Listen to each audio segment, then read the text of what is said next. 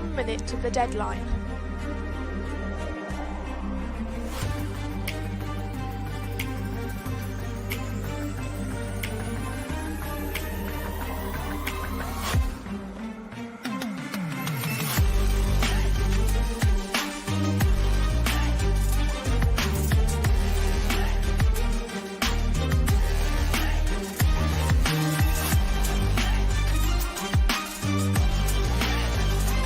Seconds.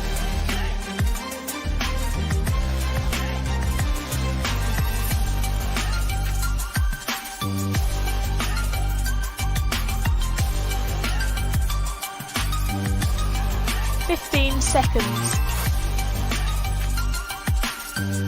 10, 9, 8, 7, 6, 5, 4, 3, 2, 1. Deadline. Well, face-to-face diplomacy is back, and so is the longest-running diplomacy tournament in the world. For the 36th time, the eyes of the diplomacy world fall upon Chapel Hill, North Carolina. It's DixieCon 2022 on the Diplomacy Broadcast Network, and it starts right now.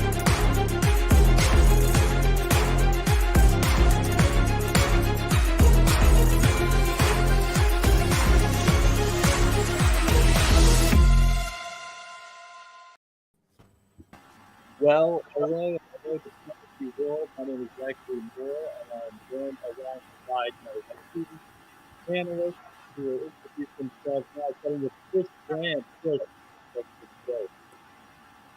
sorry, Zach, I think your mic has some problems here. Okay, already. Can you hear me? It's very low. Well, that's a terrible start to the show. Yeah. Introduce yourselves in the meantime. You fix it. No. I'm Chris Brand. What else? I don't know. Former world champion 2016. Yeah, that's about it. I'm Tanya. Been playing diplomacy for a couple years now, and I just won the North American Championships in whipping last month.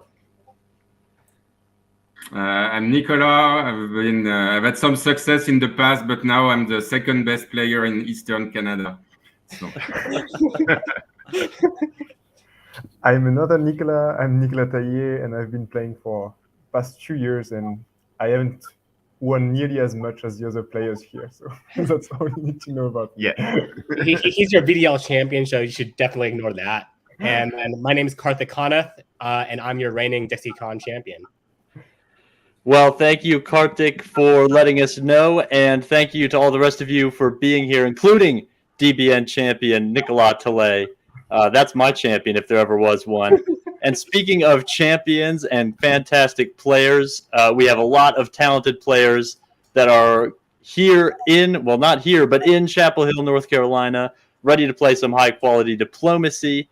And Chris and the team, what do you say we take a look at some of the players in this field who have had some success in the 2022 season so far? Here they are, the top 10 players in Dixie 2022.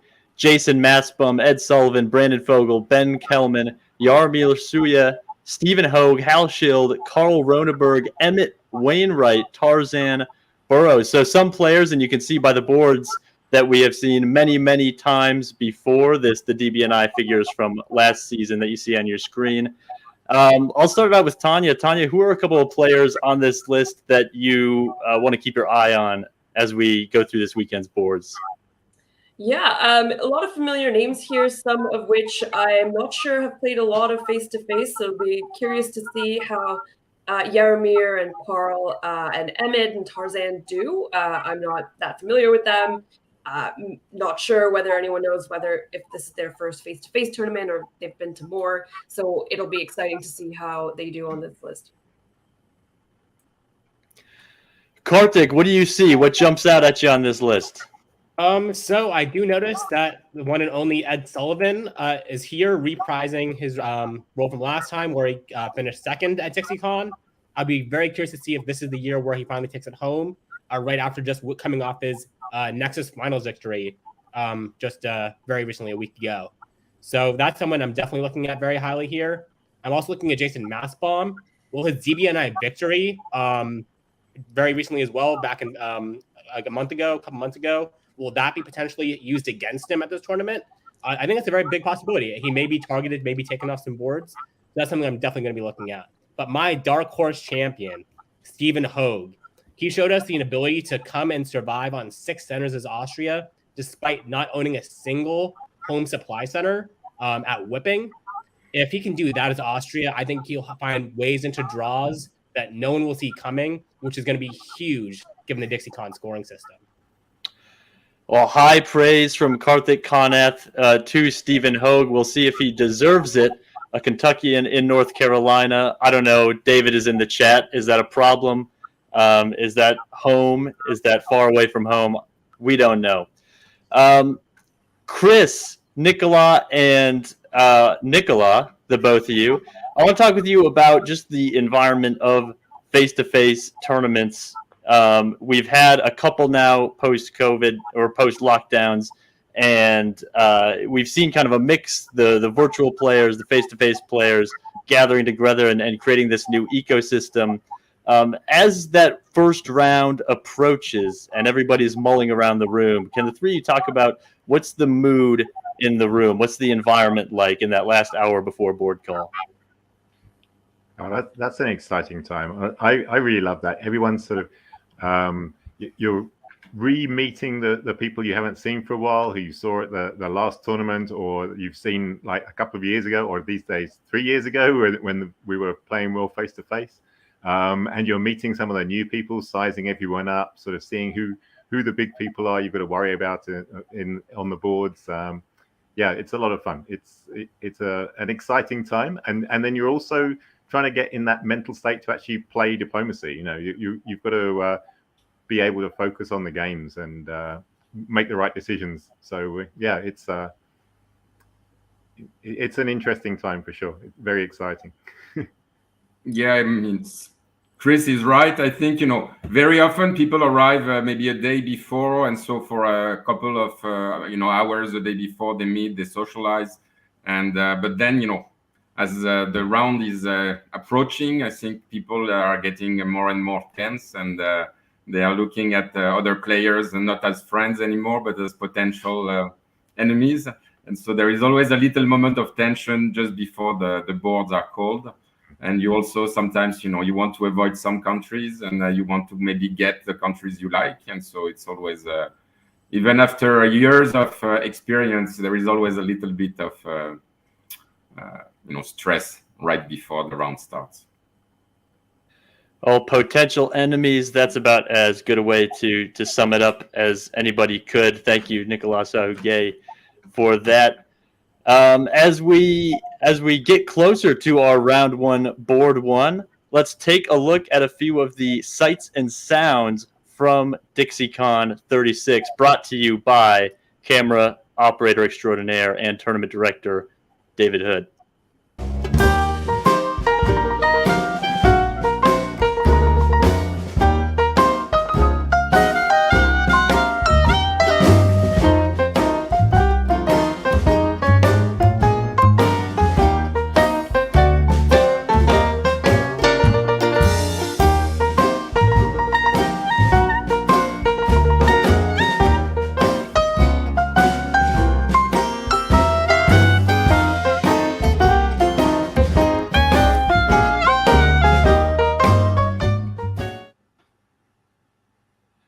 So that is the exterior and interior of the Marriott where they are playing. This being the first DixieCon that is not on campus at UNC Chapel Hill, which I'm sure is a disappointment to some players and a relief for others who will no longer be relegated to a college student's dorm bed. Coming up now is round one, board A. We're not going to waste your time. We're getting right into the action. because these games are time unlimited and they can take quite a bit, but will they? So as we get into round one board A, we will say thank you and see you later to Nicolas Tillet. Nicolas, thank you for forgiving my asking you about face-to-face tournaments, even though you have not been to one. And I will give you a much better question later on the show. Thank you for joining us. We'll also say goodbye to most recent DixieCon champion, Kartik Koneth. Kartik, thank you for your gloriousness joining us in the intro section of this show, and goodbye.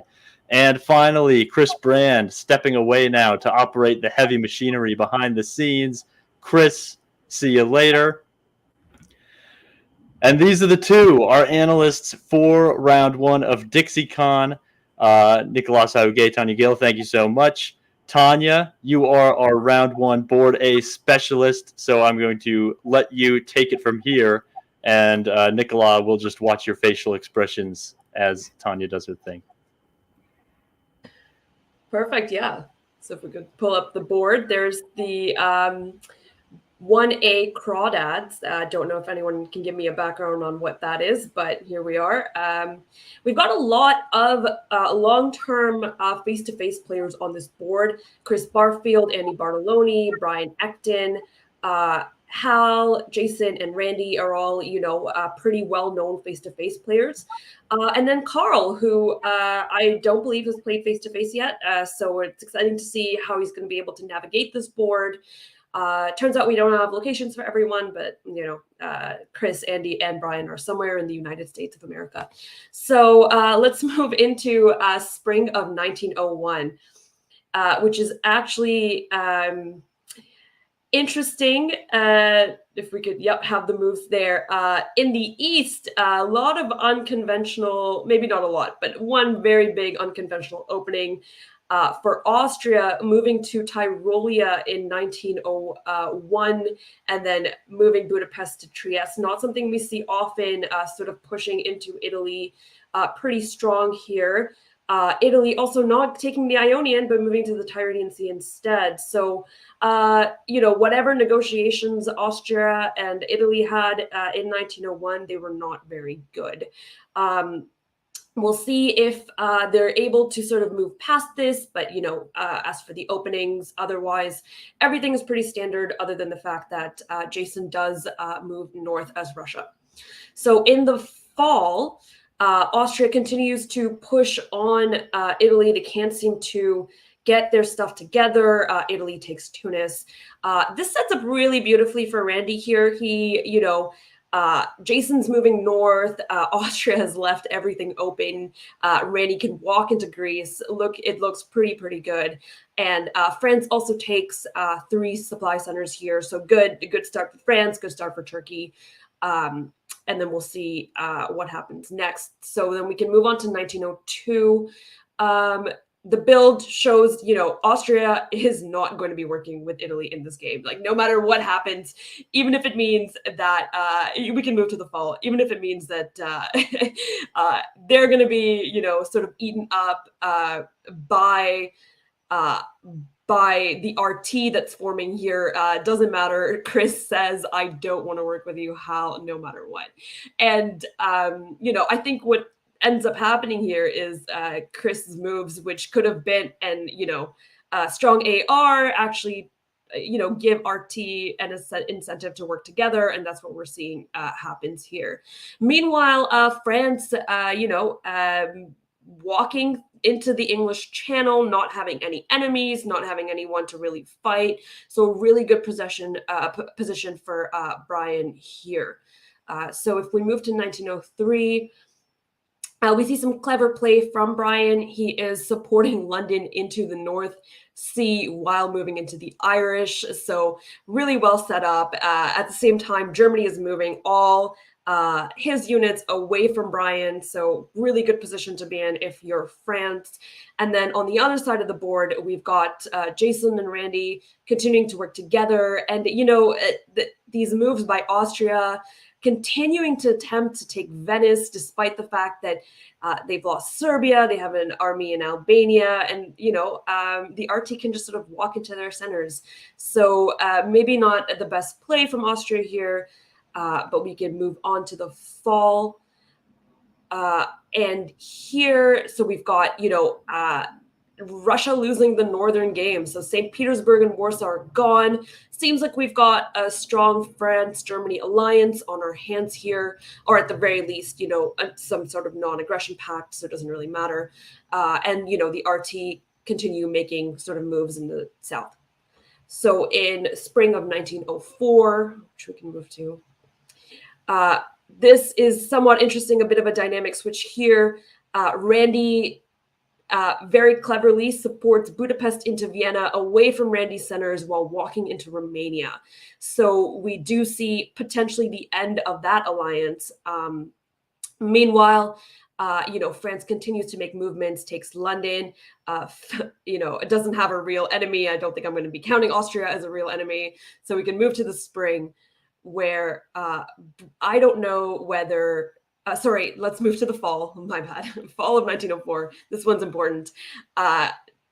Don't know what Jason was doing. If there was a misorder, he forgot to write his moves. He was angry. I don't really know, but for some reason he holds his armies in Moscow and Vienna, maybe thinking that better to not let Germany walk in or something like that, but loses Budapest, Romania, and Sevastopol. So kind of a real rough turn for Jason here, not looking good for our champion. Great move for Randy, though. So loses Trieste, but not a big deal, can always take that back. And yeah, we can move on to 1905. And sort of the game out here, and you'll see this in a lot of DixieCon games, is from 1905 till the end of the game.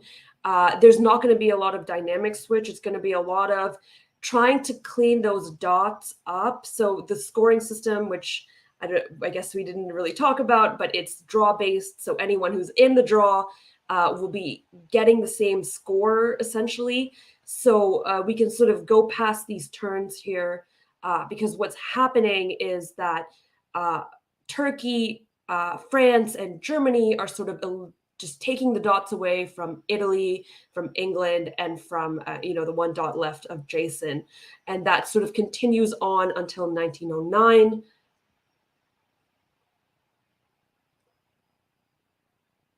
As you see, not a lot of exciting, not a lot of change in, sort of alliances or anything like that. France and Germany end up sticking together, both make the draw. And of course, Randy with that 16 supply center finish here. Pretty impressive for Randy, but obviously couldn't break through to get that solo that would, might have guaranteed him the tournament. This game actually ends in a draw between Turkey, Germany, and France. England is still on the board, but votes himself out of a draw, which is an exciting thing that happens at DixieCon, where you can vote yourself out of a draw and still retain some supply center points. So instead of being eliminated here, Andy does get a little bit of points, but he is not officially part of the draw. And there we go. That's board one. Well, we started off with a bang. Randy Lawrence hurt a 16 center Turkey, and you mentioned, Tanya, that we did not bring up the scoring system at the beginning of the show, and so no better time to do it than now.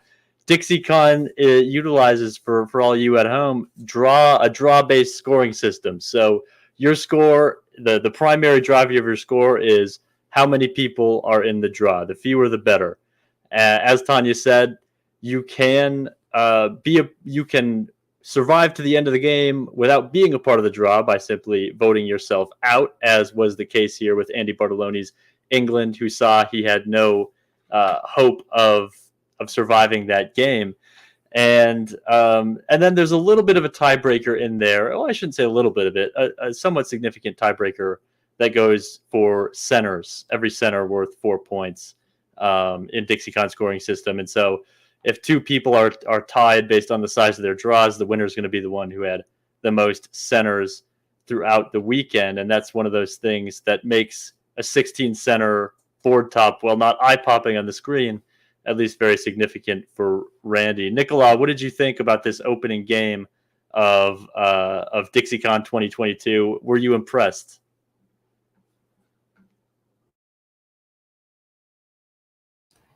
You're on mute, Nicola. So I was impressed by Turkey's play, but I mean I was not impressed really by Austria. It's a little bit like what can go wrong when Austria attacks Italy. You got to wonder what the Italian player who was Hal Shield. What did Hal say to Chris Barfield in spring 1901? I've known Hal for a couple of years now. I've never known him to say anything so cutting that I spend an entire tournament game attacking him. I don't know what happened there. We should also remember that, a lot of DixieCon players come to DixieCon every year. So they have a long history with each other and being on boards with one another. And often that isn't the bonus that you think it is. People hold grudges for a long time. And, I don't know what Chris and Hal's history is, but there could be a different game sometime in the past that might have influenced this strange Austrian opening. And maybe Russia and Turkey had something to do with Austria making these moves. Maybe they told him that it's a great plan and they're going to work all together. And I don't usually give Jason and Randy that much credit. Yeah, but maybe he hasn't played for a while and he believed them. Could be. Well, that'll certainly be something to keep an eye on throughout this tournament. As Tanya mentions, bad blood from previous years. Also, this strikes me as one of the tournaments where David Hood, the tournament director, has a sprawling email list. And I think you're going to see a lot of players in this tournament that you haven't seen in the virtual face-to-face or even at other face-to-face events that are kind of DixieCon only or DixieCon primary players. And so when you have players who just play this one tournament, that'll affect the style of play. The type of game that they're exposed to is different than what we may all be used to. So that could create some intrigue as we go on. And go on we will to round one, board B, which is our first prime time board of this tournament. So rather than a 5-10 minute recap, we will be going through this one in full. And it is Cannonballers, another minor league baseball team in North Carolina. Who knows why they have so many?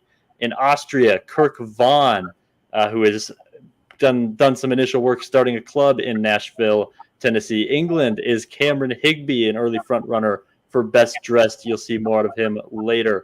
France is Alex Craig, a local to North Carolina. Germany, Tarzan Burrows from PA. Italy, Jaromir Suya out of Georgetown, Ontario, a fellow Canadian. He'll have some support in the booth tonight. Russia, Lauren Lloyd from Glasgow, our first cross-continental player of DixieCon 2022. And in Turkey, it's Matt Mendoza from DC. Tanya, Nicola, any of these names spark joy or fear with the two of you? Well, I'm actually not too familiar with many of these people, so I'm excited to see them play. I believe I've played with Lauren in the past, so it'll be fun to see how she holds up here in face-to-face. I played with her virtually, I believe. And of course, Jaromir from Ontario, I have to support since I'm from Ontario too. So. Yeah, same here. I think I've seen a couple of names from the virtual scene. I think Kirk and Jaromir. And some of the other names I'm really not familiar with. So it's going to be interesting to see how these either newcomers or long-term Dixie players will do on this board. And it's fun to see people from very different horizons, both geographically and from different type of hobbies. So it's going to be interesting. Well, I'm excited to see it. It's an eclectic mix of players, and that should make for interesting viewing. Let's go ahead and get on to spring 1901. Nikolai, you'll be in the West, Tanya in the East. Let's go. So in the West, pretty standard moves by England, Germany, and France. Lots of trust between France and Germany because nobody goes to Burgundy. And So very standard moves. We'll see. We'll see what happens there. Same with the East, pretty standard, which is nice to see. And Austria not blitzing Italy here. So a bounce in Gal, a bounce in the black, and nothing too exciting. Venice moves to Apulia and Rome to Venice. So can go anyway here. All right. Fall 1901. And Tanya, you have plenty to talk about, don't you? Yeah, so interesting bit. Let's start with the RT here. They decide not to, take black, so I can assume there's some level of coordination between Turkey and Russia. Interesting movements here because Italy moves into Piedmont, so trying to put pressure onto France for whatever reason, while moving into Tunis and Albania moving out into the Ionian. So I'm not sure whether, this is coordinated, if there's some kind of, let's try and be fun and intelligent about it, or try and trick the RT into thinking we're fighting, or whether, Austria is really going to go for it. But we don't often see the Austrian fleet in Ionian, so it'll be exciting to see what happens. So in the West, it were very standard moves in 1901 and in the spring, but I think the fall is pretty exciting. So it's always very interesting to see what happens in Belgium. So here, France supports the English army to Belgium. So, that's pretty notable. But I think maybe it's the first time I see Germany taking Sweden and Denmark in fall 1901. And given that Russia moves to Finland, it seems that it's maybe coordinated with Russia, because if you think you're bouncing Russia, you're not moving Kiel to Denmark. So it's very strange. I don't really know what to take of these moves. So I don't know if it's kind of a Western triple or an EF, and Germany and Russia have realized that, and Russia is helping Germany get 3 builds. I don't know. The builds are going to be interesting, I think. The builds will be telling, and another little interesting quirk is it's probably the first time I've ever seen MAO to Spain North Coast in the fall of 1901. So we're already starting to get some unconventional moves on this board. Let's see those builds, which will determine the rest of this game. And you see 2 armies and a fleet from Germany, 2 armies from France, a couple of fleets from England. So they are getting along. Everything in the south, as you would expect, a fleet north coast from Russia. Anything told to us? Do we know where the game is going based on these? I think the one thing to note is the Austrian decide to build their one build in Budapest and not Trieste. So that move to the Ionian likely not meant to be threatening to Italy. Yeah, and the French builds make it look like they believe it's going to be an English-France alliance. And the Russian builds makes it believe that maybe it's a German-Russia alliance. So maybe that's what's going to happen. But yeah, it's a little bit. Still different things can happen, and England building 2 fleets, I think, makes it, they can still go against France now that France has only 1 fleet. So we'll see what happens. Yeah, plenty of flexibility, and Spring 02 so often where players start to show their hands. Let's take a look at that now. Where to start? Nicola, what's going on in the West? I think England is going after everyone, so that's always interesting. They're moving to the English Channel, they're moving to Ska, and Germany is moving to Heligoland, which usually means that they are going against England. I don't know. It seems that there is not so much coordination right now, and that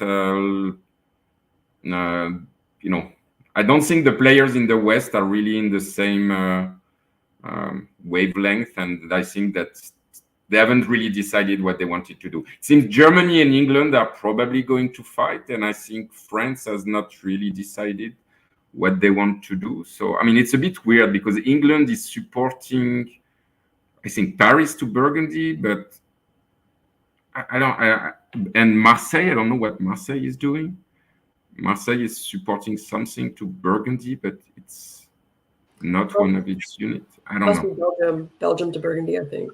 Yeah, so I don't know. It's a bit strange, and so I right now I don't really have a read on what's happening in the West. I think lots of different things can happen, but I think England moving to the Channel and to Ska, I don't know. It seems that they are making a bit too many enemies here, but maybe that's the way to play in Dixie, right? Maybe making too many enemies is the way to play.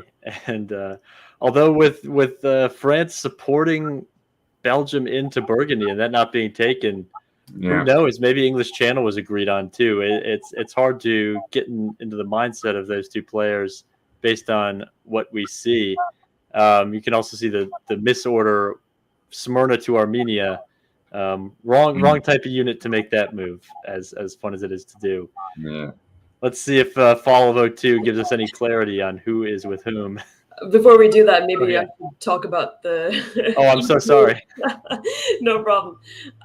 So yeah, in the East, not too much. I think we are seeing an AI versus some kind of RT, maybe. I don't know if Matt thought he was building an army or if he's doing that for fun. But obviously that does not succeed, and there must be a bounce on the black, probably arranged. So whatever sort of strangeness is happening in the West, I think has also somehow infected the East in the sense that we don't really see, there's no play on Serbia, there's no play on any other center. It's just Kirk being able to take Serbia and just sort of secure that, and not much movement elsewhere. Also wanted to point out that don't know why you build a fleet north coast in St. Petersburg and then not move it. So not sure what Lauren's sort of play was there, but it did hold, which was, I think people are sort of waiting and biding their time to see who to ally with. Yeah, and a little backtracking even. You think Austria putting that army into Serbia and the fleet into Greece, well, why not just do that in fall of 01 if that's where you're going to end up? So a couple powers here playing quite slow as we move into the fall of 1902. And why don't we start back in the East with Tanya, as we have a lot of black arrows moving down there. Yeah, so, Jaromir and Austria, so Kirk and Jaromir do appear to be working together. Not really sure why you bounce in Venice when there's nothing close to Venice other than your own units, but he does do that. And then, moves into the Eastern Med. So they're going to start putting some pressure onto Turkey and Russia. And, Kirk takes Romania. And for whatever reason, Bulgaria doesn't feel the need to hold Romania. So if there is some kind of an RT, they're very inefficient with their moves and they haven't really been coordinating. Somewhat strange that Kirk decides to go to Bohemia rather than bounce Lauren out of Gal. But appears to me that we've got, AI versus maybe an RT, maybe not an RT, maybe an RT that should be talking more in spring of 1903. And Nicola, make some sense of the West to us. Yeah, just maybe the move to Bohemia is to be able to build 2 units in Vienna and Budapest, but I don't know. In the West, it seems that France and England are kind of friends, and the fleet in his English Channel is staying there, but the fleet in the Mid-Atlantic Ocean is moving towards Italy. So it seemed that maybe England was just wanted to have a very safe position. And then France is moving to Burgundy. And then it seems that, what I thought that maybe Germany and Russia were trying to work together is happening. So Sweden is back now in Russian hands. But I don't know, it seems a bit inefficient that, Germany is sending its units back to where they were and they are going to need to disband. So I don't know. Seems that Russia and Germany are cooperating, but not in a very, very efficient manner. But maybe now it's just okay. we know who is our friend and who is our enemies, and now they will be able to make movements in the right direction. Right, they certainly know at least a couple enemies, and hope that Russia remains friendly. Although it does look like we have a support from maybe Skagerrak of that Finnish fleet into Sweden as well.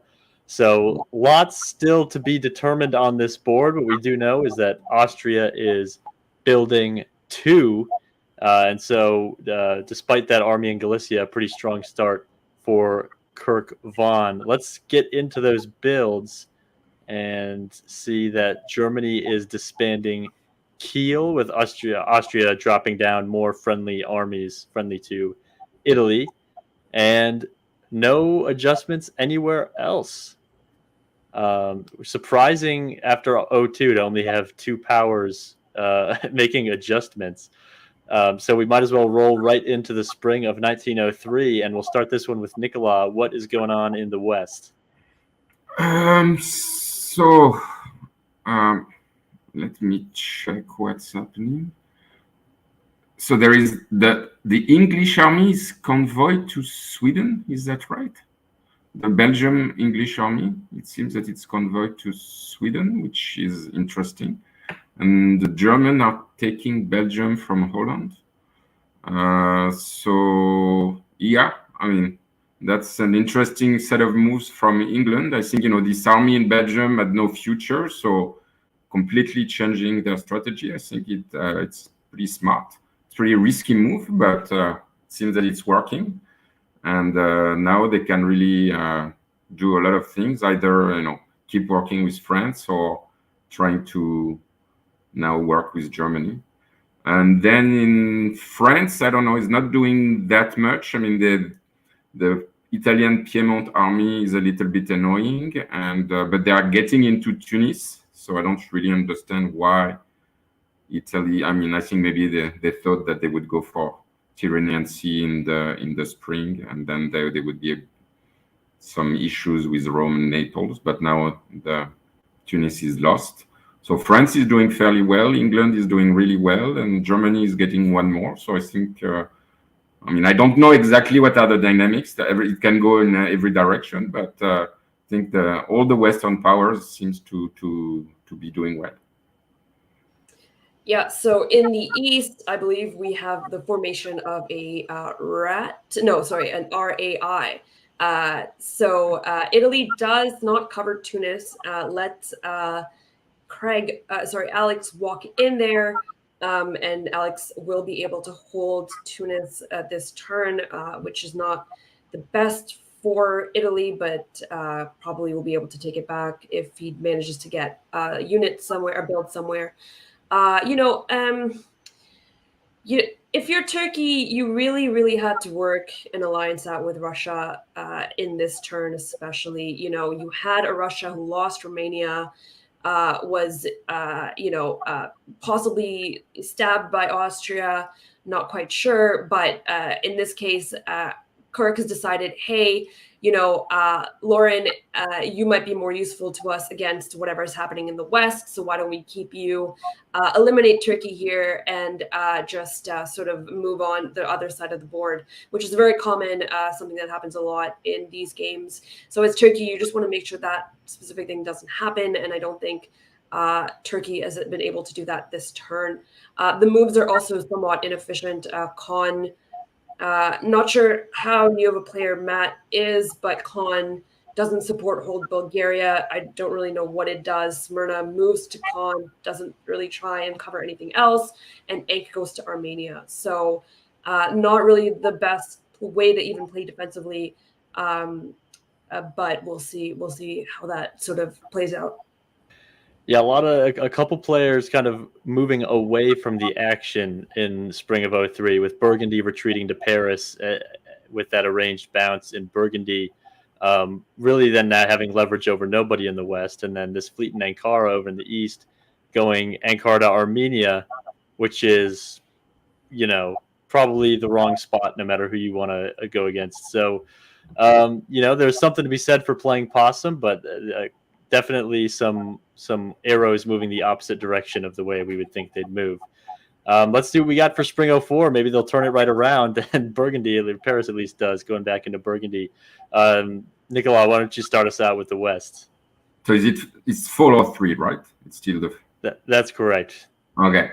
In the West, so France is not doing much, but they are just keeping Tunis alive. So that's good. They are taking Burgundy back, and then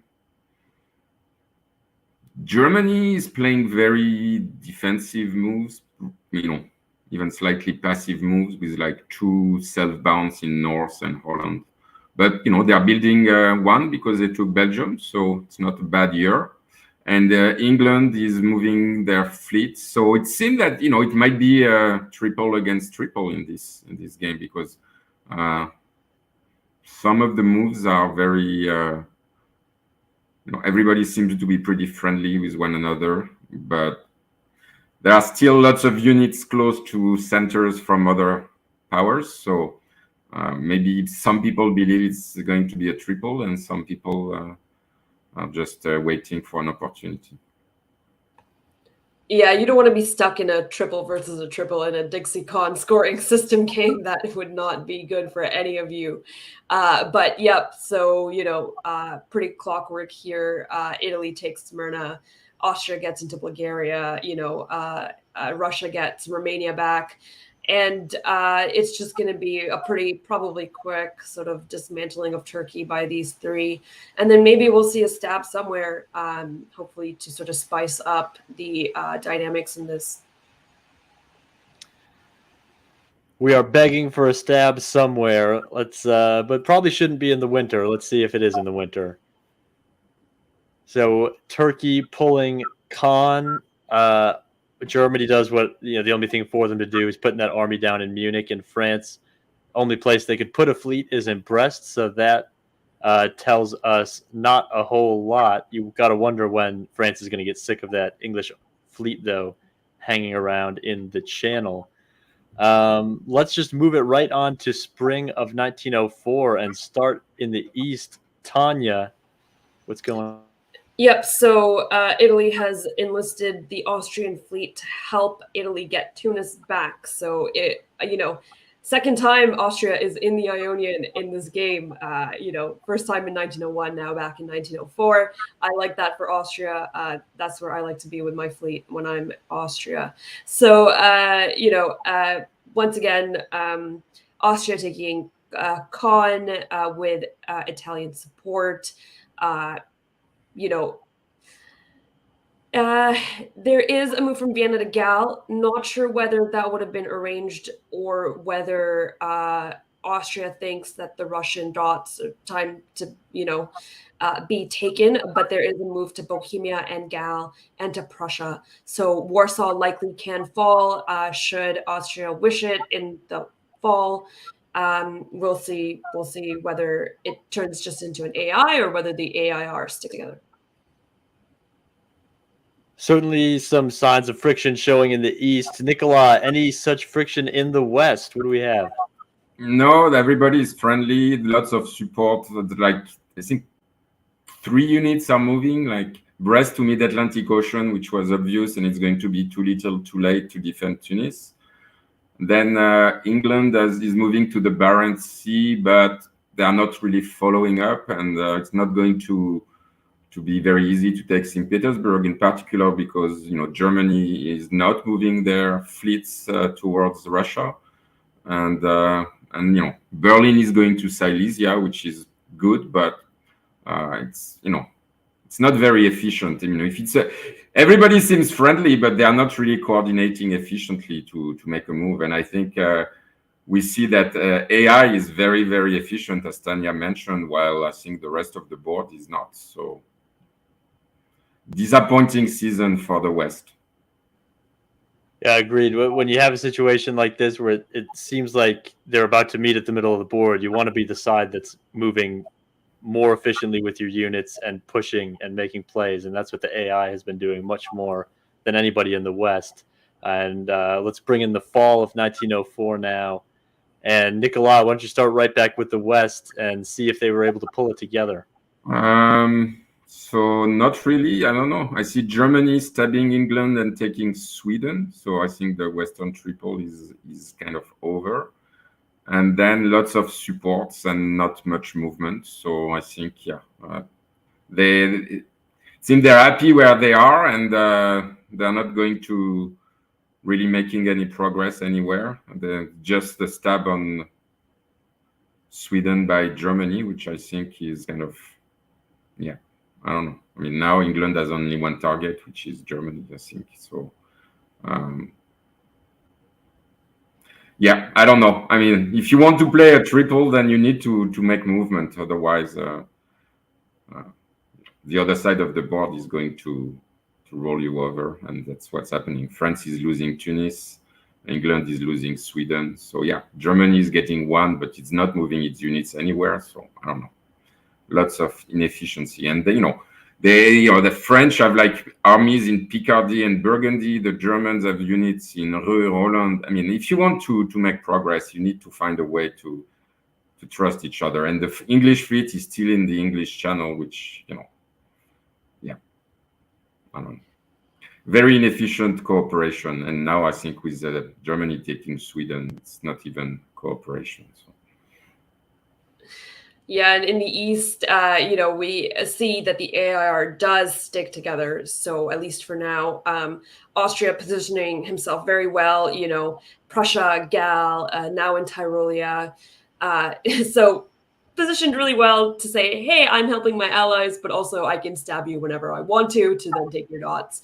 So we'll see when Austria does end up making that move. I'm sure it will come eventually. But for now, helping Italy back into Tunis,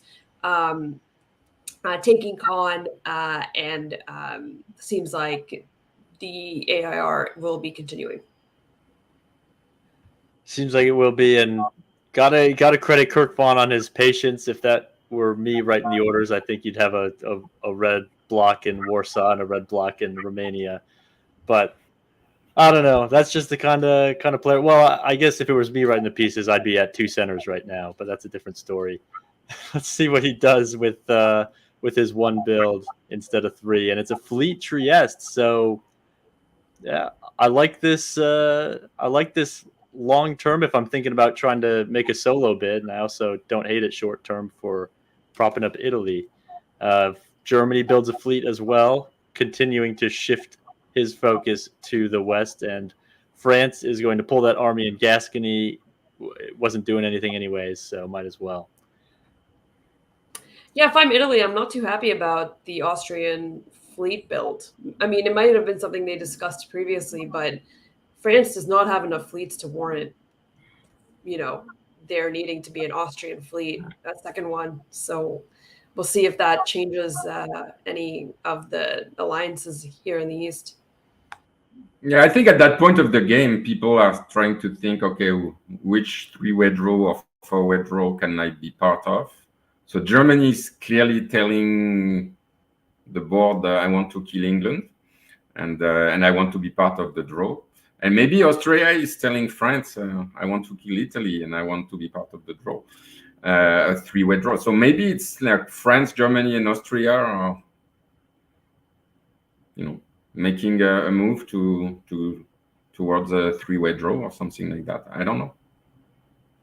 Certainly could be, and spring of 1905 will be revelatory to us in that regard. So we'll pull that up now. And, why don't we start with Tanya in the East, because some interesting alignment going on over there. Yeah, so I guess Austria does decide that it's time to cut Russia out of the equation, moves into Ukraine, takes Warsaw, sort of those units are followed by German ones, so we'll see what happens there. But for now, in Warsaw, in Ukraine, not too bad of a positioning. The fleet in Rum can't do anything to Austria, so it's always nice to have a fleet in Romania if you are Austria. And then, Matt, hey, he's still alive. He's on one supply center, bounces Kirk in Smyrna, fleet the fleet from Yaromir is walking back.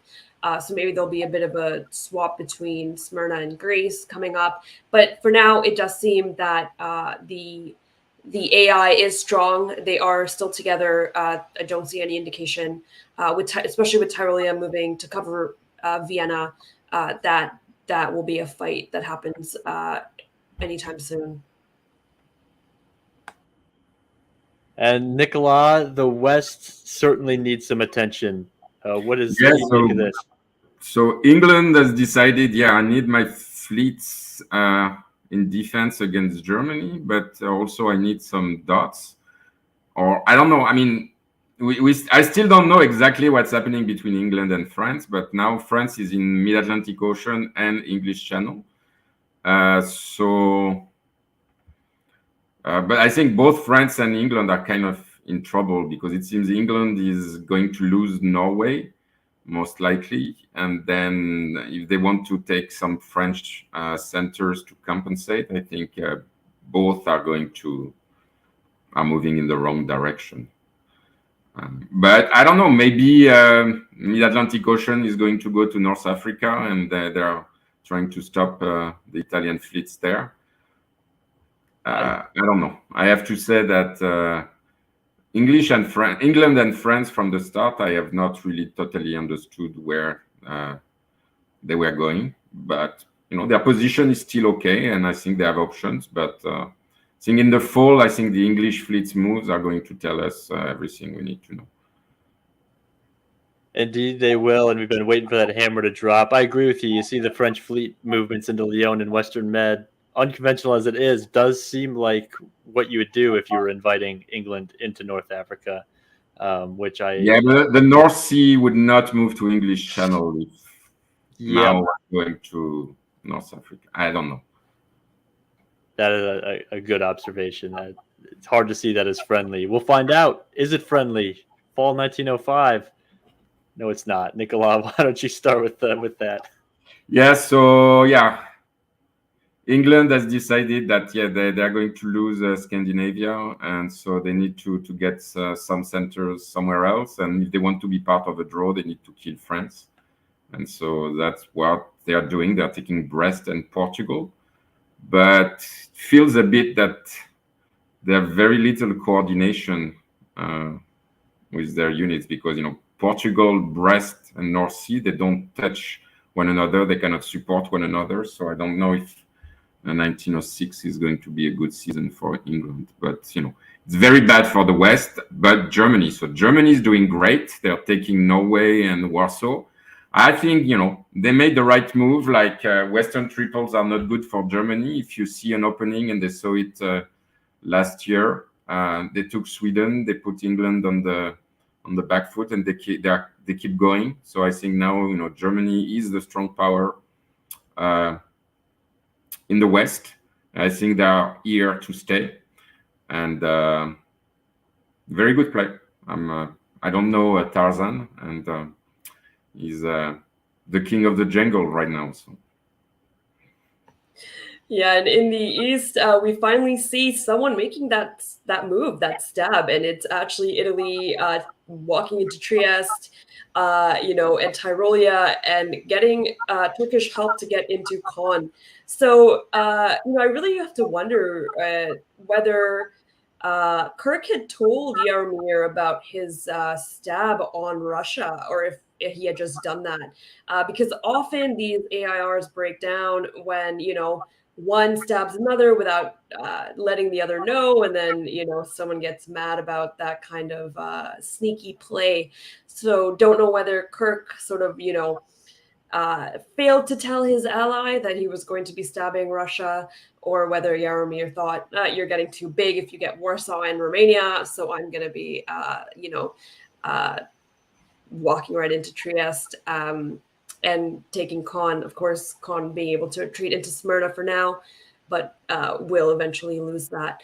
So, a change in the dynamics here. So we'll see who comes out on top. Indeed, just a major change in the East, kind of sensing the opportunity possibly from events in the West. And I've learned that lesson too many times that when you're gonna stab, you might want to tell your supposed ally what you're gonna do, or you won't like what happens next turn. But let's get into the winter and see how Yaramir decides to spend his newfound build.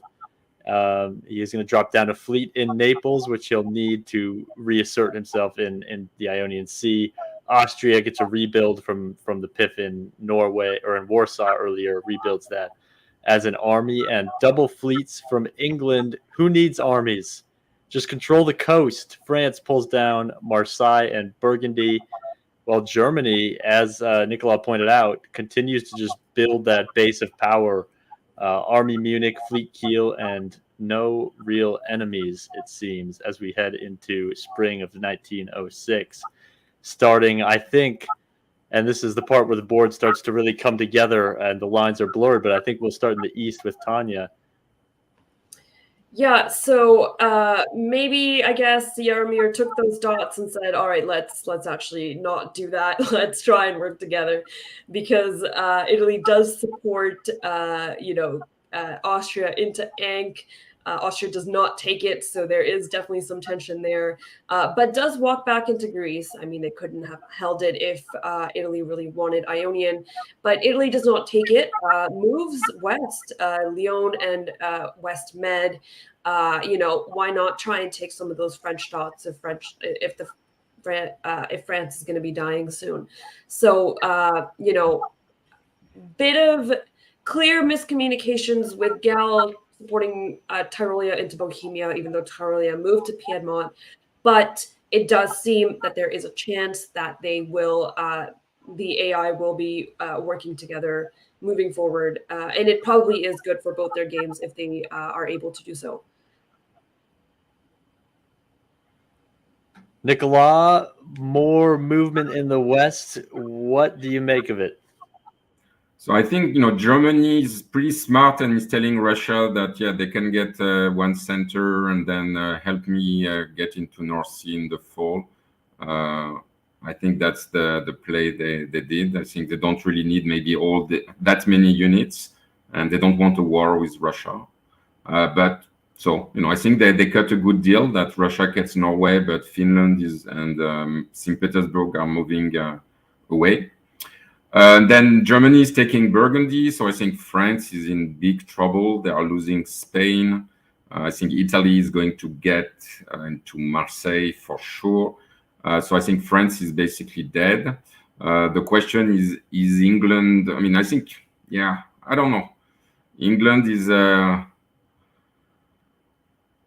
they are improving a bit, but I think there will be guessing games on Brest and Portugal. And if France is really mad at England, and I mean, if I was in France, I would be.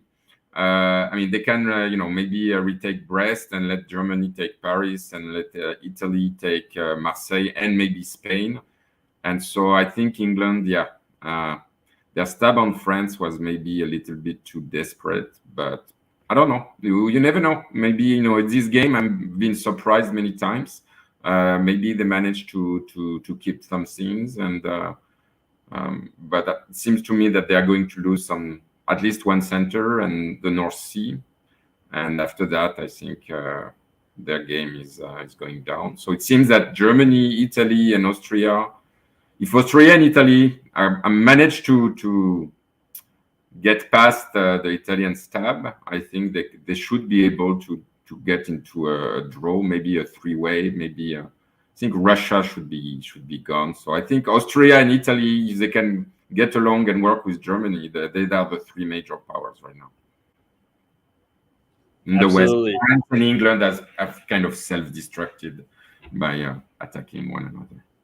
Yeah, you can see the board kind of coalescing in that way with three stable powers and four that are just scrapping, trying to find some sort of position. And also worth noting, for the second time this game, we have a fleet sailing into the north coast of Spain. Finally, some attention and some love for the north coast of Spain.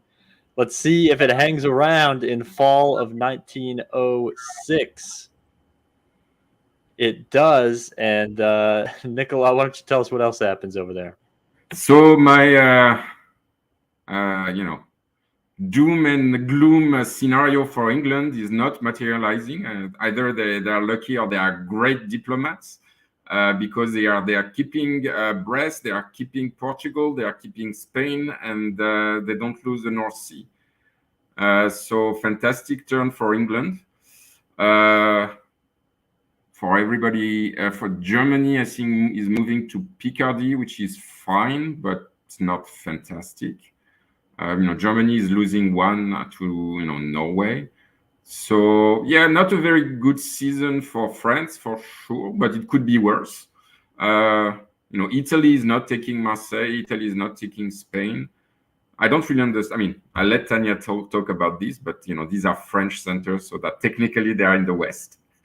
Yeah, I don't know. England, it's fantastic season. I was not expecting that from them. France is limiting the damage, and Germany, I think, has slowed down a bit. I think maybe Russia, thought that, yeah, what's happening if I'm helping Germany and maybe I'm next. So maybe they are trying to slow down a bit German progress. Yeah, and AI is still, probably going to be sticking together in this game.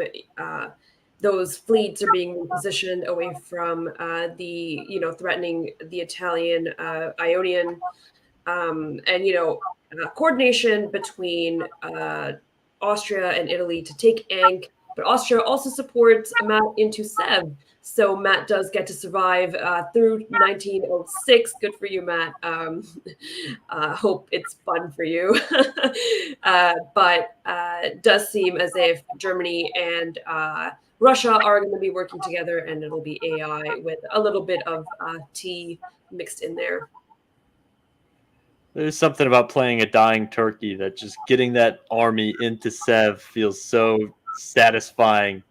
Now I'm in the game. Now, limitless potential, really, once you get that army in Sev. So the world is Matt's oyster. And let's see how these builds shake out. It seems like Austria is building just about every turn now. An army in Budapest, France pulls Mid-Atlantic, Germany pulls Helgoland. So all of a sudden, England with full control of the seas in the north. And besides that, nothing to speak of. So we will head right into the spring of 1907, where Germany issues all holds. And I believe I have a note on this. So Tanya, why don't you talk about the East, and I'll figure out what's going on with Germany. Perfect. So in the East, a bit more shuffling around. Khan to Ankh, Ankh to Armenia, and Bulgaria to Khan. Matt doesn't, he says, I'm going to bite the hand that feeds me and support Russia into Ukraine. So retreat there for Kirk, whose Janissary was not quite the Janissary he was hoping for. Just pretty standard, taking Tyrolia, sort of moving away from each other in terms of the AI. And then I don't really know what the end game here is, because Yarmir bounces himself in the West Med and then moves into North Africa. So I don't know why he would be giving anyone space at this point in time of the game, but he is doing that. And hoping we'll see him take Marseille or something in the fall, but for now is content to hang around, not moving. A lot of patience from the Italian player, maybe a little bit too much. Nicola, well, you have one less set of orders to talk about than usual, but for the players who did write something down, what happened? Nothing. So England, I think, had like 3 supports on the North Sea, and then moved Spain to Mid-Atlantic Ocean, and France is moving to Burgundy. So, and yeah, I don't know if you said you had the note on what happened to Germany, or because you know Germany... what? I did check the note, and that is still to come. Okay. The note I got was on a different set of nonsense orders. Okay, so What should have been a very costly no move return. I mean, given that nobody is moving anywhere, it's not that bad, but it's not very good because Munich is in danger, Warsaw is in danger, and I mean, it doesn't seem that these games that players are really playing the scoring system where you're supposed to kill people to decrease the size of the draw, and it's much more fun for us to comment on a game like this that is a bit fluid and going in every direction. But yeah, if you don't write orders, it's not going to help your chances to make it to the draw. True words have never been spoken. Let's see if everybody managed to write down orders in the fall. They did. So, Nicolas, now with 3 full order sets to go over, why don't you pick back up in the West and we'll see what happens. No, I think so. France, it seems that they didn't order anything. I mean, it's not that they were. I mean, they could have supported Burgundy defense or covered Marseille. I don't know. So I think no move return, no moves for France, and they're losing Marseille to Italy. And then England, I don't know, maybe the Italian very wishy-washy moves that Tanya mentioned in the spring give them some trust, and so now they're losing Spain. Very, very bad season for England, very, very bad season for France. And Germany kind of miraculously keeps everything. So good season for Germany. So after not entering any moves, now they are doing well. So I don't know. It seems that this player, they cannot do 2 seasons in a row and write efficient moves. So yeah, bad season for England, I think. So did France fail to enter orders in? Do we have anything on that, or this is not what we've heard on either. So maybe it's, I don't know, maybe Bladder's starting to get involved at DixieCon. So two straight turns with no orders. I didn't hear anything about this. Well, yeah, in the East, great move from Italy here, walking into Marseille, Spain, and the Mid-Atlantic Ocean. So good job, Italy. I take back what I might have said last turn. So you did back it up. Great. And I think we actually, Matt lives on in Moscow. So that's fantastic. Good for him. Loses Sev, but walks right into Moscow because for some reason Livonia moved to Sev instead of covering Moscow. Well, Ukraine supporting Livonia to Moscow, but Livonia moving to Sev. I don't know if that's actually what happened or if that's entered in wrong, or I guess we're going to assume these are the right moves. So big misorder from Lauren, not great, but good for Matt here. Good for Matt indeed. What did I tell you? Once you get into Sev, your game is wide open. Here he is, a power player in at the end of 1907, and it's the East is consolidating a little bit, but plenty of play on this board. Let's see what we have for the winter. 2 builds for Italy, Army Fleet, a really nice core they have now. Russia pulls Ukraine, France pulls Burgundy, England pulls Edinburgh, and Vaughan yet again in Austria, building an army in Budapest. Spring 1908 will tell us what it all means. And what does it mean, Nicolas? So England is clearly trying to stop Italy from making progress, trying to retake Mid-Atlantic Ocean. But, at the same time, if they had disbanded Heligoland, I think Germany would have been maybe free to do something. And while now, I think it's, they are going back in defense, so it's still pretty inefficient. So I don't know. I think England is making the right moves, but Portugal is not going to stay there very long. I think when the fleet that was built in Rome is coming, at some point they are going to lose. They are going to lose more, I think Germany is moving back to try to defend. But I think maybe they will be able to disband Heligoland in the fall, and then England is in trouble, and France is in Paris, which is always a good place to be. But with Venice moving to Piedmont, and I don't think Paris is going to stay alive for much longer. So yeah, my side of the board, it's pretty sad. I think Germany is the only one who still has a decent position, but even that, Warsaw is not going to last, and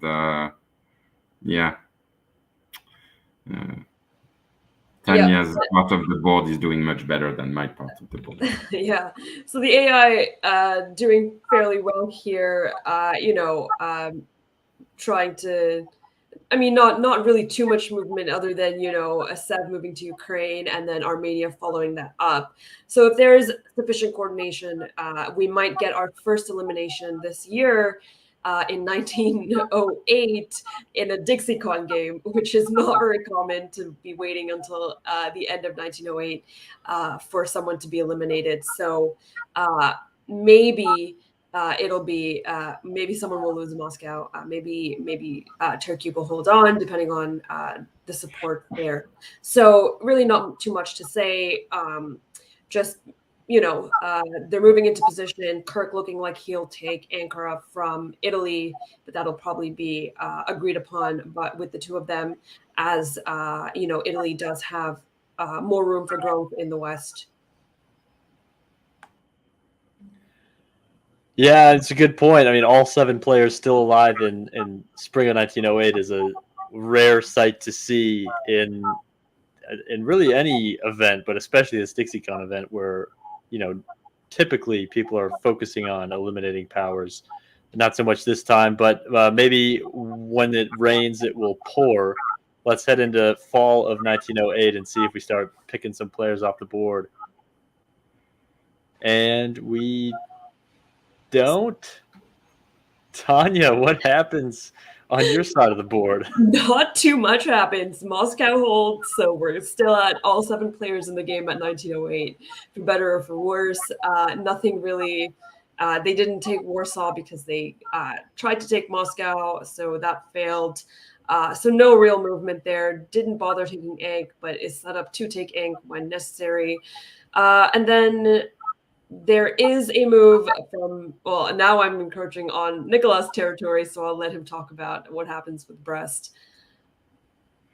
Yeah, so in the West, so Italy is taking Brest, which is kind of, it was a bold attack because, it could be defended by English Channel, and the Mid-Atlantic Ocean could be cut by North Atlantic. So I think, very smart moves by Jaromir.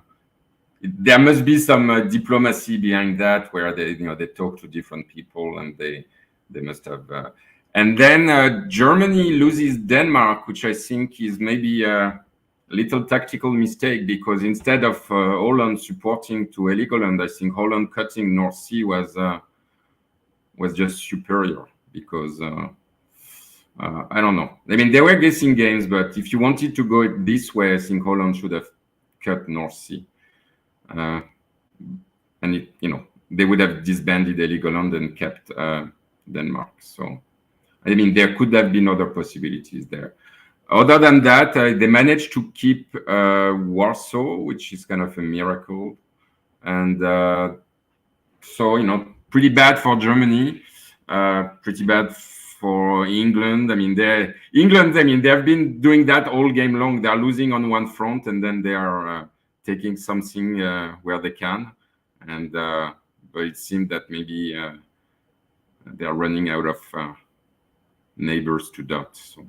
Yeah, when you take what you can here and there, that this is eventually it becomes this is what becomes of you, is you run out of stuff to take because the other side of the board has it all. And as we move into the winter of 1908, this is a part of the game where there is no East anymore. The East is now making its way to the West. So we're going to switch how we call this one. I will start reading off the moves and have you two switching off, just going over the whole board, rather than forcing Tanya to say to defer to Nicholas now that everything's happened in the West. So we see Helgeland getting pulled off the board, and not a whole lot else of the builds. Spring 1909 has Austria, not a single piece moving. Italy, just as they have been, slowly slithering into position. England tries to redeploy fleets to the north, maybe an olive branch to Italy, and Germany consolidates their units. Not a ton of excitement here, but we'll start with Tanya for spring of 1909. What is your read on this on these moves? Yeah, so I guess the most important thing to note here is that France said, "I'm done. Get me out of here. I am not going to be playing this game anymore." Does not cover Paris, loses Paris, and is eliminated. Congratulations, Alex, for being the first to be eliminated on this board. So, other than that, yeah, we've got some kind of agreement between Jaromir and Cameron here, where Portugal stays and Cameron's sort of moving his fleets away from the Italian player. So it'll be interesting to see if there's a hey, you can be in our in our draw, our three-way draw between me and Austria. If you just help us eliminate Germany quickly. But yeah, not too much movement. A lot of support holds between Russia and Turkey and Germany as well. Yeah, Picardy North Sea, I think it's an interesting move with those two supports. just so they're getting tired a bit, and it's a long game. So. Into the fall of 1909, we'll see if we can find a third player for this draw that A and I will be a part of. We say goodbye to Alex, Craig, and France, who will go to the bar. Italy into Gascony. Austria pours into Warsaw, fills into Ukraine. England does a whole lot of nothing except for take Belgium off of Germany. So maybe there is a little bit of a deal being struck here to cut Germany off out of this game, except Germany's going to take Denmark as England takes Belgium for a push in that department. Nicola, fall 1909, does these set of moves change anything for you on what's going on? I mean, the question is, does anybody want to be in the draw but Italy and Austria? So it seems that Germany and England are going to fight to be the third player, but maybe at some point Italy and Austria are just going to decide why do we need them. So could be going towards a two-way draw. Just have to make sure that two-way and one-way, the sometimes a small difference. It's easy. So. Those two-way draws are pesky. They quickly turn into a one-way draw. Let's check out the builds. Winter 1909, Italy's putting down another army, does not want to make themselves too stabbable by Austria, and Germany is going to pull Sweden off the board as Austria has nowhere to build. So another turn where Kirk gets a build, but finally he just has nowhere to put it.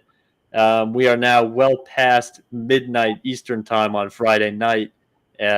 So interesting to keep an eye on whether fatigue will start coming into play. We've already seen several misorders. I expect we have one or two more waiting for us.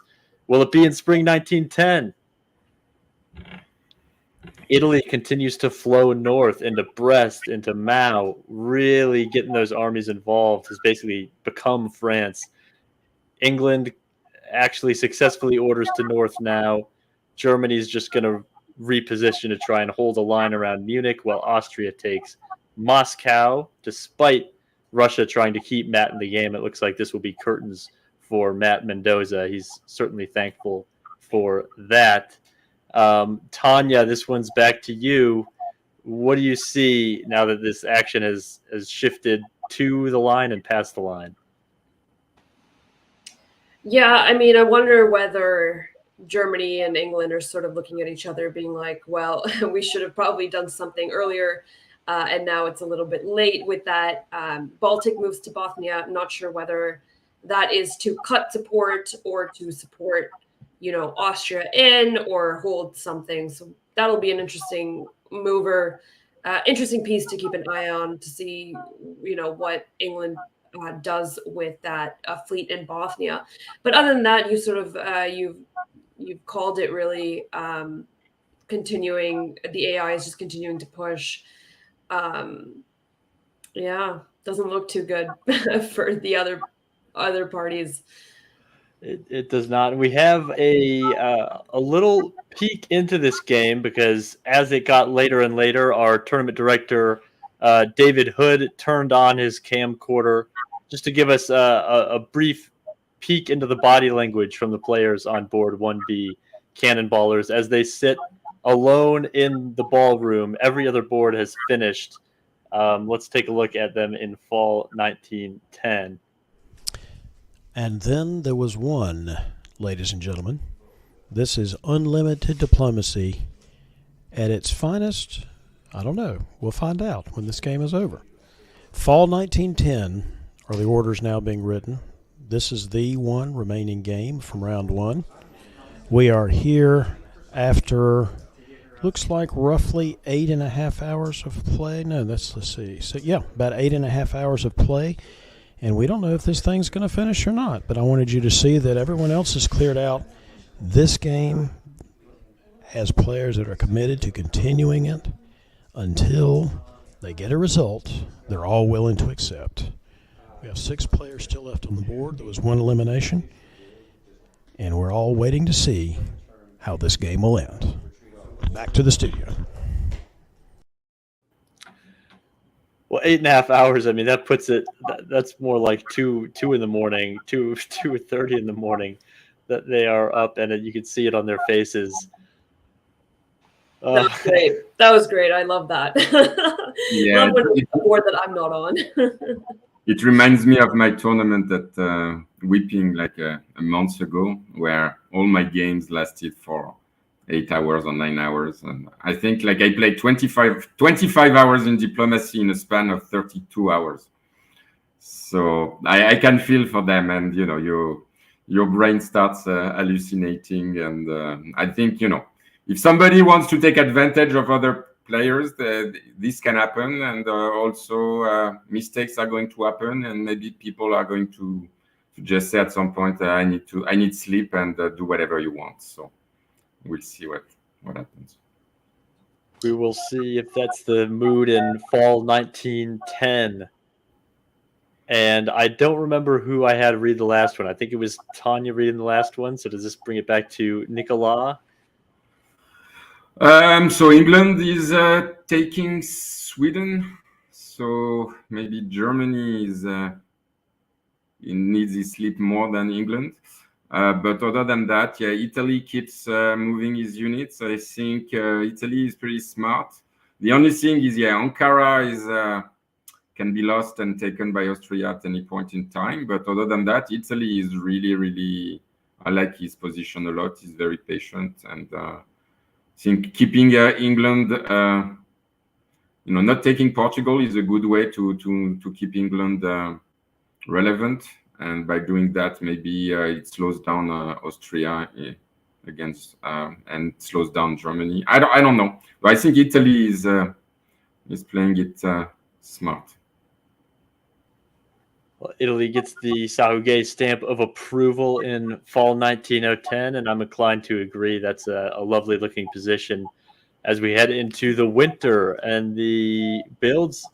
2 now for Kirk. He gains a center plus the one that he couldn't put down last season. So just continuing to roll as we say goodbye to Matt officially. Germany pulling, again, something that's become an annual tradition for them. This time it's the Fleet Denmark. And England, look who decided to build an army for the first time, maybe this entire game, I think. This army will be what breaks the game wide open. We'll find out in spring of 1910. The army does indeed get convoyed to Norway as Norway heads to Barents. Italy tries to strike into Portugal, bounced out of Irish, but Burgundy will get into Belgium, and Austria putting a whole lot of nonsense orders, just having fun all of that to accomplish Moscow to Livonia. Tanya, what is your... I think your sound died there at the end, but I think I know what you were asking me. So, yeah, I mean, Italy makes that move, decides, all right, time for me to get these English dots. Takes Portugal, as you mentioned, takes Belgium. So we're really moving into the end game here. I'm hoping. I think the only exciting thing that can possibly happen now is if AI, one of them, stabs the other and tries to make a solo run. Yeah, I think probably every player on this board is hoping that we're entering an end game.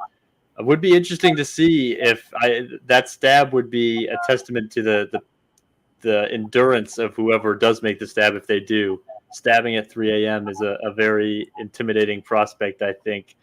Let's check out fall 1911 and see if it's more of the same. France or Italy pouring into English Channel, guessing right this time and using Burgundy to just cut Germany's armies.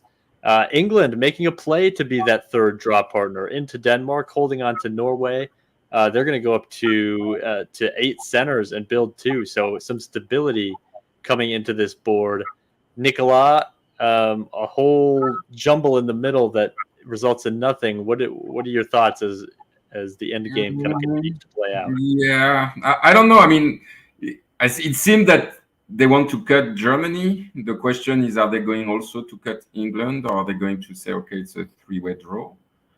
But the thing is, once Germany is cut, I think Austria, what's going to stop Austria from soloing this board? He can take Ankara, he can take Trieste, then he can take Venice. I think if I was him, maybe I would have made him, I don't know.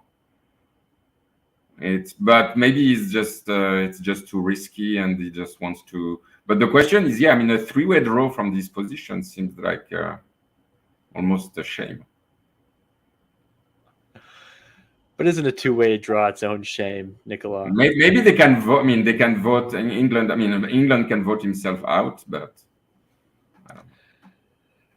Well, England's gonna get a couple builds as they continue to make his case to be a part of the draw, and we're gonna find out what those are. In the winter is gonna wait. Oh no, only one build for England. I miscounted that. So an army in London and Germany pulling 2 in the center of the board, seeming resigned to their fate. It's going to be double fleets from Italy. Maybe a sign there to Austria that Italy has not forgotten to defend. Not going to make it easy if Kirk tries to make a move here.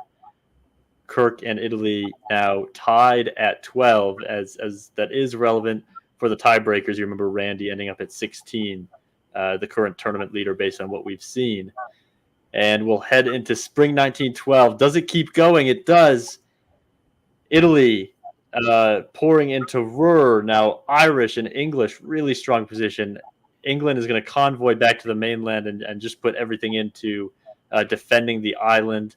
Austria is going to take St. Petersburg, Moscow, continuing to build up on the line. And yes, an agreed transfer of Ankara from Austria to Italy. Tanya, this read is yours. Anything here to suggest this will be anything other than an AIE? I don't. It seems like probably it's a bit late. It's round 1. Making that play might not work out. I mean, I don't see the downside to if anyone does attempt to make a solo play. If they see it, it's still going to end up in a draw. That won't. You're not going to lose centers because centers don't matter as much. So maybe, but yeah, I think you've called most of the important things here. We do see the convoy back to the island, so England does put 2 armies on England for defensive purposes. Will be harder for Italy to get dots now off of England, but yeah. I mean, Austria is at 14, maybe 15, and if they take Trieste, 16. So, I mean, yeah, you should try. Like I would try if I were Austria here. I mean, you're in St. Petersburg. Yeah, they're in St. Petersburg, they're in Berlin, they're in Munich. Yeah, it would be hard to fault them. Got those two fleets. An easy path. Maybe I would have taken Ankara with the Black Sea. Yep.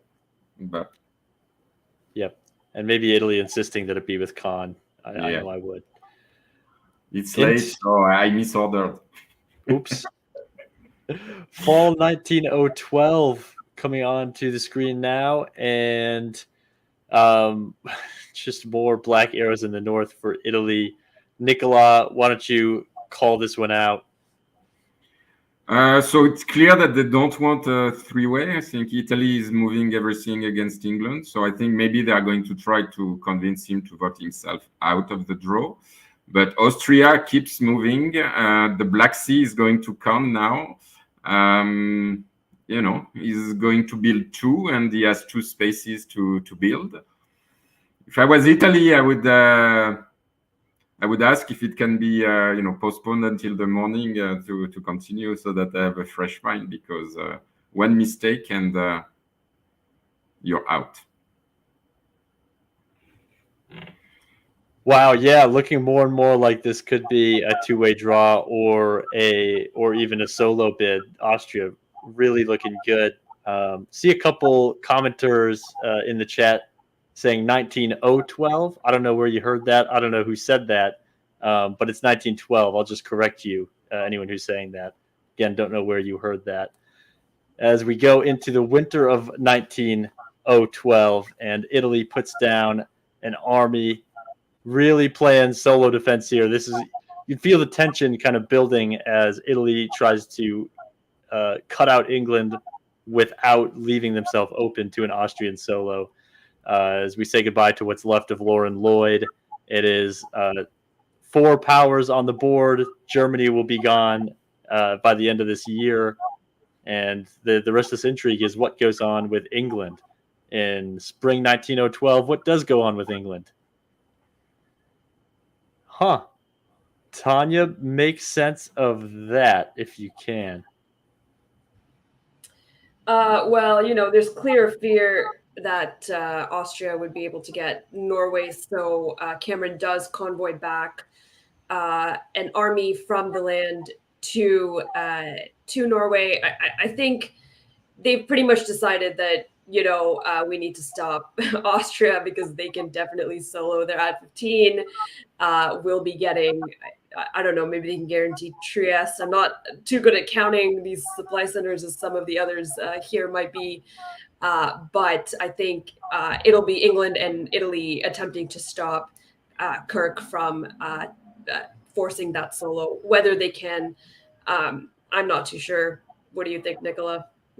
Yeah, I think maybe Austria, when they took Ankara, they could have taken it with Black Sea and taken Trieste the same turn. And I think if they wanted to make a play for the solo, and it seems right now that they are trying to, I think that's what they should have done. But, at 2 or 3 in the morning after 9 hours of play, it's not easy to make the right decision. And, they are trying. So, kudos to them. And we'll see. I mean, it's late. Mistakes happen, and it's not an easy position. But Italy is not out. I mean, if they take, they are taking Berlin. From Berlin, you can take Munich. The English centers are open, and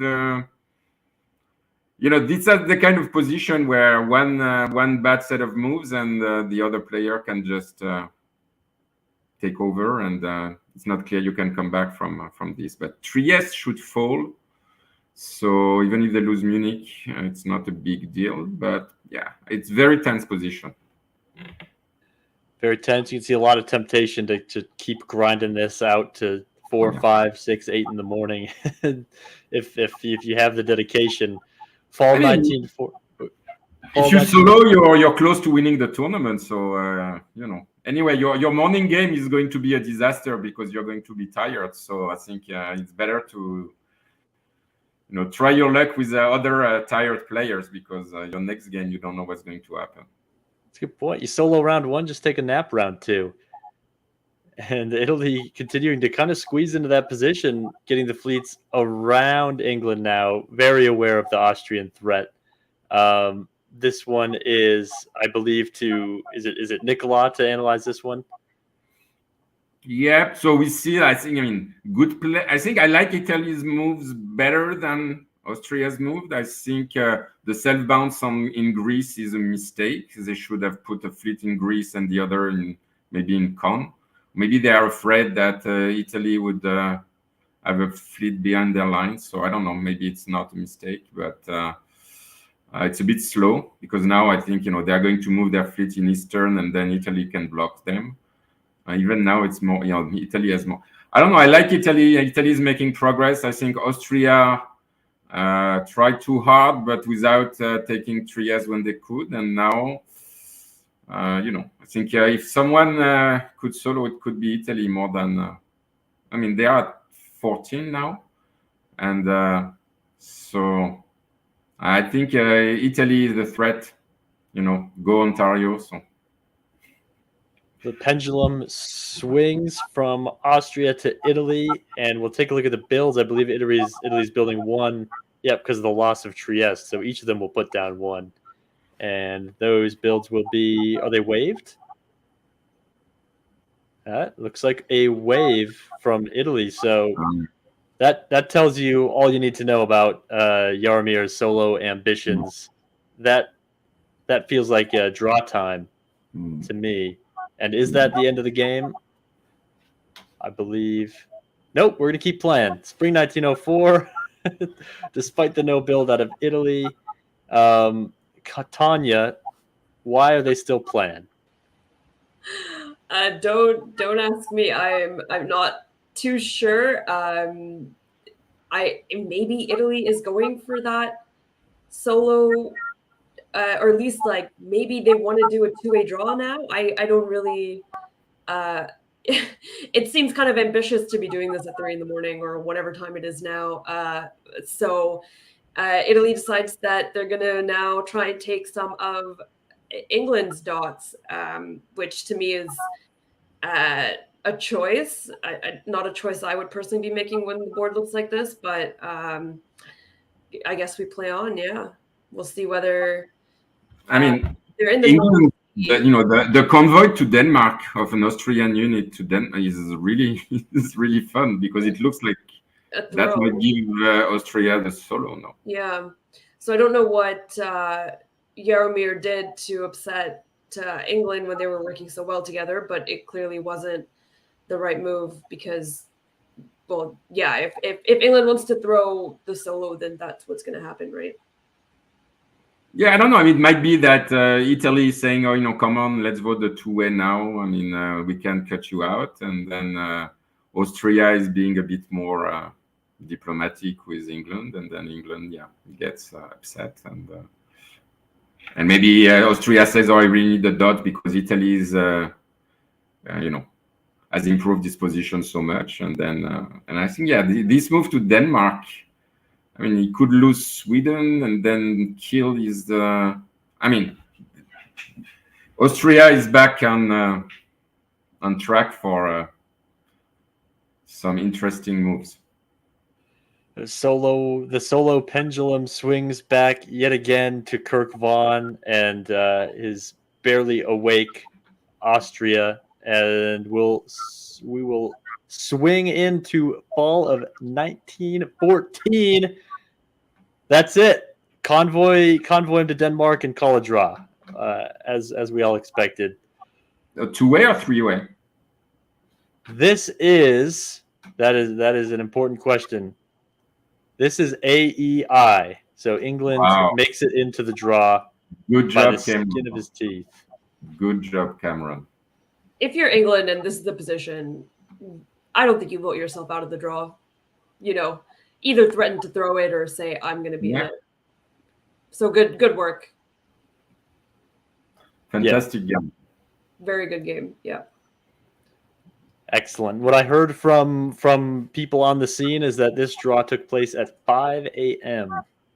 local time, 5 in the morning. So I think board call the next day was at 7:45. So maybe you have time. Hopefully they're staying at the hotel. Take the elevator up to your room and a quick nap down to back down to round 2. Well, Kirk Vaughn with 15 centers in a 3-way draw. That puts him just behind Randy Lawrence Hurt, who had 16 centers in a 3-way draw earlier in Board A. As our 2 tournament front runners so far, we will now pass the buck to Nicolas Sahuguet, who is going to take us through round 1, Board C, coming out of the screen now. So a very interesting board with lots of names that are familiar both to the virtual hobby and the face-to-face hobby. So Ben Kellman, who has made his name in the virtual face-to-face hobby, and he finished 3rd at the DixieCon, not this year but last year in Carnage. So he's also not a newcomer to face-to-face. Emmett, I don't know him. Hudson Defoe is a very well-known face-to-face player, and I think he's going to Dixie almost every tournament. So he's a very funny guy, and he's always putting some interesting action in the board. Ed Sullivan, I'm not going to present him. He's the virtual face-to-face super good player. He's a face-to-face strengths now. He has been playing a couple of tournaments, and he has just won an extended deadline big tournament. So I think he's playing every form of the game. Doug Binder, is a legend of the American hobby. He was a world champion in Vancouver, and he's a super strong player. Todd Craig, from what I understand, is also is a local. Who has been playing with David Hood since they were kids, and he has been playing maybe in all the DixieCon tournaments. And Stephen Hogue also is a well-known virtual face-to-face player, and I think he's not his first. I think he was at Whipping, so he has already tried face-to-face. So it's a very, very nice group of players, very experienced, and some newcomers that want to, make their mark on the tournament. So it's going to be interesting. So we can start, and the theme of this board. If the first game was what can go wrong when Austria attack Italy, the second game is what can go right when Italy and Austria are playing together. This is going to be what can go wrong when Italy attacks Austria. And as you can see, everything is very standard in Spring 01, but Italy moving to Tyrol and Venice. Otherwise, bounce in black, bounce in Galicia. Paris is going to Burgundy, but other than that, the other thing is, I think England's misorders because Edinburgh is not moving. Liverpool was supposed to follow up. But given that Russia is not opening north and France is not moving to the channel, it's not going to be very important. So I think the fall moves are quite interesting. So I guess, Russia, Italy was thinking that he would have help in his attack against Austria. So I think they take Trieste because Bulgaria is cutting Serbia. But on the other hand, you can see that Ankara is moving to Caen. And so that's not what you want to see when you want to have an Italy-Turkish alliance. And so I think Doc must have been a bit disappointed by this, and he was pretty anxious about the build, but he kind of expected that it was not going to be an army in Smyrna. So we are going on the west. England kind of, the misorder was not a big deal. He takes Norway, and France is taking 3 centers, so that's a bold move. And Ed Sullivan defending Munich. I think he has seen in the past that losing Munich in follow 1 can be a disaster. So pretty interesting set of moves. And as I said, the builds of France and of Turkey is going to tell us a lot. And yes, so a fleet in Smyrna, so very bad news for Doc. And I really don't like the French builds with 2 armies in Paris and Brest. So I think he believes it's going to be an EF, but with fleet London, it doesn't look that good. And with no fleet in Brest, I think he's a little bit in trouble. I think I would have either built a fleet in Brest or waived it, telling England that if you come my way, I'll be dead next year. But I think now in the spring 02, what we are going to see is in the West, we see Ed Sullivan working his magic. He has convinced England that EG was the way to go. So England goes to the Channel, takes Belgium with German support. And Germany is going to Ruhr, Munich, and to the Baltic. So very, very strong set of moves by Ed. And in the East, I think, I don't know exactly, for me at that point, if I am a Doc, I tell Austria, sorry, I made a mistake. You can take back Trieste and let's try to work something out. But it doesn't. He has realized that he's in trouble, but the Turkish fleets are coming and it's more an RT than an IT. And so Italy is in trouble. That's the problem with early attack against Austria is unless you're sure that either Turkey or Russia is 100% with you, you can be stuck in a bad position. And France is moving against Italy also. So yeah, pretty bad for Doc. Follow 2, we can see that, it's a little bit, France is trying to scramble and in defense. And, but, it's going to be a bit problematic. And I see quite a few moves that I find a bit head scratching. So, Gulf of Lyon could have gone to Spain. So I don't know exactly what he was expecting there, but it would have been better defensively. Also, Silesia not moving. I don't know what this is about, but, when, I don't know, maybe Ed convinced him that he was not taking Sweden, but I don't know. So that was a little bit head scratching. And then, so it's more like Turkey and Russia are moving against Austria, and Italy is already in the back foot. And I don't understand why, for example, Tunisia didn't support Ionian. I mean, it's true it was 3-on-2, but you never know. Maybe one of the unit is going something else. I don't know. So then it's going to continue like that for a while. Russia and Turkey making progress, and England and Germany making progress, but it's not super efficient. So France this time is coming back to defend with his fleet in Spain south coast. So England is going to be 2-on-2. So it's not great. And Ed, it seems that he wants to defend against Russia more than moving against France. So there is not much movement there either. And Russia seems to be bringing lots of armies against Germany.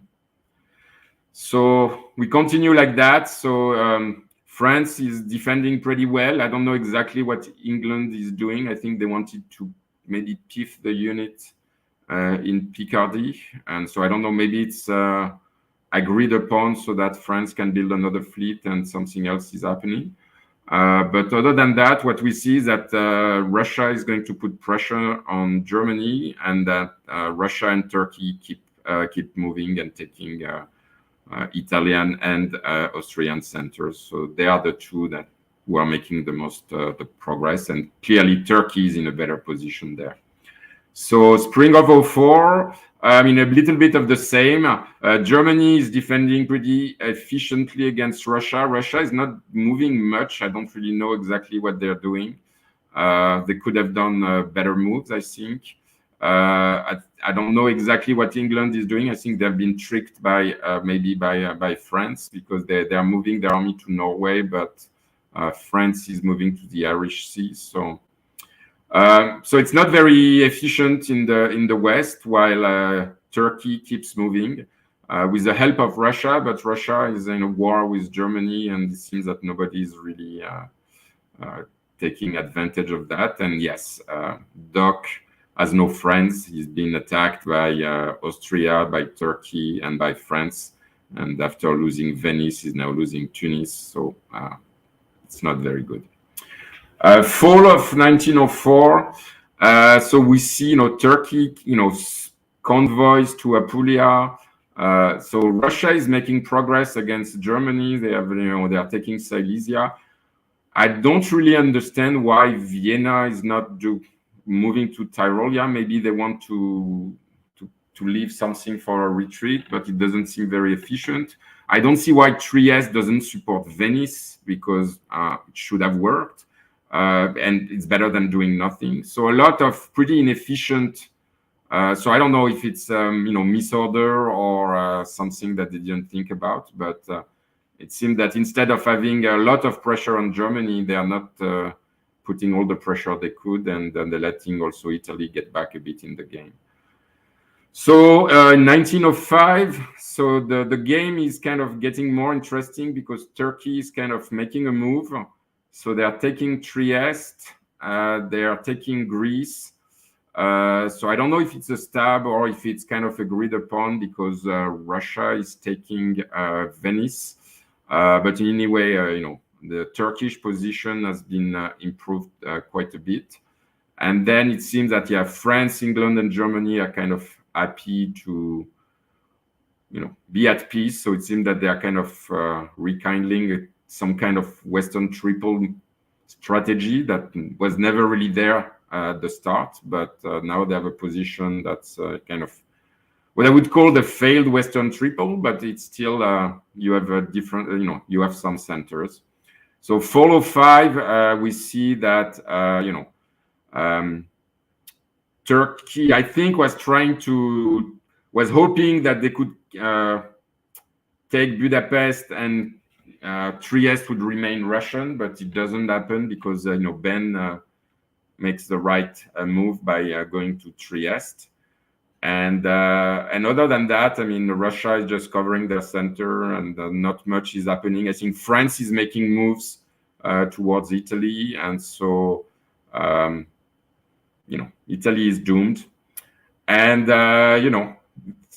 could become quite exciting, but if you move to the next thing, and so there is and the game is over. So they voted a 4-way draw: France, Germany, England, and Turkey.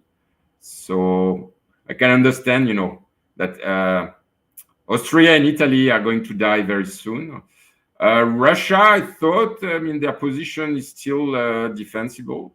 I think Germany is very smart. I think, we all know Ed Sullivan. He's pretty good at convincing people to do things. And I think if the game goes the distance, Germany would be the one that could be in trouble in the long run, because, once Turkey is taking Austrian and Russian dots, France is making progress, England is making progress, maybe Germany is the odd man out. But he was smart, convinced everybody that this is great result for everyone. I don't know England. It seems that England and France are their differences, so maybe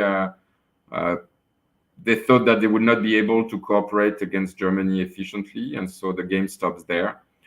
So I think the whole game is Italy attacking Austria with no real support from Turkey, and Turkey being very smart, saying to Italy, "Oh yeah, I'll help you kill Austria," and then once Austria is dead, Turkish game is really, really, really good, and they don't really need Italy. So I think that was a bit optimistic from Doc's side to attack Austria like this. And the game is over, so it was much shorter. Maybe we should have used this one for our main comment. We would be much less tired, but it was not as exciting as the one that we saw before. So. Yeah, I mean, everybody on that board was in bed by probably 11 o'clock. So look for them to be nice and fresh. They stopped playing diplomacy by 11 o'clock.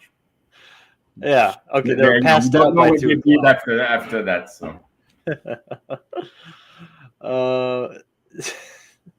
Well, yeah, it's surprised to see Russia voting themselves out of that draw, and a surprise to see a DixieCon game where nobody gets eliminated the old-fashioned way. We're gonna allow you to vote yourself out of the game rather than doing it. That's very polite of them on board C. And into board 1D, the final of round one, we have Tyler Mollenkopf in Austria, North Carolina local. In England, it's Peter Jurgen from PA, a long-standing hobby member and one of the great players in the face-to-face scene. France is Tom Cobran of Greensboro, North Carolina. He is a DixieCon veteran. Germany, Keith Worstel. And is this the Keith that is the online player known as Stitches? I'm going to say that it is. So if you know Stitches from the Extended Deadline world, that is who you see in Germany. Italy is Brandon Fogel of Chicago, USA, the founder of this diplomacy broadcast network and one of the more handsome bald men in the hobby, as well as one of its great players. Russia is Brad Blitzstein out of Vermont, a really skilled player, sticks mostly to face-to-face, just very clever and methodical with his moves. I'll be interested to see him on this board. And Turkey is Ben Durfee from Georgia, another long-standing DixieCon veteran, plays at a lot of these events and certainly knows how to maneuver and navigate the unique scoring structure. And with that, we'll hop into the spring of 1901. The theme of this game to me is fight or flight, and you'll know why by the end. France opens up into Burgundy, England, a solid northern opening. Everything's normal in the west. Bounce in Galicia, bounce in black, Smyrna to Caen, and you see the Italian army opening into Trieste with no follow-up from Rome. That's when you generally expect it to be agreed upon between Austria and Italy. So good position, good negotiation right off the bat by Brandon Fogel in Italy. Turning to the fall, we see that indeed he keeps his word. So that army holds in Trieste. Italy's fleet goes to Aegean. This is a rock-solid AI against a somewhat solid RT. You see the army getting into Romania, but Turkey will have no good spot to build a fleet. England is going to convoy into Belgium unopposed. France takes Iberia, and Russia is allowed into Sweden. So a whole lot of unknown in the West after fall 1901. Much more known about the East. We'll check out the winter for some clues as to what's going on.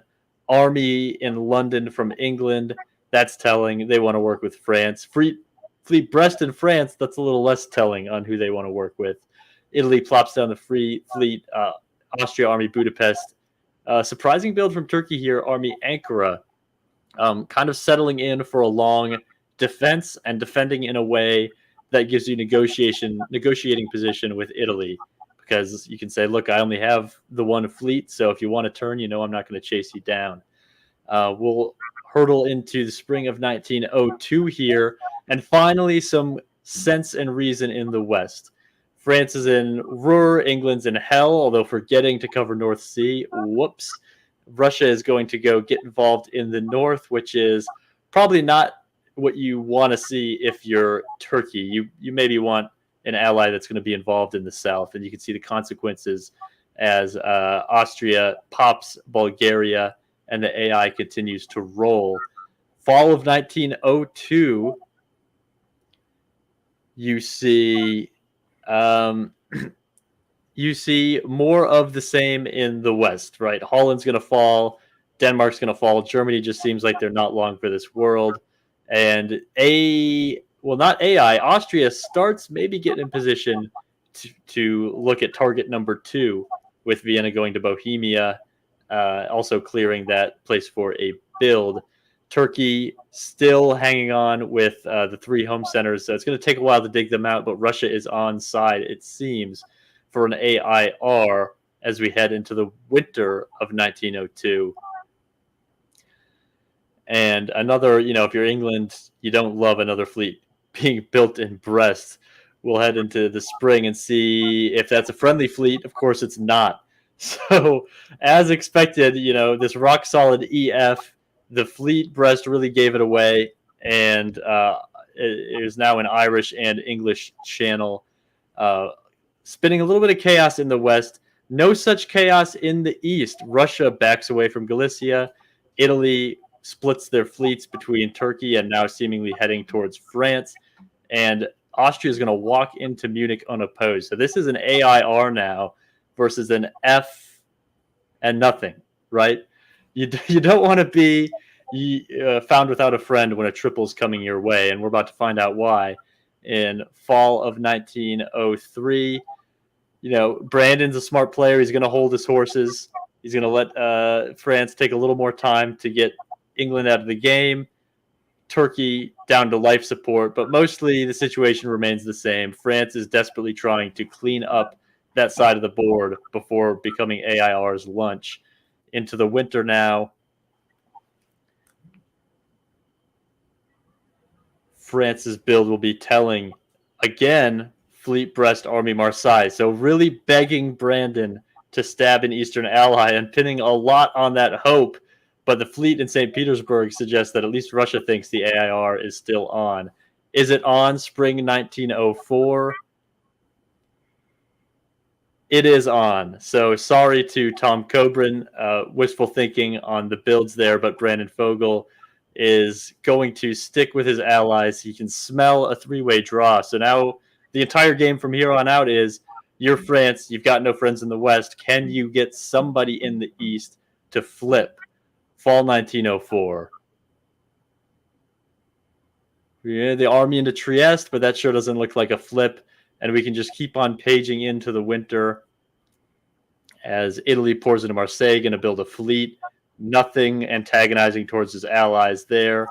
Spring 1905. Does Austria make a move? No. Self bounces. They're going to blow up the fleet in Bulgaria to rebuild it as an army.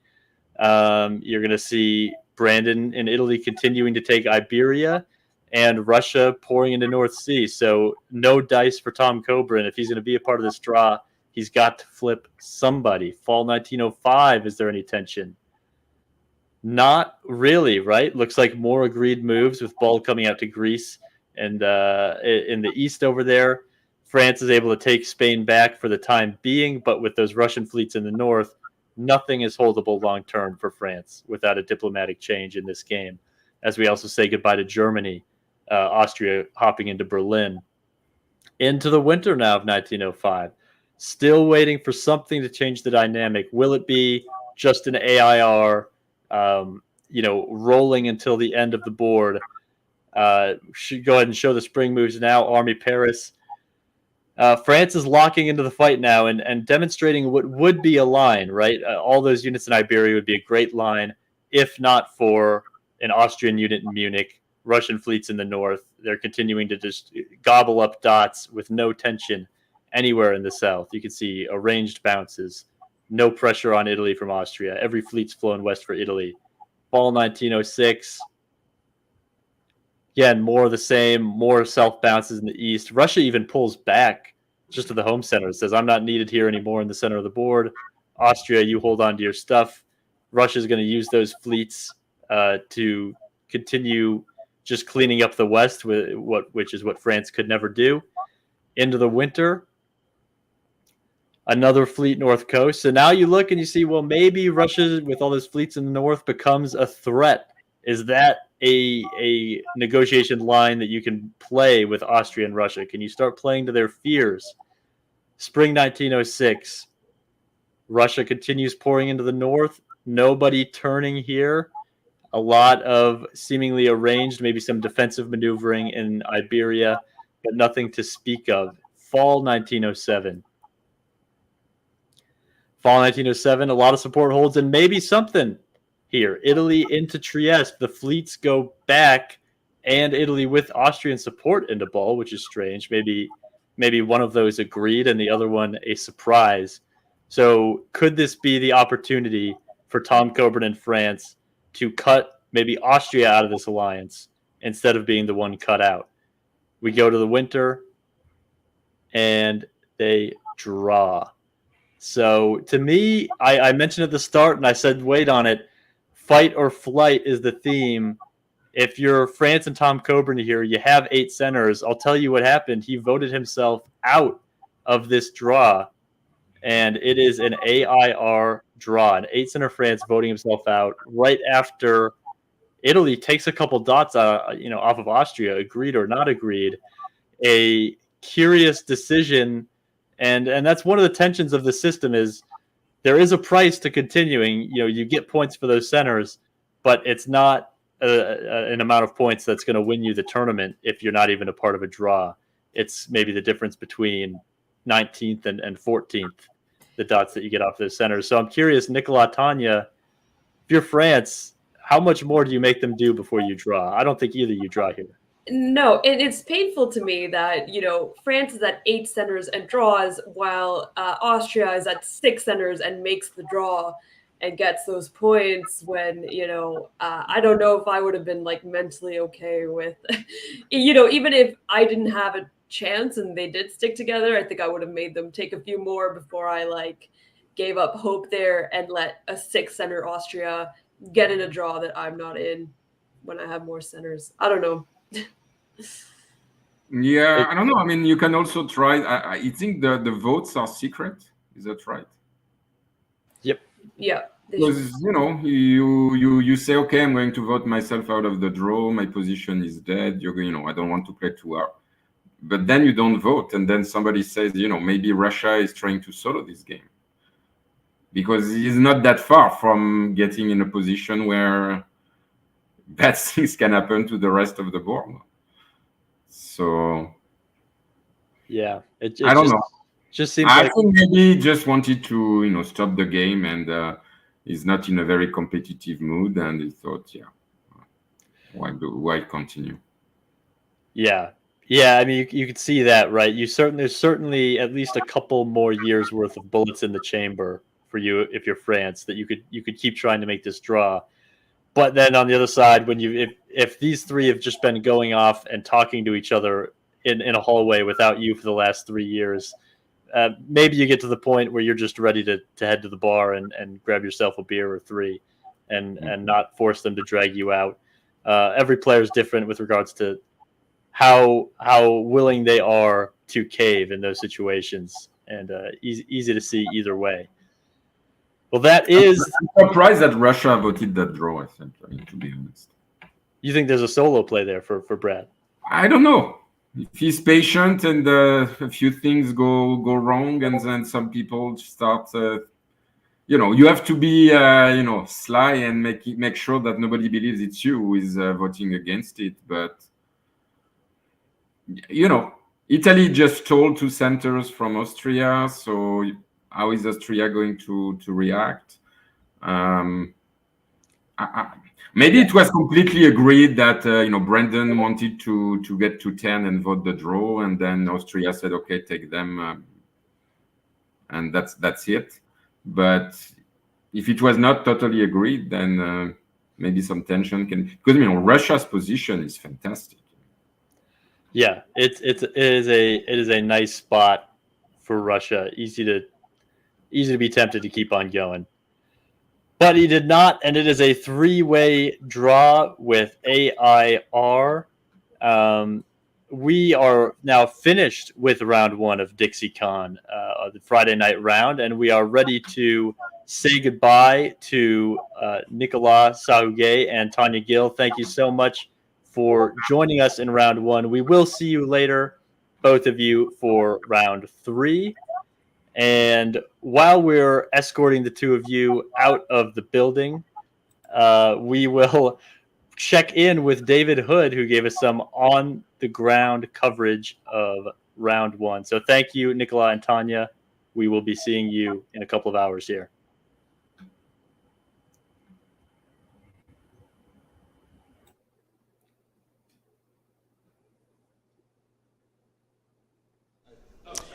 All right.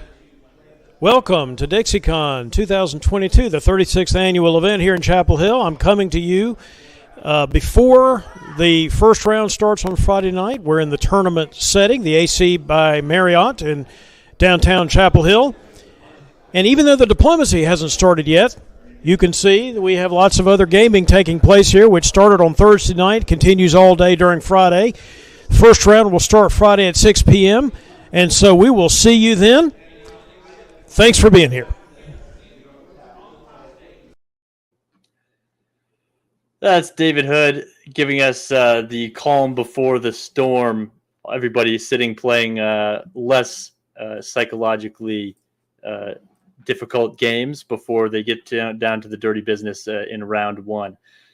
Now, as we get ready for round two, I will welcome on our esteemed colleagues, Karthik Kanith and Virtual Diplomacy League reigning champion, Nicolas Talay. Karthik Kanith, I should say, winner of the most recent DixieCon tournament, so he knows a thing or two about how to win. Gentlemen, welcome to the stream. What are you looking for in round two? What did you think of round one?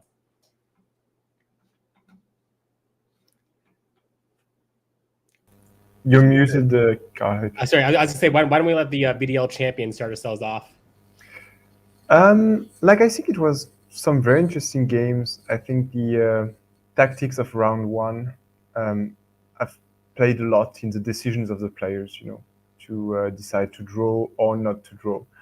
I was surprised also that Russia didn't go for it, the last game, for example. But yeah, it was some very interesting rounds, very different plays. I guess there is this.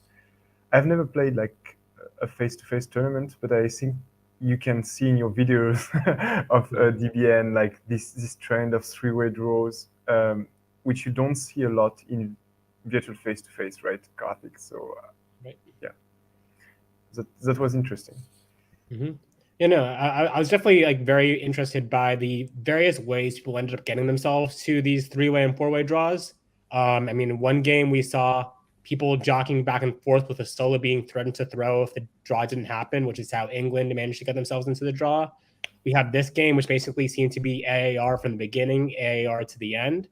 And then we saw in other games, basically these complicated back and forths where nobody died, but half the board basically voted themselves out of the draw.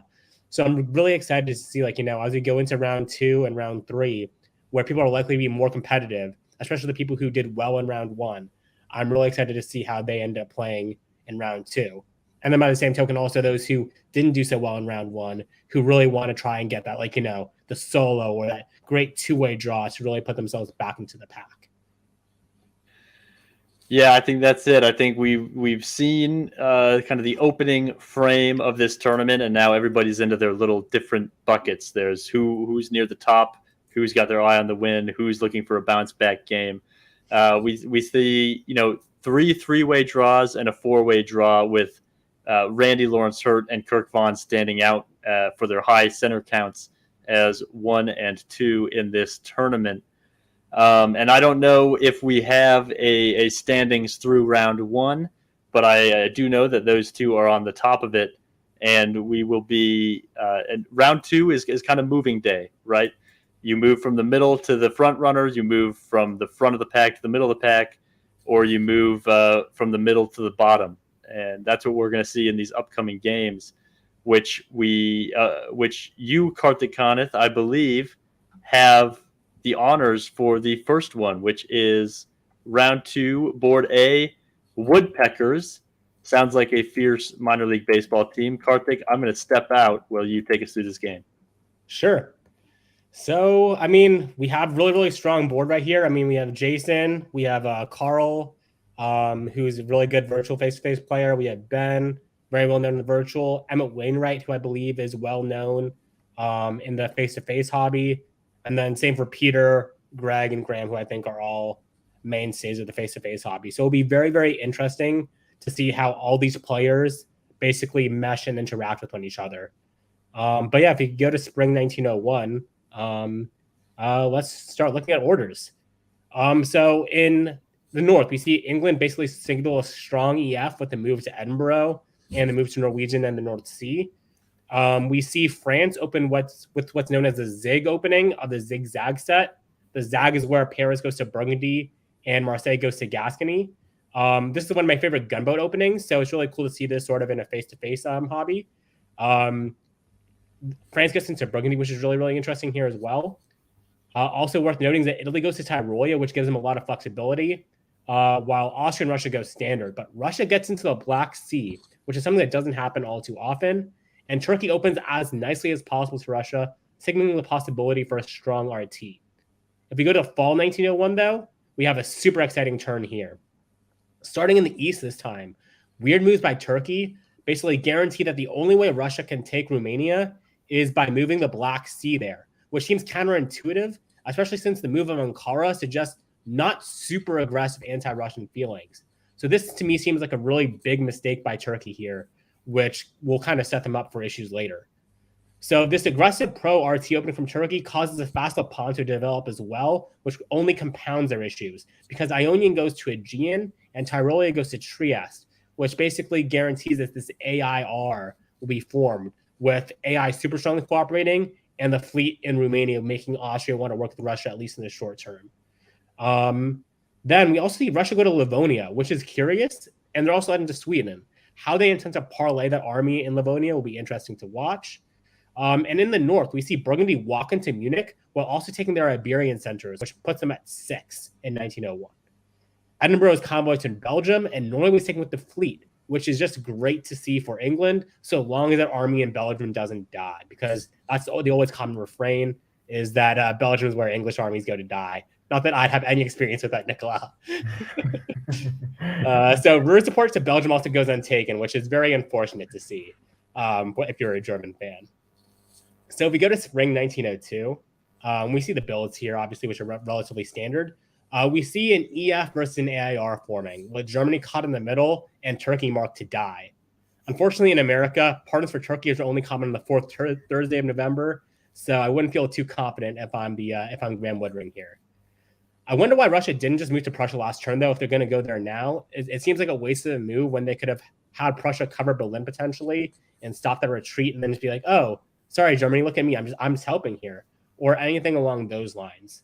The oddities continue, though, as Holland walks out. This is spring 1982. But yeah, so Norway is taken by the AIR, and while there's movement to Tyrolia by the Italians, the English take Holland and move to Skagerrak when the French pull into position to send their fleets into the Mediterranean.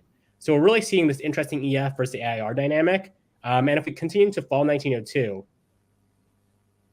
we see that this dynamic continues. But some interesting oddities to note is that as Holland walks out, presumably in a misorder, given that Belgium goes to Kiel, which is impossible. So I'm assuming that was supposed to be Belgium to Ruhr and Holland to Kiel, and that was just face-to-face misorder. But we also see Russia and Italy collaborate to all but guarantee that Berlin remains German, seeing as the only way here to block that is to have Burgundy support Berlin to to Munich, and then have Holland tap Kiel. Munich then also goes to the German after successful earlier displacement last turn, as Ruhr simply slides back in, while Munich goes to Berlin. Denmark retreats to Sweden, which is also worth noting because it takes a center away from Russia that Germany cannot build because all their home centers are occupied. So this probably basically denies Russia what could have been a crucial build for them in the coming turns. If you go to spring 1903, we basically see Germany get pulled into a Western triple, which is a play I don't particularly love as Germany, especially when the unit in Ruhr is staying there and Burgundy is going to Munich. That's just me there. This is a critical diplomatic failure by the AAR, though, as with the loss of Norway, combined with other movements, undoes a large advantage that they had, and now seems to point to a lockup as they continue to bring about the inevitable end of Turkey, but perhaps not quick enough. If we go to fall 1903, we see this gets even worse for the AIR, though, as Norway stays English and Germany takes Warsaw unopposed, while Marseille gets convoyed to Tuscany. Normally, this move is far cooler than it actually is tactically beneficial, but with the current fleet and army positioning of Italy, this is actually a coup de grace, as Rome or Tyrrhenian Sea are tactically guaranteed for the next turn, with Italy having the fielder's choice of which they gave up. The Germans have to be a little happy to have the English army out of Ruhr, though, as it goes back to Belgium voluntarily. If you go to spring 1904, things continue to get worse for Italy as they give up the Tyrrhenian Sea while also putting Piedmont into Venice, which lets Marseille simply stroll on in and have a nice lunch of Piedmontese beef accompanied with a nice bottle of Barolo. So we can see France is just living the high life here. The English army returns to Ruhr which has to irk the Germans. But at this point, they've made their bed and they have to lie in it, unfortunately. Berlin moves to Silesia, giving EF, with a small g, great position on the east. Russia all but concedes St. Petersburg here, which makes sense because there's really, really little they could do to defend it in any meaningful fashion. So if we go to fall 1904, as a sign of good faith, English vacates the North Sea while Germany slides into Denmark, presumably with consent. Russia gets back into Warsaw while Turkey dies.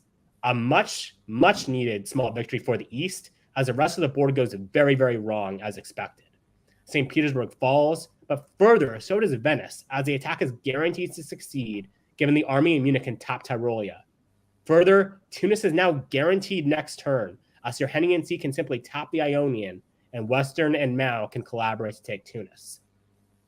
If we go to 1905, the German unit in Galicia gets piffed, which eliminates that nuisance as the AAR tries to make desperate defenses. But with armies in Tyrolia, Bohemia, Silesia, Prussia, Livonia, and the collapsing Italian position, it might not make any difference unless a diplomatic solution can be worked out. If we look to the fall, the Germans get Warsaw and Galicia, while the Italians lose Rome while picking up Venice. Trieste gets taken by the Austrians while they retreat into Romania. How much of this was arranged and how much was greed remains to be seen, as Austria has 2 builds but can only build 1, while Germany builds 2, one of them being a rebuild.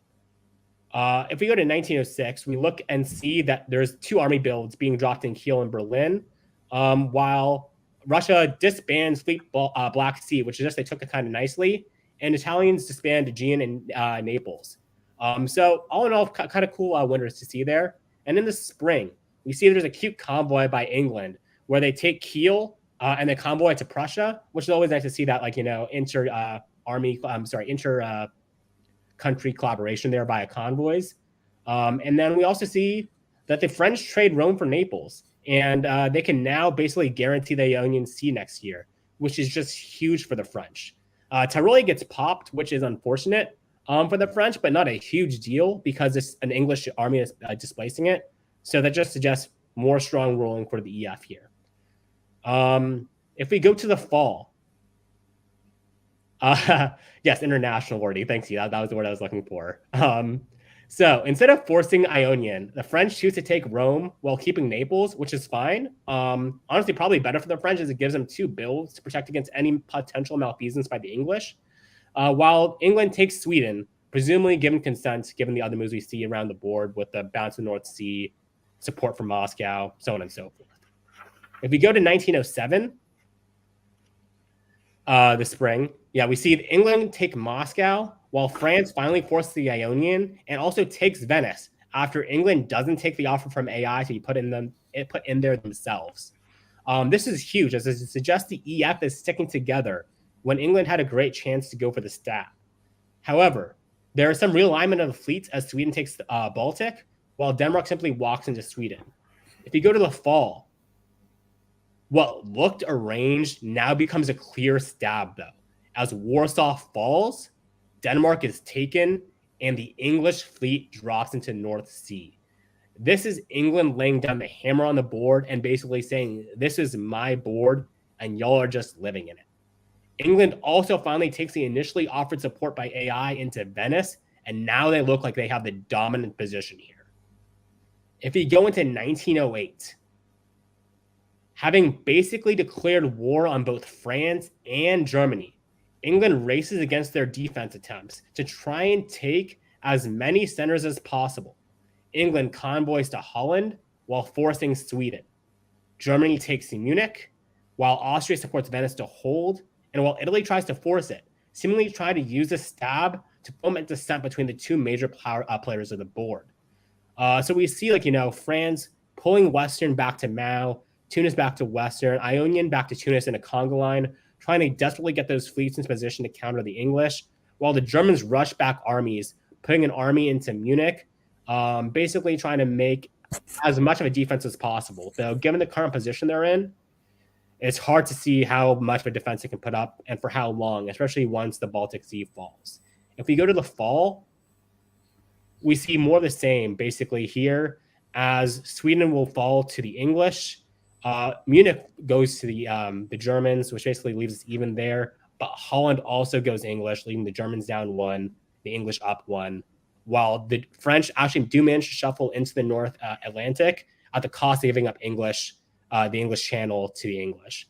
All in all, I think this is some really good play by the English and the French here, but that doesn't change the fact that the English have a really, really strong position that would take many, many years of tactical play to unseat them from. If we go to the next turn, we basically will just see jostling for centers here and there, but the game basically rushing through to a three-way draw with Russia voting themselves out and everyone else just knocked out completely. So we can just kind of cycle through and look at the orders.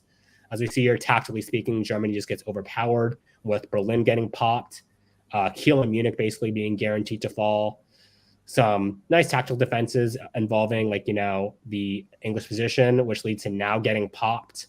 And then we just see the eventual resolution in the middle of the board, with Germany saying, thank you for those 2 centers. I'll vote myself out. Russia saying, I'll vote myself out on 4.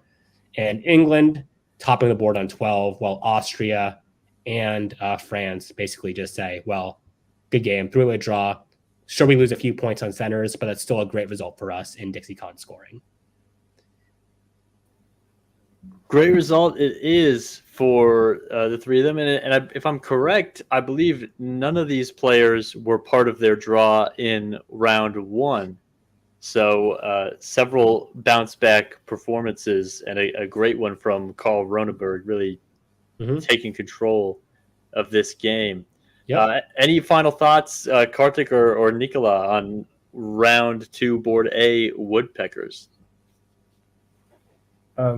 I think it was a very fascinating game here, and I'm really happy that Carl went for it, because sometimes, we've seen some of the past games where the triple is very steady and it's arranged basically till the end, and here Carl tried to go for it, to gain a few centers. So really great for him, and that made the game even better than it was. Agreed 100% with what Nicola said. I think Carl going for it made the game super interesting, super dynamic. And also, more importantly, puts him in a really good position. Every single point at Dixie matters. And even if you had a bad round 1, you could very much easily still be in the chase if you have a good result in round 2 and you go for it and you then do the exact same thing in round 3. So this is anyone's ball game. Kudos to all 3 players for making the draw. You did. And just I want to say also one last thing, which is I have seen a lot of Jason playing Austria, and he plays a lot the AI. So I wonder if, it factored in the equation of building the air, and that it was easy to build from the start or something like that, because that's something he likes to do. Could have been that. That's a very good point. Well, now we will move on into board B of our second round. That is Grasshoppers. And we have, I don't think I've mentioned this yet, the reigning Virtual Diplomacy League champion, Nicolas Taillet, ready to take you through the adventure that was Grasshoppers. Nicolas, I'll step out and yield the floor yet again. Okay, thank you, Zach. So just about the players very quickly. I don't know much of these players, just Stephen Ogg, who is a virtual face-to-face, I would say one of the really good virtual face-to-face player. Brian Ecton I've seen quite a few times in face-to-face tournaments, and the other players are not really known to me, but they've played a good game. So let's go to Spring 01, I guess. In Spring 01, it was a fascinating Spring 01 because you have a lot of unexpected moves. I'm going to start from the east and going to the west. So basically from the east, you have Turkey using this con openings that is not standard anymore, basically, where you say, I want to have a play with armies in the Balkans very quickly, basically. You have the bounce in Piedmont, which is France and Germany saying, we don't want to go to Burgundy, but France saying, I don't want to be ganged upon by England, Germany, and Italy. So let's safeguard my backyard in Piedmont, and at the same time going to the English Channel. And So it's a great position for Germany because basically France didn't go to the English Channel, but there was a bounce, so nobody is really advanced. Germany has a play on Belgium. Germany apparently has a friend in England, potentially in Italy. So great start all over. But then when you go to fall of 01, you see that actually it's even like Germany, in my opinion, overplays his hand, basically going to Sweden. Like it's a game where Germany seems to have all the cards in their hands and maybe they overplay it. And that's going to be, I would say, one of the lessons of the game, which is basically don't lose hope when you have a bad start and don't get too cocky when you have a good start, basically. So what happens is that there seems to be a very strong EG with England going to Norway, sending the army there, England going to the English Channel, so very strong start for the EG. And in the East, you have the weird move, which is something I failed to understand until now, which is the move to Armenia, from Ankara to Armenia. I'm not sure I understand the rationale here. But it seems to be quite standard moves, except of this. So let's go to the winter. Standard build also. So Germany safe in Kiel, not going for Berlin. England going for Liverpool, so all in with the EG. So the alliances seem to be quite well set up. Again, I am a bit puzzled by the Turkish opening with now a build in Smyrna, which is, I would say, quite surprising given the fleet in Armenia. I would have expected maybe another fleet in Ankara, to force the Black Sea and go full anti-Russian maybe. So that was fascinating, but else the rest is quite standard. France seems to be mad at Germany, well, or rather cautious, building in Paris, not able to build a second build, so that's always a problem with France, but they want to secure Burgundy, which is completely fair. If you go to 02 though, that's where you start seeing what we have seen a lot during the past games, which is the air setting up to destroy Turkey, basically. Here, going into Aegean, and basically moving all direction except against each other. In the north, it seems that there is some miscommunication between England and Germany, with England helping Russia into Sweden and trying to go into Belgium. But actually, spoiler alert, if you go to fall of 02, it's just a ruse, and England actually takes Sweden and take the Middle Atlantic Ocean. In the rest of the board, the East is destroying Turkey as fast as they can, which again has been quite a constant. And there's a move I want to highlight because it's very interesting. It's a move to Greece, basically. So Italy sends an army to Greece, which is not super air friendly.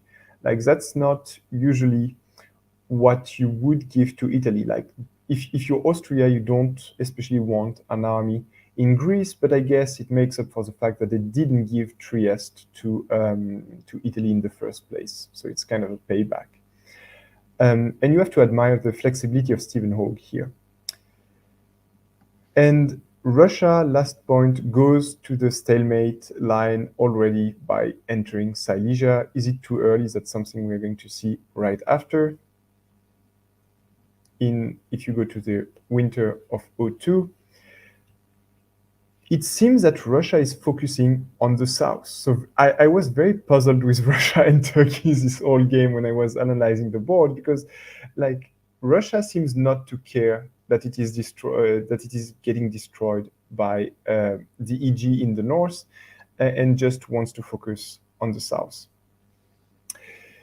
So on the other hand, France is saying, and that's a right choice in my opinion, I'm going to defend against somebody. So I'm going to defend against Germany. And well, if England takes some centers off of me, it's, well, so be it, but I have to defend against somebody. So France chooses an enemy in Germany.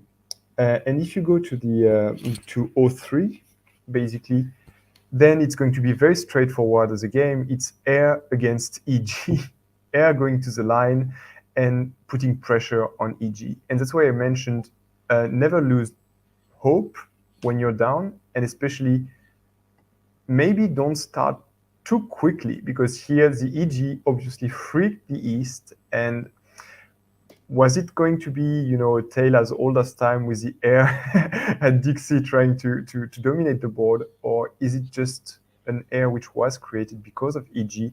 Basically, the heir goes to the line, they go even faster, destroying Turkey. And that's what we're going to see during the next turn. So we can go to fall 03 and even to then spring 04, because it's basically the heir trying to help France to survive and fighting tactics in the center of the map with the EG, basically. But not many changes. One move I want to highlight in spring 04, and that's where I realized how formidable of a player Brian Ecton was sending the Austrian army to Bulgaria. So basically, Russia has the full domination on the Turkish centers, basically, which gives a strong base, to be sure that Austria is not going to go in their back while they try to retake their centers in the north. So if you go to fall of 04, it's again the heir against the EG, and again 3 players against 2. So guess who wins, right? So the heir makes progress in the west, taking the French dots with Italy, in the center, taking the German dots via Austria. And in spring of 05, the last shoe is going to drop. It's going to be Russia taking the center in the north from England in fall of 05. And that's where they stop, basically. So if you go to spring of 06, that's where the draw is over. The draw happens, sorry.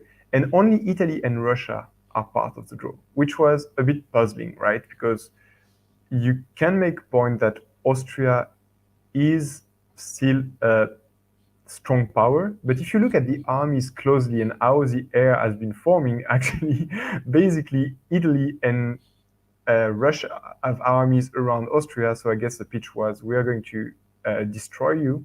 So anyway, just drop it. It's a bit puzzling to me, because then as Austria, you can say, well, Italy, you can do that if you want, but then you basically giving good shot at a solo or very good result for Russia. So I'm not sure I would have voted myself out, but that's always a risk in an heir, that it becomes an AI or an I heir. So I guess that's what happened. Right. Yeah, I'm very surprised that Austria voted themselves out of the draw as well, because if I'm Austria, I'm saying, come at me, try and take me out of this game. I can guarantee that EG will be back into it, because I think if they try to do that, they're just asking for a 4-way draw where EG are very, very capable and viable powers in terms of holding that 17 center line, because it's going to be hard to maintain the Italian position in France and take out Austria at the same time against EG, and same with the Russia position in the north and all of that. So I don't know. Yeah. Do we have any insight, Zach, on that? I wish I had insight for you, Nicolas. I do not. I'm shocked to see that. Did you say, do I need to clean out my ears? Did you say that's a 2-way IR? Yeah. 2-way IR draw. Yeah. I mean, if somebody just shows you this board state, you say who's in the draw. I mean, 2-way IR is, you could see multiple powers that should have vetoed that one, in my view. But wow, kudos to Steve Hogue and Brian Ecton for figuring out how to sell that. I mean, Ecton is a veteran of DixieCon, and he's carefully crafted his vote yourself out of the draw sales pitch, it seems like. Sure. I believe Ecton's score is the highest score of the tournament so far, if I'm not mistaken. Yep.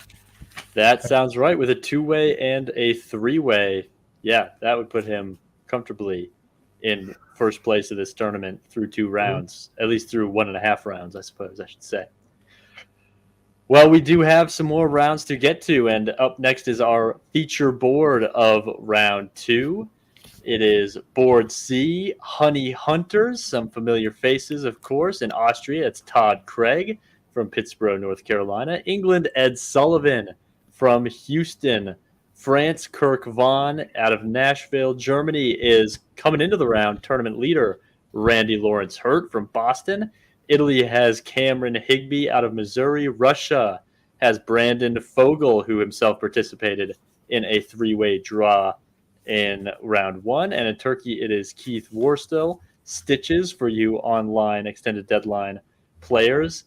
Kartik, Nikola, I see two players who going into this round should see themselves as very much in the hunt for the tournament win. That's Randy, of course, the leader, and Brandon in Russia, who has a three-way draw and as good a shot as anybody. What do the two of you think when you see this group of players?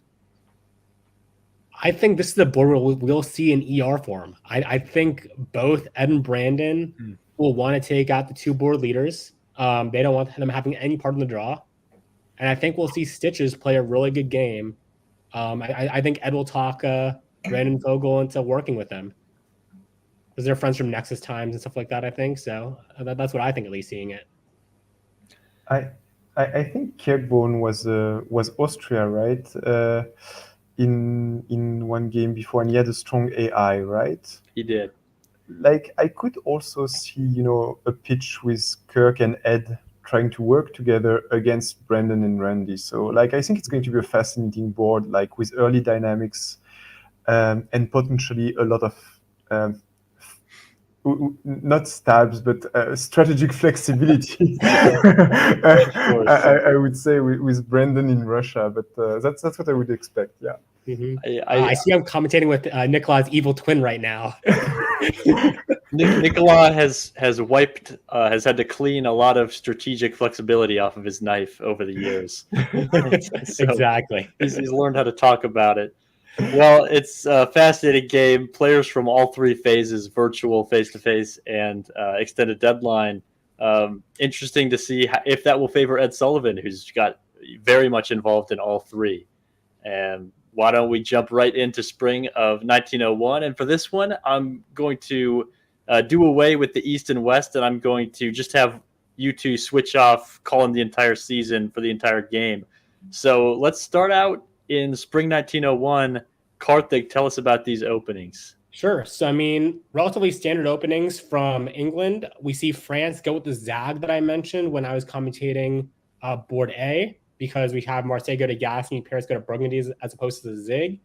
We see Italy go to Tyrolia with the Hedgehog opening by the Austrians. We don't see that very often, but I guess with DixieCon being the oldest running tournament in the world, we'll see one of the oldest openings that really should have died a long time ago. But I guess this is one of those times when it works, so kudos to Todd for pulling that out. We see the Turks go with the Armenian fist bump. Stitches is a big fan of that, I suppose, working with Brandon Vogel on it. Both friends of Sabi, who made that thing popular recently. So let's see how it works out for them. Yeah. Into fall 1901, Nikola, tell us about the latter half of this year. Yeah, so basically England has said to Germany that they were their friends, and has said to France that they were their friends. So let's see. Ed seems to have like a lot of strategic options. On the other end, it can also backfire. I have experienced this myself. When too many people want you in Belgium, maybe nobody wants you in Belgium in the end as England. So let's see what happens afterwards. No bounce in Sweden, and Brandon taking Romania, Brandon going to Galicia. So I think that's really the most important moves in the East. And as much as I said about strategic flexibility from Brandon, he's also a formidable ally to have. So if he's committed to an RT, I think they can do great things together. It doesn't seem to go the way of the air, like the standard air that we have seen during the past games. So that's encouraging here. And again, we have Austria saying, well, Italy, you want to come at me, so I'm going to screw my game and I'm going to screw your game. So that's a way to play it, I guess. That is a way to play it. For the second time this tournament, we see Turkey getting both Bulgaria and Greece in 1901. Not something you see very often. It'll be, Austria, Italy will have to figure their stuff out very, very quickly. Let's move into the winter and see how it plays out. Army Paris Fleet Marseille for France, Army London Fleet Eddie for England. That paints a very clear picture about how they are feeling about this game.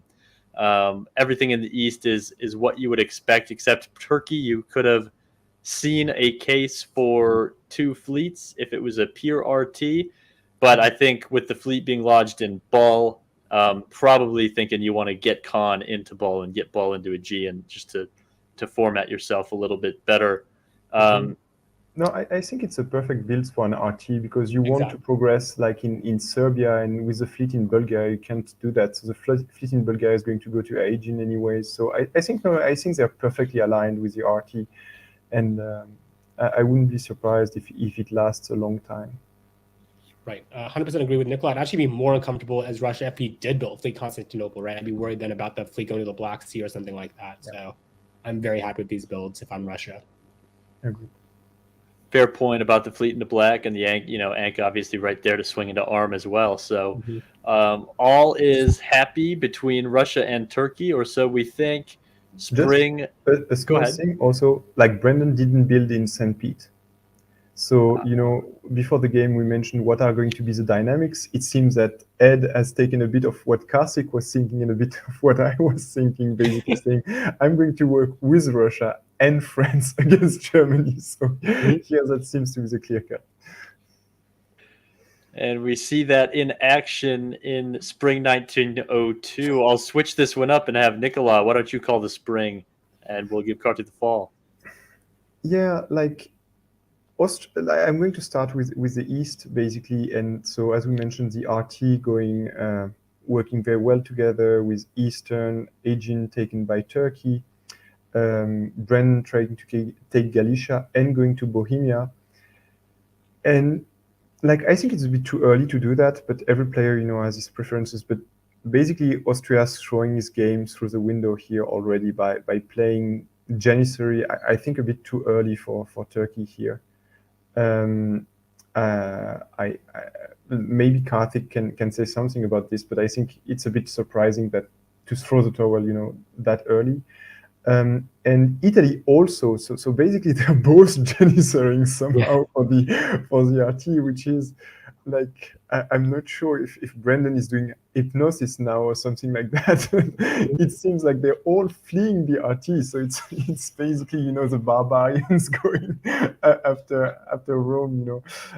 It's very surprising to me. And in the West, Ed trying to take Helgoland, but Randy not fooled by this and will just enter Skag. So let's see. Brennan is really has all the power in his hands. Basically, he can choose either to go to Norway to handicap basically the EF, or he can choose to support Skag, for example, in Denmark. So let's see what happens.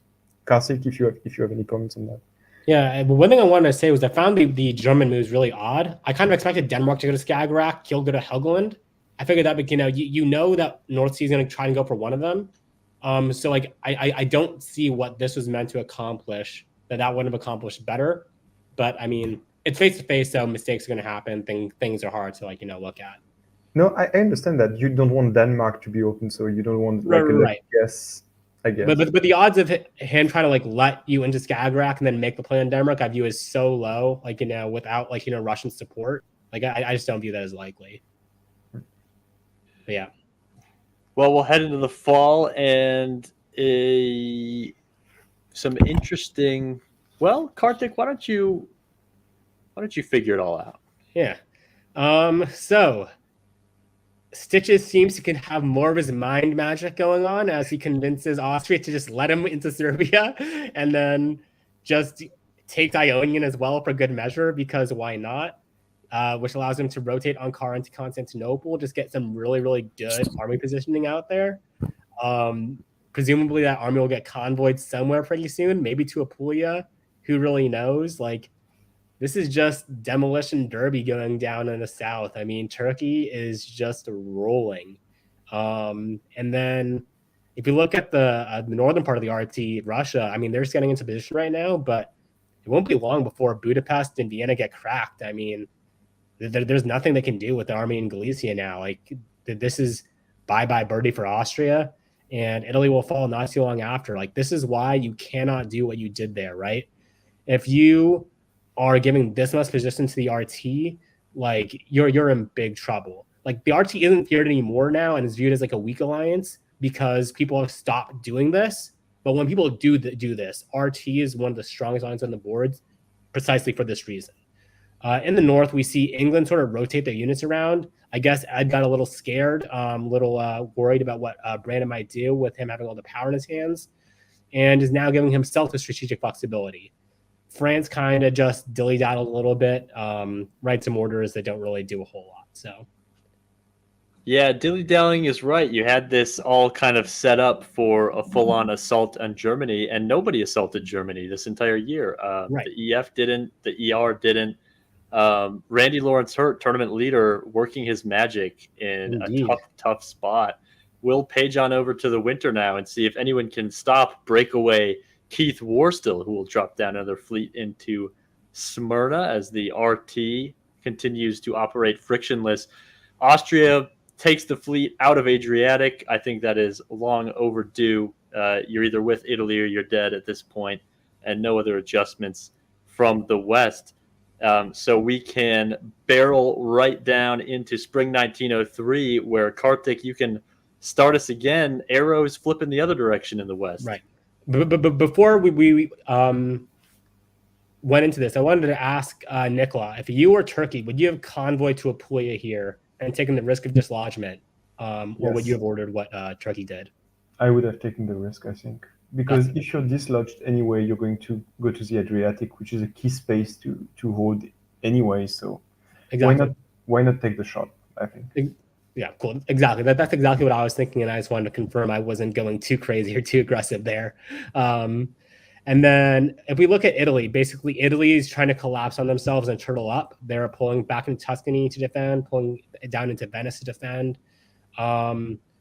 We see the French moving into Tyrrhenian. Seems to be supported by the Turkish.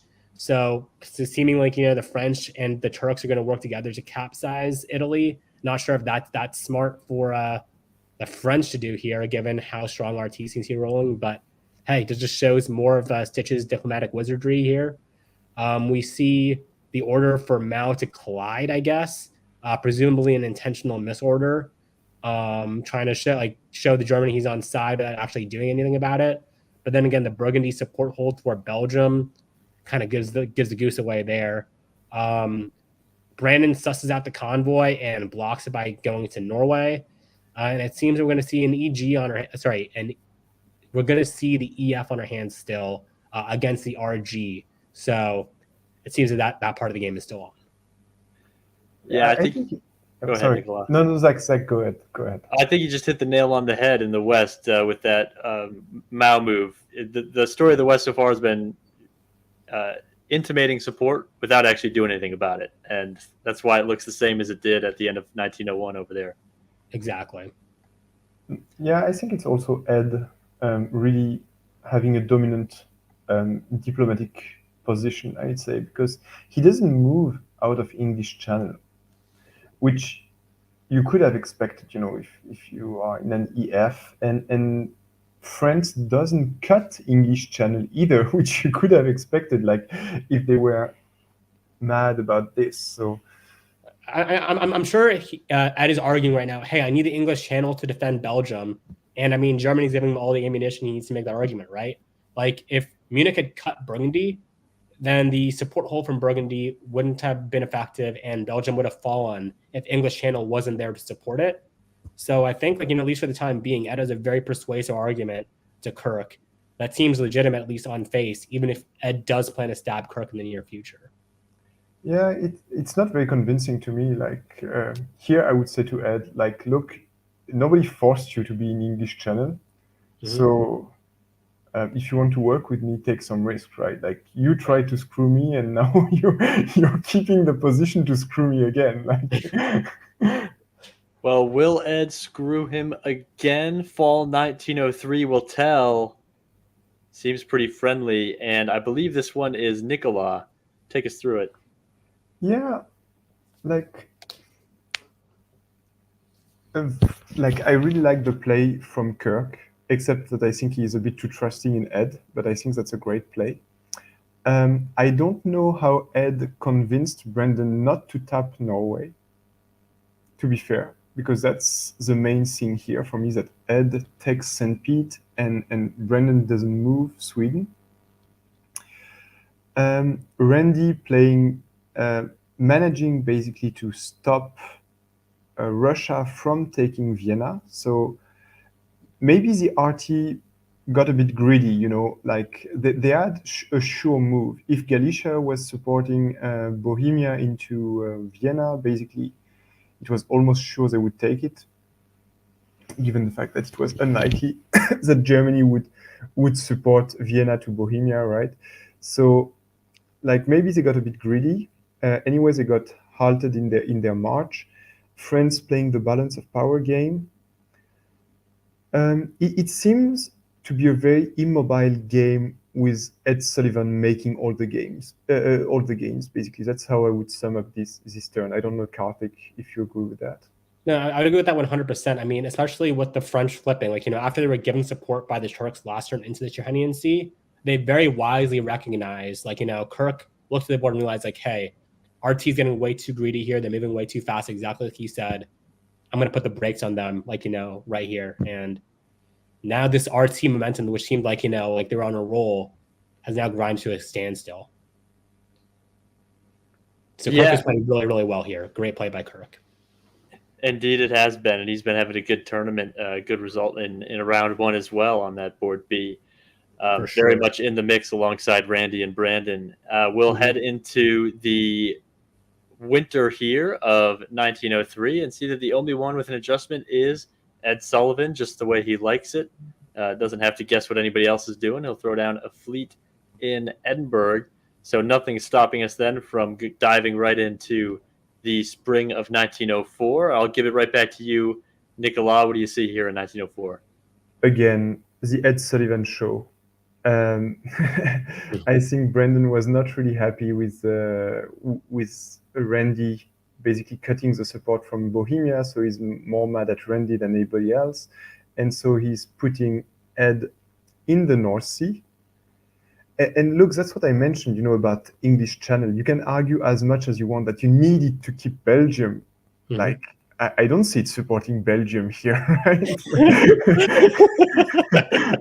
Like, you can tell me whatever you want. What I see is an English fleet in the English Channel, and like Kirk is going to Marseille. So basically, like Ed's position is getting really, really strong by the minute, and nobody seems to care about it.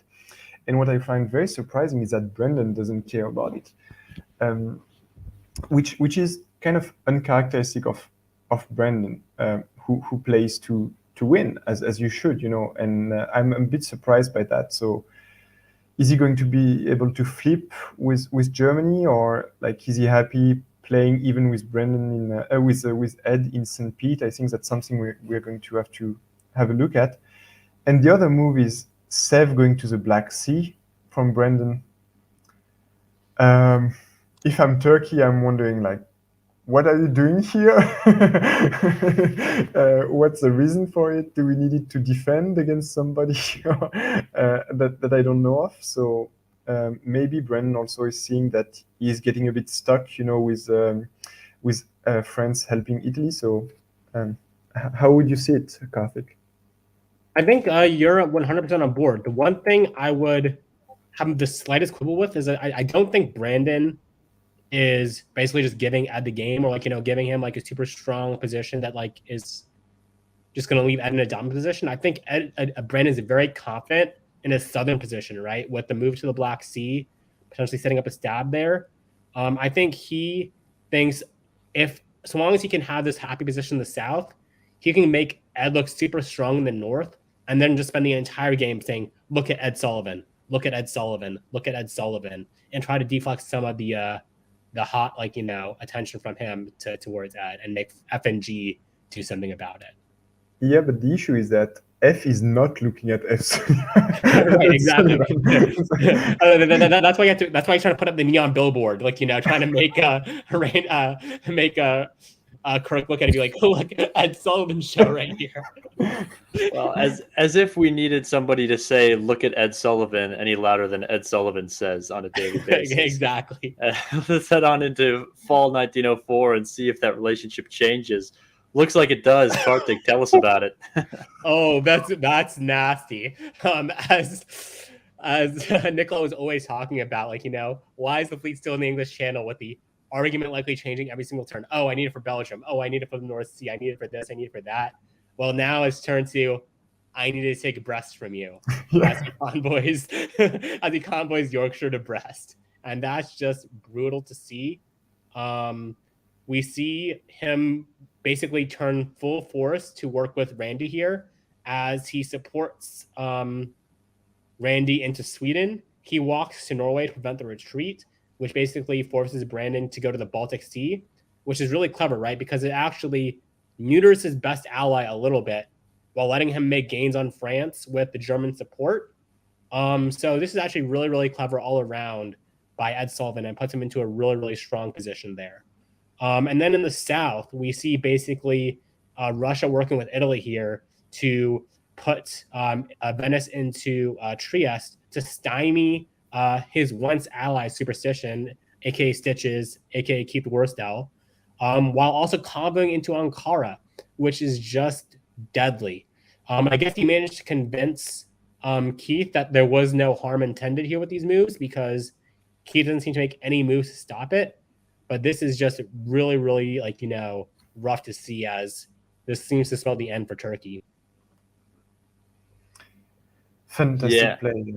Yeah. Both Ed and Brandon showing that they are not Care Bears at all. Very, very mean, stabby people. It's the top players in the world, you know, reminding us that they are the top players in the world. No surprise to see that level of play out of either of them. And we'll roll into the winter. Interesting strategic decisions to be made here. Brandon's going to plop his army into Warsaw, another fleet for Cameron. Makes sense. That's the one you can deploy the quickest as part of their new IR. And it's going to be Fleet Liverpool for Ed. That one writes itself, given what he just did in Brest. So spring 1904, the board starting to come together. Will we see a coherent pattern emerge and maintain itself? Nicolas Taillet, what do you see here in spring 1905? Ed Sullivan saying, well, fight among yourself. I'm going to take a few dots on myself in the south, basically. Like, honestly, like we mentioned, you know, strategic flexibility at the beginning, but here that's the perfect example of this. Like, Brandon able to switch his alliance at the exact right time to take advantage of it. And that's where he's a much more formidable player than I am. Basically, that he can convince somebody that he's in the Black Sea for for holidays, basically. and honestly, it's not against a Keith, you know. It's just that how great of a player Brennan is, to be fair. And same thing for Ed. And here, Ed is going to be sure to take Spain and Portugal, almost sure, basically, depending on what Italy does. And I think Italy is not adjusting quickly enough, though. I think as Italy here, I think you can switch with the IT potentially, and potentially try to go help France. Not sure what Cameron's goals are, but I think that may be what could lack him in a few turns. And, you know, Ed, that's... Thank you, Chris. That's... Ed also, the move that I really like is like the double bounce in Sweden. Basically saying, well, you're still my friend. Well, it doesn't cost you anything to do that. So that's a great friend to have. And yeah, else it's again the Ed Sullivan show. I think in the West is the main line here. Yeah. Good point on the self bounce in Sweden, Nicola. There are two ways to not take somebody's centers, right? One is by writing 0 orders, but that doesn't call enough attention to it. So write 2 orders and bounce over. That way they have to really focus on you not taking their center. Right. We'll move forward into the fall of 1905 as Ed continues to press his strategic flexibility. Karthik, take us through it. I mean, he's rolling. Oof. So I actually want to start in the South because something there important happened, which is something I was going to say just before we did the handover. I was like, I really wish last turn Italy and Turkey worked together to put the Italians in Budapest because that would have worked because Serbia was getting cut by the unit from Budapest, which cannot cut that support. So had that happened, I think IT would have been in a really good position to stymie Brandon and for them to work together. But this is the next best alternative with the Italians being put into Serbia. This is a great position for them to be in and to make sure that Brandon doesn't get too rich off of this whole debacle. At the same time, in the north, as predicted by Nicola, the Ed Sullivan show keeps on rolling as Ed takes Mid-Atlantic Ocean while trying to bring Cameron's fleets westward. So I think Kirk is making this defense that he needs to make here. Paris was going to guarantee be lost anyways, no matter what, if he couldn't flip Germany on side. And unfortunately, I think France and Germany ever getting back together again is a ship that has sailed for the two of them. That they really should be trying to get back together if they can. Yeah. Because as you see, Germany's wasting so many units, it could be best used, for other things, and same for France. So it's a shame.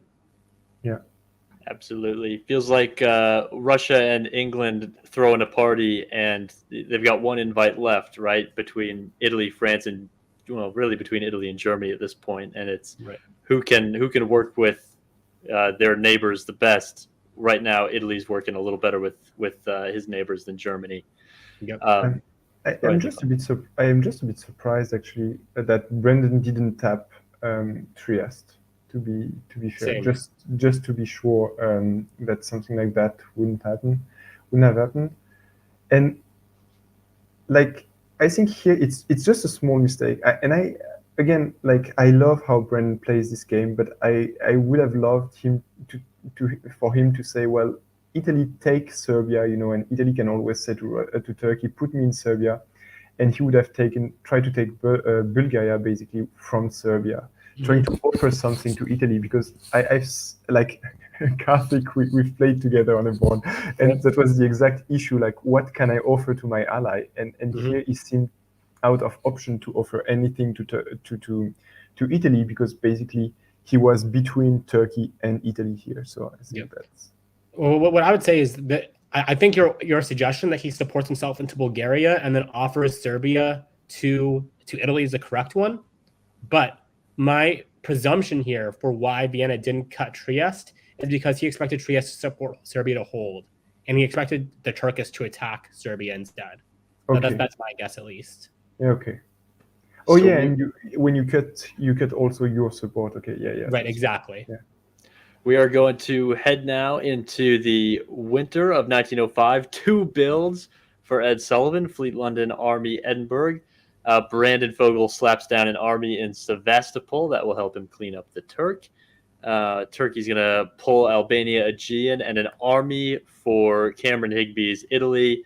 That's what you need at this point to keep Brandon honest. Quick question here. Do you think Ed stabs Germany this turn?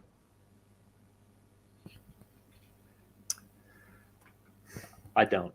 I think he tries to hammer his way into the Med first. What do you think, Nicola? Yeah, that was what I was going to say. I don't think there is any rush, because Brendan is showing no interest whatsoever to go in the north. Mm-hmm. And I think this board is not realizing, of course you have always emotions, flowing when you're playing diplomacy, so it's not completely rational here. But Brennan is not the danger, and for Brennan, Italy is not the danger. Like the danger is a guy called Ed Sullivan, who is no enemies and a good vassal state basically in Germany. And here, if they don't turn around very quickly, actually, Ed could get a very, very high result, I think, quite quickly. And we would hate to see that. Let's move into the spring of 1906 as Ed Sullivan does not attack Germany yet. And I don't remember which one of you two I left up on. Are we to Nicola here for the spring of 1906? I don't remember. Sure, let's have Nicola go. Okay. So yeah, Brennan and Italy are back on side now that Italy has gotten something, which was Serbia. Basically, they're happy to work with Russia, which makes more sense tactically because Russia can help in the north what Turkey can't, basically. Right.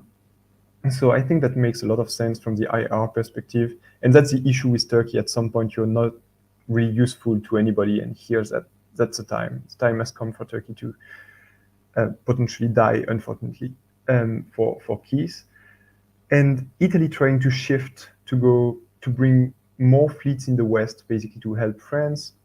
Germany taking the north, England taking the North Sea, so that goes in the direction of potentially thinking about taking a few dots from like a strategic realignment, as we have mentioned from the start, right? that goes in that direction, but it could also go in the direction of I need to send one army in St. Pete because Brennan is going to be the worry.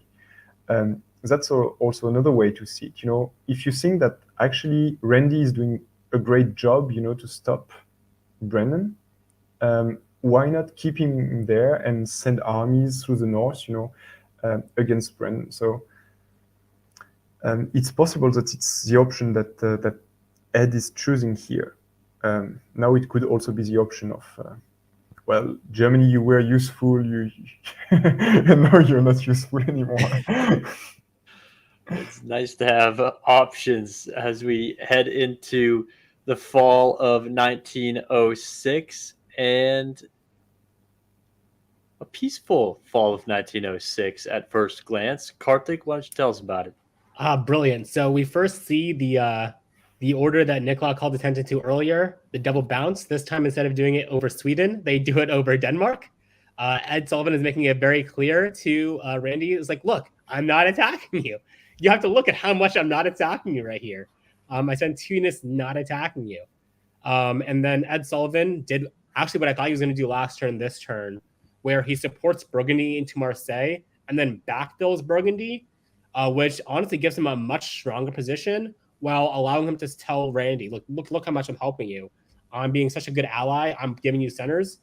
When this position is actually much stronger for Ed, and we'll see how it goes. But on the plus side, we leave Randy with a spot to build as Kiel goes to the Baltic Sea, allowing a unit to be placed down there, which is just fantastic. So good coordination from the EG. This is very much the Ed Sullivan show, and Ed Sullivan is looking very, very strong. In the south, we see Greece fall to the Italians as expected. We see Smyrna fall to the Russians as expected. And it's sayonara to Keith Worstel, a.k.a. Stitches, a.k.a. Superstition. Great seeing you play. Hopefully your next round goes better for you. I mean, incredible player. I'm sure it will. So, yeah, we now have RI versus EG with France barely alive. We'll see what happens here. Yeah, just a small thing. Like, I think really it's a bit of a loss of tempo from Ed not to send this army north. Which army? Yorkshire? The double bounce is cute, and it's like saying to your ally, I'm not going there. But now he's getting 2 builds. So Brennan is getting 2 builds. So I think he's able to take back St. Pete in the spring and to keep it in the fall, if I'm correct. No. Except if Germany sends its fleets in Finland and Bosnia, of course. But right, exactly. Right. So it's not necessarily guaranteed, but it does make it likely, yeah. Yeah, so, because as Germany, why would you send your fleets, completely opening yourself, giving your dots to Ed? Because at some point, he's going to try to take them, right? So on the board right now, we have this EG versus the IR, and I think zooming out onto the tournament at large, you have two slightly different battles, which is between England and Russia for who's going to get the most centers. They're both in the draw. And then between Italy and Germany for who's going to be the third party in this draw. And I think the answer to both of those questions are going to play a huge role in determining who wins DixieCon 2020. Go ahead, Karthik. Why are we assuming there is a third partner? We shouldn't assume. We just like to think enough of the top of the players involved that there will be. I also would say, like, if you're Kirk, you have had a good result, I think, before. Yeah. The last thing you want is to be excluded from that draw. So I think he's going to, like, if I were Kirk, like, even to the last unit, I would want to survive, right? So you're going to have a fascinating line here. And I guess for Randy, that's the same.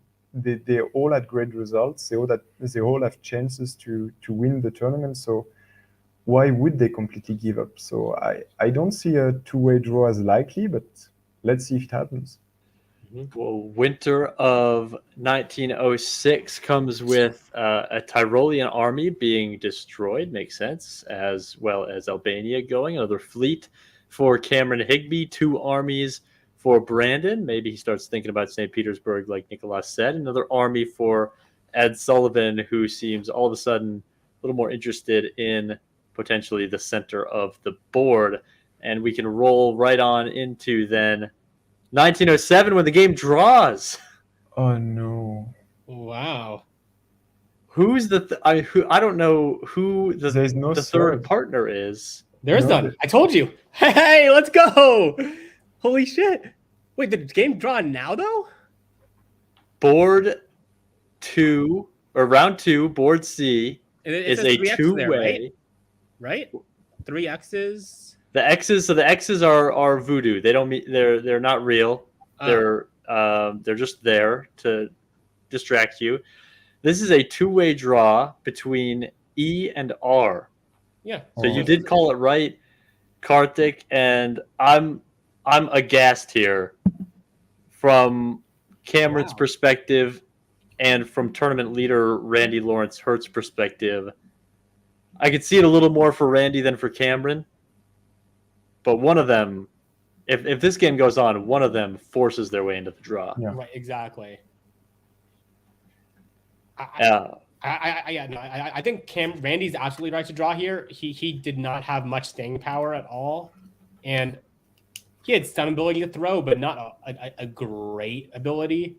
And it's very, very possible that I can string him along long enough to convince him, like, hey, like, I'm keeping you alive on this. I'm keeping you alive on this. I just need this many centers. I need this many centers. And then he guts him, which would be a very Ed Sullivan thing to do.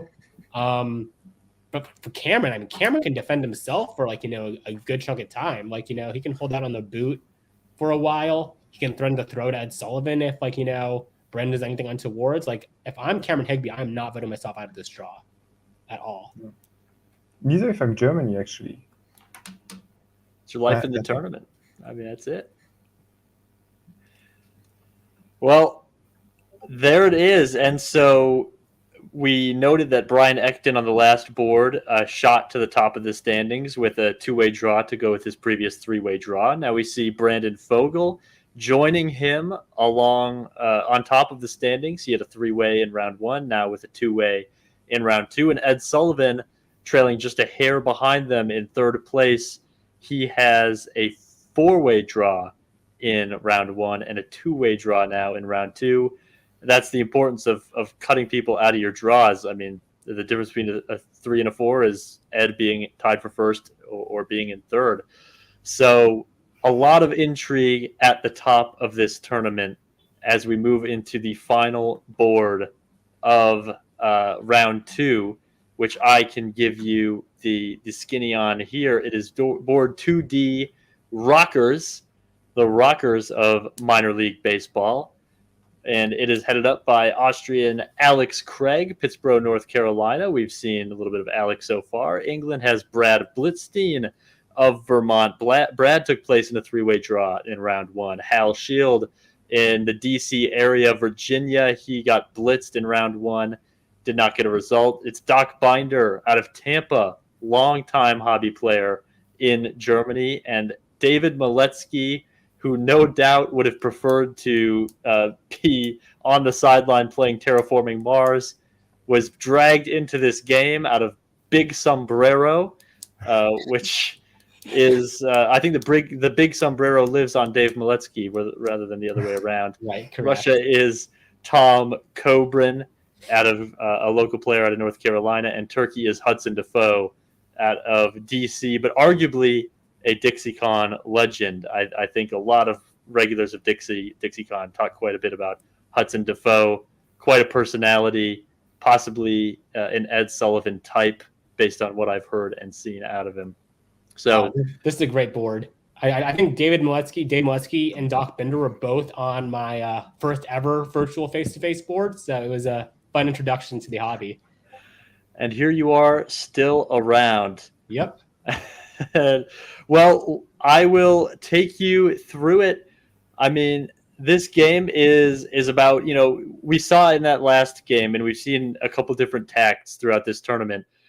Strategic flexibility, some might call that dynamic positioning, or just full-on diplomacy, take me at my word, trust building, right? Those are kind of the two different play styles, and they're going to clash in this game as we get into spring 1901.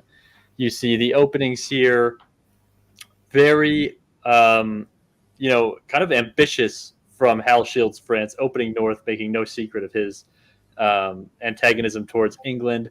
We've got a bouncing Galicia, Dave Maletsky moving Rome to Tuscany as only Dave Maletsky would, and in a Russia that is content to play in the south with a bounce in the black there. Spring of 1902 should give us a little context for those. I'm sorry, the fall of 1901. Let's not jump a year just yet. Fall of 1901 sees what looks like it might be a sea lion attack in the north. That's English Channel supporting Denmark into the North Sea, and to be a true sea lion, they would want Russia to build a fleet in St. Petersburg North Coast and join in. But Russia seems to have their hands full in the south as well, getting into Galicia, getting into Romania. A lot of bounces around Iberia. It looks like Alex Craig in Austria thought they had a Russian friend, but maybe does not.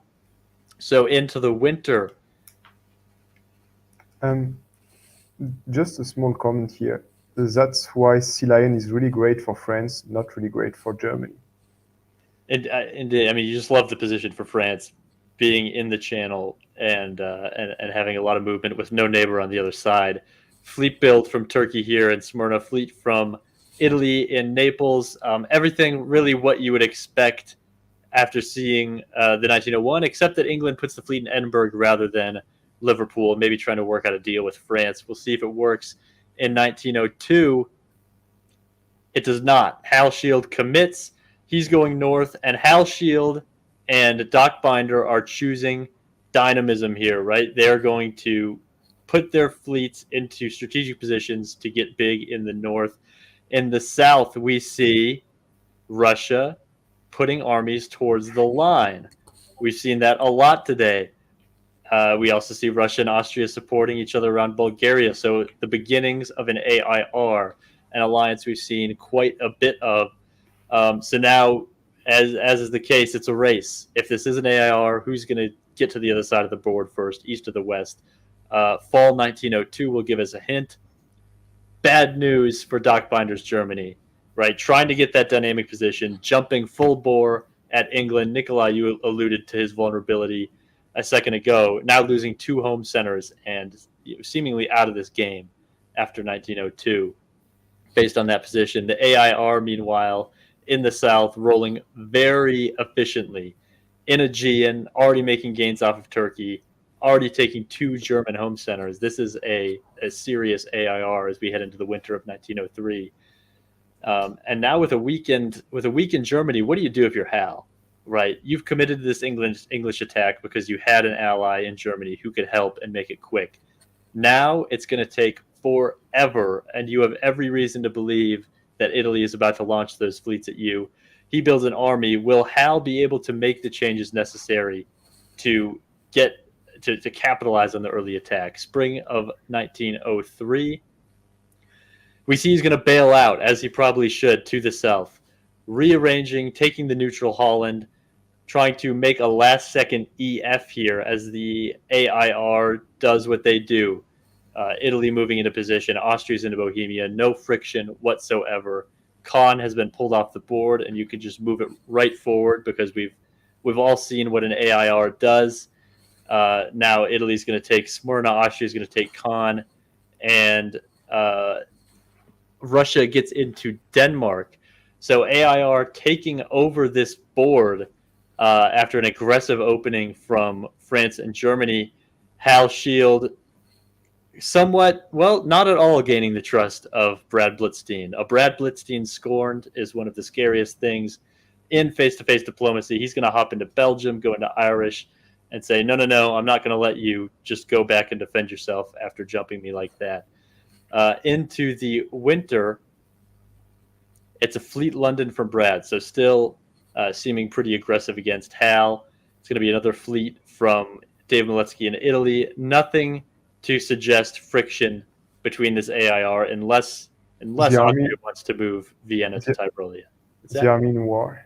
The Armenian War. That's a good point. That actually could be he's going to sell it as going to Sil, but it could go to Gal and open that right up. In an air, you would build the fleet in St. Pete, I guess, rather.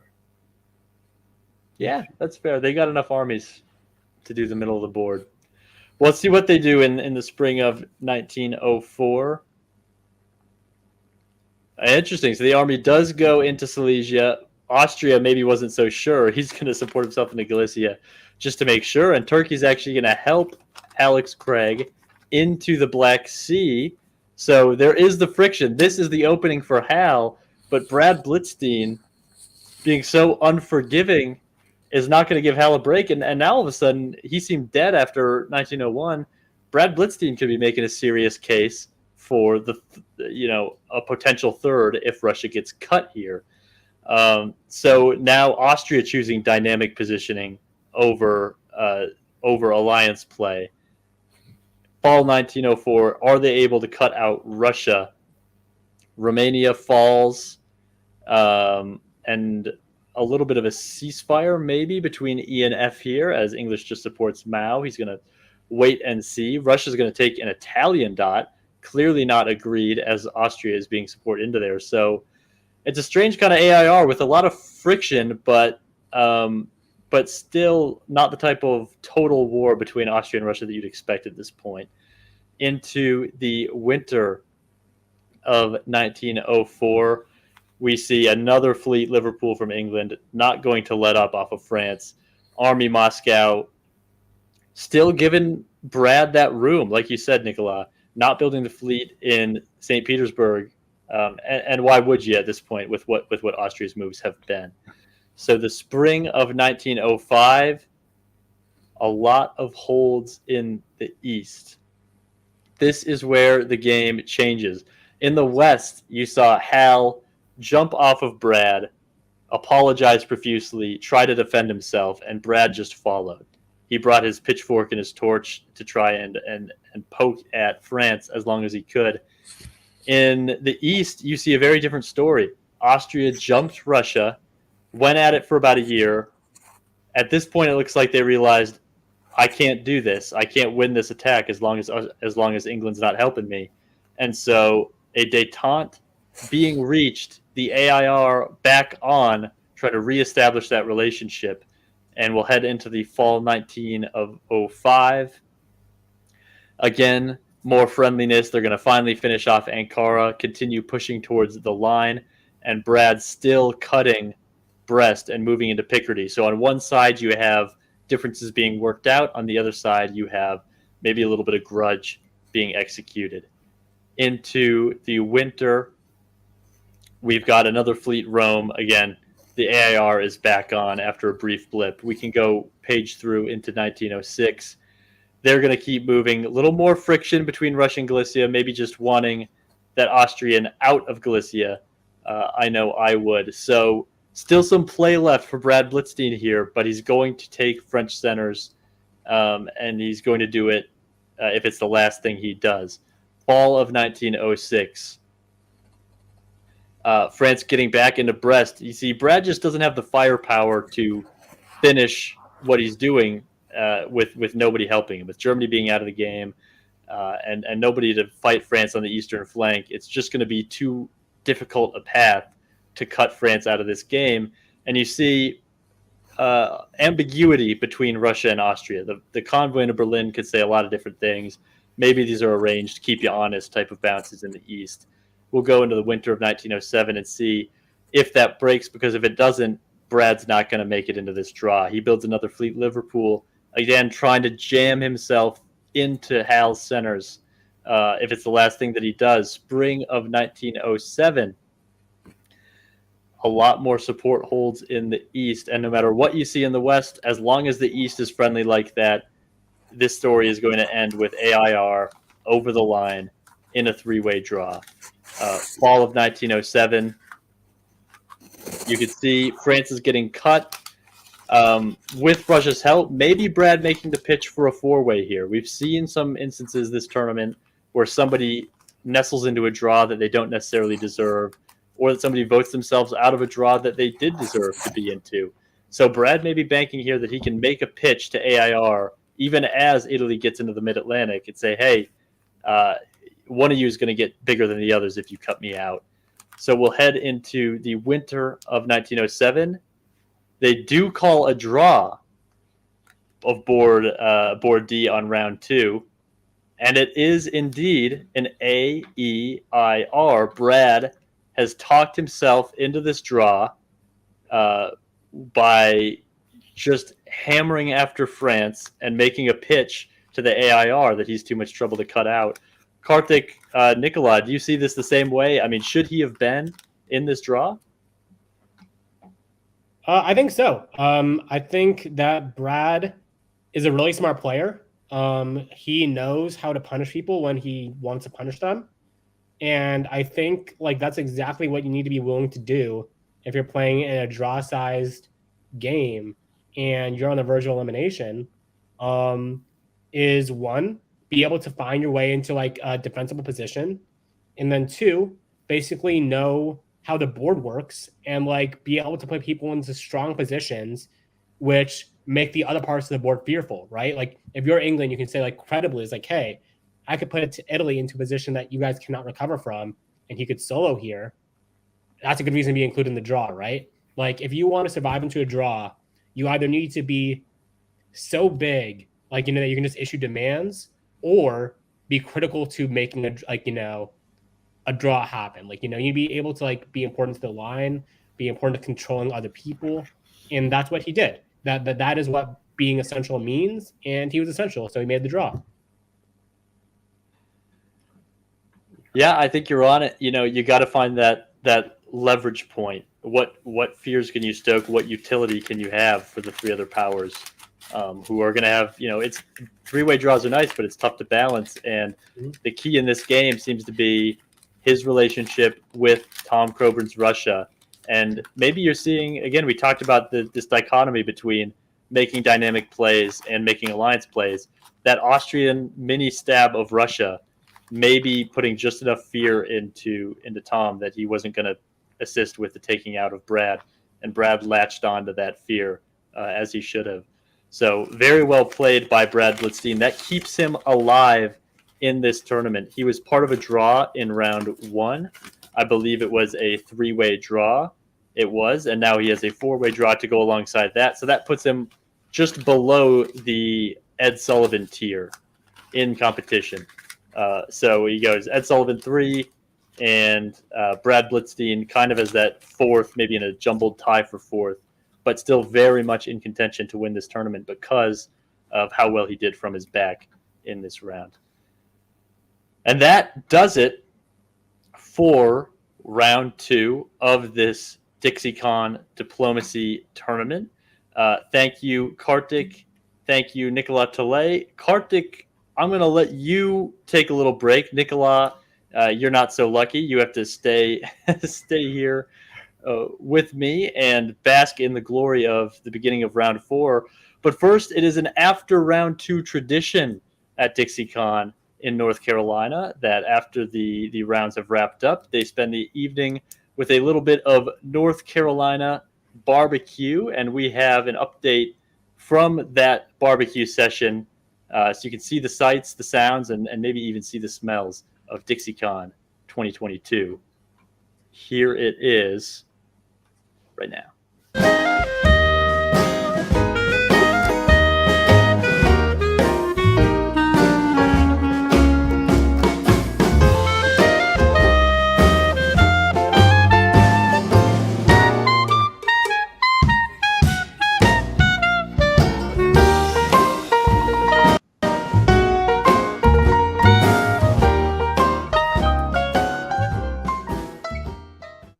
And we don't call it pulled pork. That's Yankee language. Get that out of your head.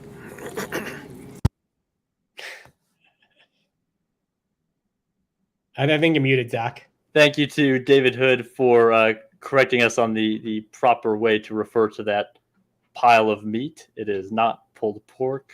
That's Yankee language, so says David Hood.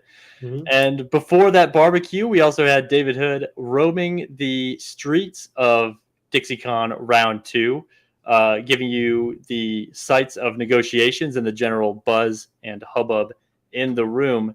So coming onto your screen now is David Hood watching the chaos that you just watched unfold live in person.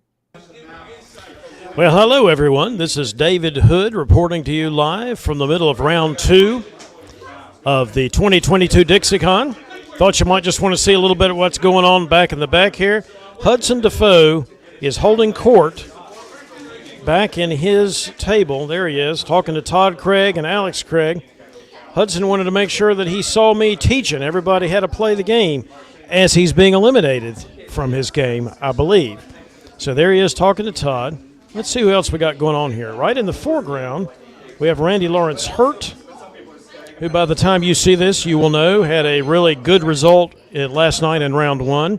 He's playing on the board with Superstition, or Stitches, depending on which term you want to use for him. Keith Worstel there in the back, a Nexus guy that many of you will know, sitting next to Ed Sullivan, another frequent denizen of the Let Nexus leagues. Also playing on that board is the back of Brandon Fogel's head, and a newer player from Missouri, Cameron Higbee, there in the sweater over the reddish shirt. So Ed's getting up here. Kirk Vaughn from Nashville, Tennessee, also playing on that board, had a really good result last night, which again you all will know that as well. Let's look at the middle board here. Peel back just a little bit so we can see what's going on. We've got longtime North Carolina player Steve Kohler there on the right in the blue shirt. Chris Barfield seated there right next to another North Carolina player. Steve Hogue there in the black shirt from Kentucky. We've got Ben Durfee from Georgia standing up with the patterned blue shirt there and the khaki pants. Lauren Lloyd from Scotland joining us this year, enjoying this board. And the one and only, Brian Ecton with the hip-hop shirt. Who knows what he's up to on this board, but you know it's going to be entertaining. Let's look at the backboard here and see who's playing. Hey, Brian Ecton, you realize we're taping, right? You probably know that we're taping. That's why you just did that. Thank you very much. Brian Ecton, ladies and gentlemen, he'll be here all week. Please tip your waitstaff. All right, let's look and see who's in the back here. That's Emmett Wainwright, one of our North Carolina players, sitting next to Jason Massbaum, who, let's see if you can get Massbaumed. There, now we've been Massbaumed on this video. We've got Ben Kelman gesticulating wildly with his hands, trying to convince Carl Ronenberg behind him of something, as well as the back of Greg Fairbanks' head, Greg Fairbanks being a longtime North Carolina diplomacy player there in the red shirt. Back to you guys in the studio. Well, it's the one and only Brian Ecton, but he's not the one and only leader of DixieCon 36. He's joined at the top of the standings by DBN's own Brandon Fogel and Karthik Conant. I was supposed to let you go. Yep. So I won't make you respond to that video. You can leave as I bring in our commentator for round 3. Board A will be joining Nicolas Tilley and myself. It is by Karthik. It is Tanya Gill. Tanya, I hope you enjoyed your break, and I hope you enjoyed round 2.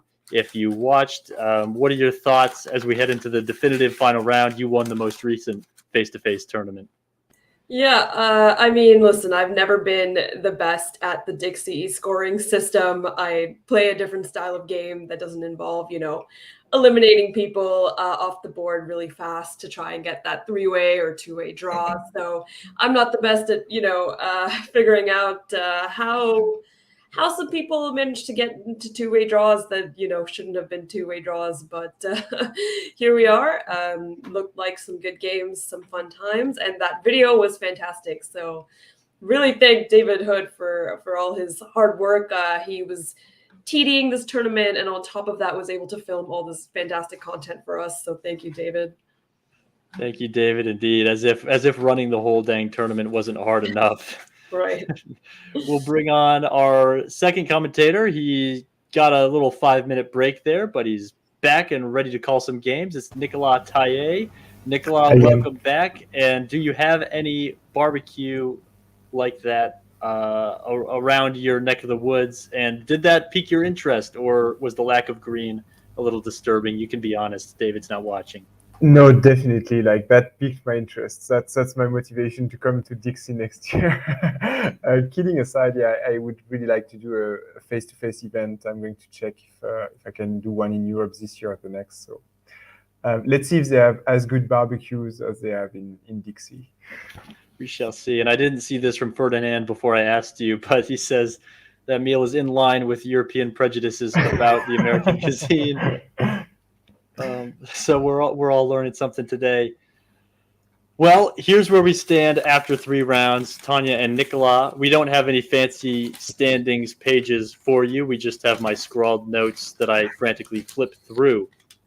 But on top of the standings, it's Brian Ecton and Brandon Fogel, kind of a little good cop, bad cop. Second, right behind them, it's Ed Sullivan.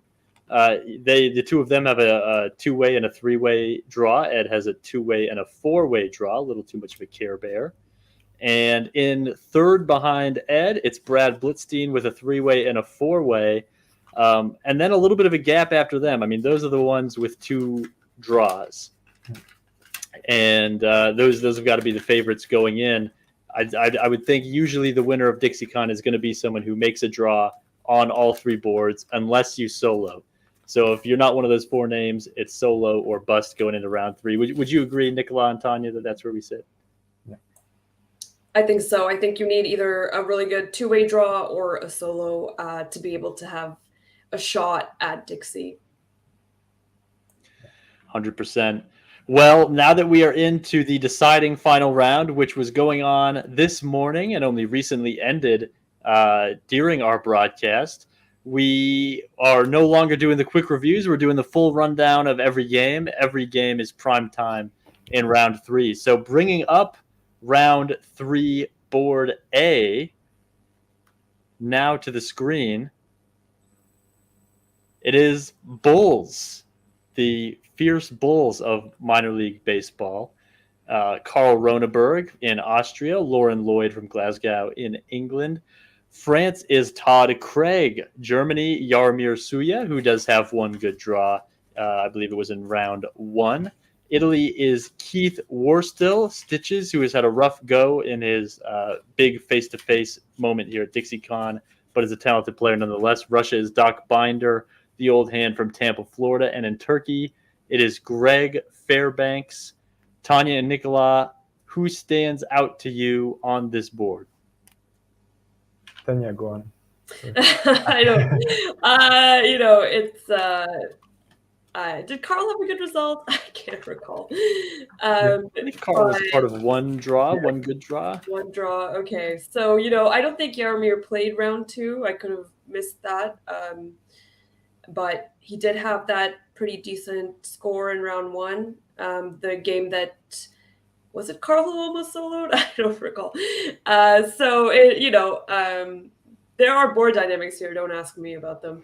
But it would be nice to have Doc Binder sort of get a good result. I think he's had kind of a rough tournament, and he hasn't really been around for a bit. I think a few of these players, Lauren voted herself out of a draw that I think she could have really pushed to stay in. So I'm hoping that this board will have some fun dynamics with some pushes that we haven't quite seen so far. And what is the time limit?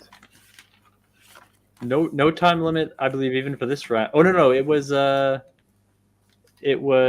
started at, I want to say, 8 or 9, and it went through. They had a random stop time between 3:30 and 5:30, and so that would be somewhere between 7 and 9 hours for this round. Good catch, Nicola. This is not a time unlimited round, as it is the Sunday round. And I should also say, Tanya, you called it when you mentioned Carl. He did have a good result. He actually had 2. I missed him in my rundown. That's why we have technology, I suppose. Carl has 2 3-way draws. So he is right in the Ed Sullivan tier in the third, fourth place of this tournament. So very much in contention with another 3-way here. That could be enough to win, depending on what happens with Brian and Brandon on other boards. The question I asked was, it gives you time for solo, like 9 hours of playing diplomacy. I think it gives you enough time for a solo. If you seem to have people, who genuinely don't really care about, like they vote themselves out of draws. So if you have a good relationship with them, why not imagine a solo? So maybe we can expect something like that. Certainly something to watch out for. Agree that round 3 is the round of differing motivations, and you want to find someone whose motivations align with your own. Without further ado, I think we'll head into round 3, board A. And Tanya, I will have you go on with the West. Nicola, I'll put you on the East. What do you see, Tanya, in the openings here, Spring 1901? Yeah, so I think the most shocking move here maybe is the Smyrna to Armenia. So we've got kind of an aggressive opening from Greg in Turkey there. Hopefully not an early, elimination for Doc by 1903 again. So we'll see there. Doc does open north, so want to play up there as well. Other than that, fairly standard. Todd gets into Burgundy, no contest there. And Keith goes up to Tyrolia, but follows up Roman to Venice. So I don't know whether that means Keith wants to fight Carl. We've seen that not go so well for AI when they try and do that. But hey, with Smyrna and Armenia, you never know what the alliances are. But there is no bounce in Gal, so there's good trust between AR. So maybe we'll see some AR versus IT, which could be a bit fun. All right, and I think you're right to lock in on that AR over there. No bounce in Gal. That's something that comes in and out of style. I always like to see a true AR. It can be very pretty to see when it's executed correctly. And Nicola, how about I just give you the entirety of Fall 19 and 01, and we'll just one thing I want to mention for the spring. Just one last thing is, like, the opening from Keith. It's like the evil Keith has come. He met Brendan Fogel, and Brendan destroyed his heart of Care Bear, and now he wants to avenge himself on Carl.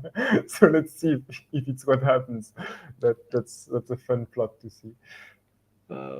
Brandon Fogel, a bad influence, as always. Fall 1901. Interesting execution. Nicola, how does that change your view? No, actually, that's a very. So I'm going to take the comments, but let's see if it pays off. Like, Italy being brought into Munich by France, usually it doesn't pay off for Italy most of the time, because it's too far away from their region of interest, I would say. But it seems that Italy and Austria want to play a very solid alliance game, because I don't think the support to Romania from Austria is really genuine. If you see that they're backfilling Bulgaria. So I think there's a lot of lying on this board. That must be really what's happening here. Now the AI seems strong. France seems anti-German. It's really interesting because Belgium was open for them. So I'm not sure why you would potentially like handicap your neighbor without taking a dot for yourself here, but that's very interesting. And in the north, Doc saying, well, I want to have a huge play in the north, so I'm going to Finland and have a possibility to have really an impact there. But I think it's going to be a very dynamic board, and that could be a very interesting one. Like Tanya, I'm not sure how do you see these moves?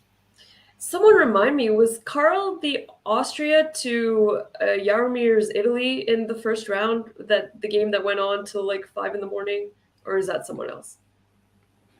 Let me check. Why? No, Carl was a Germany in a different round one game. Okay.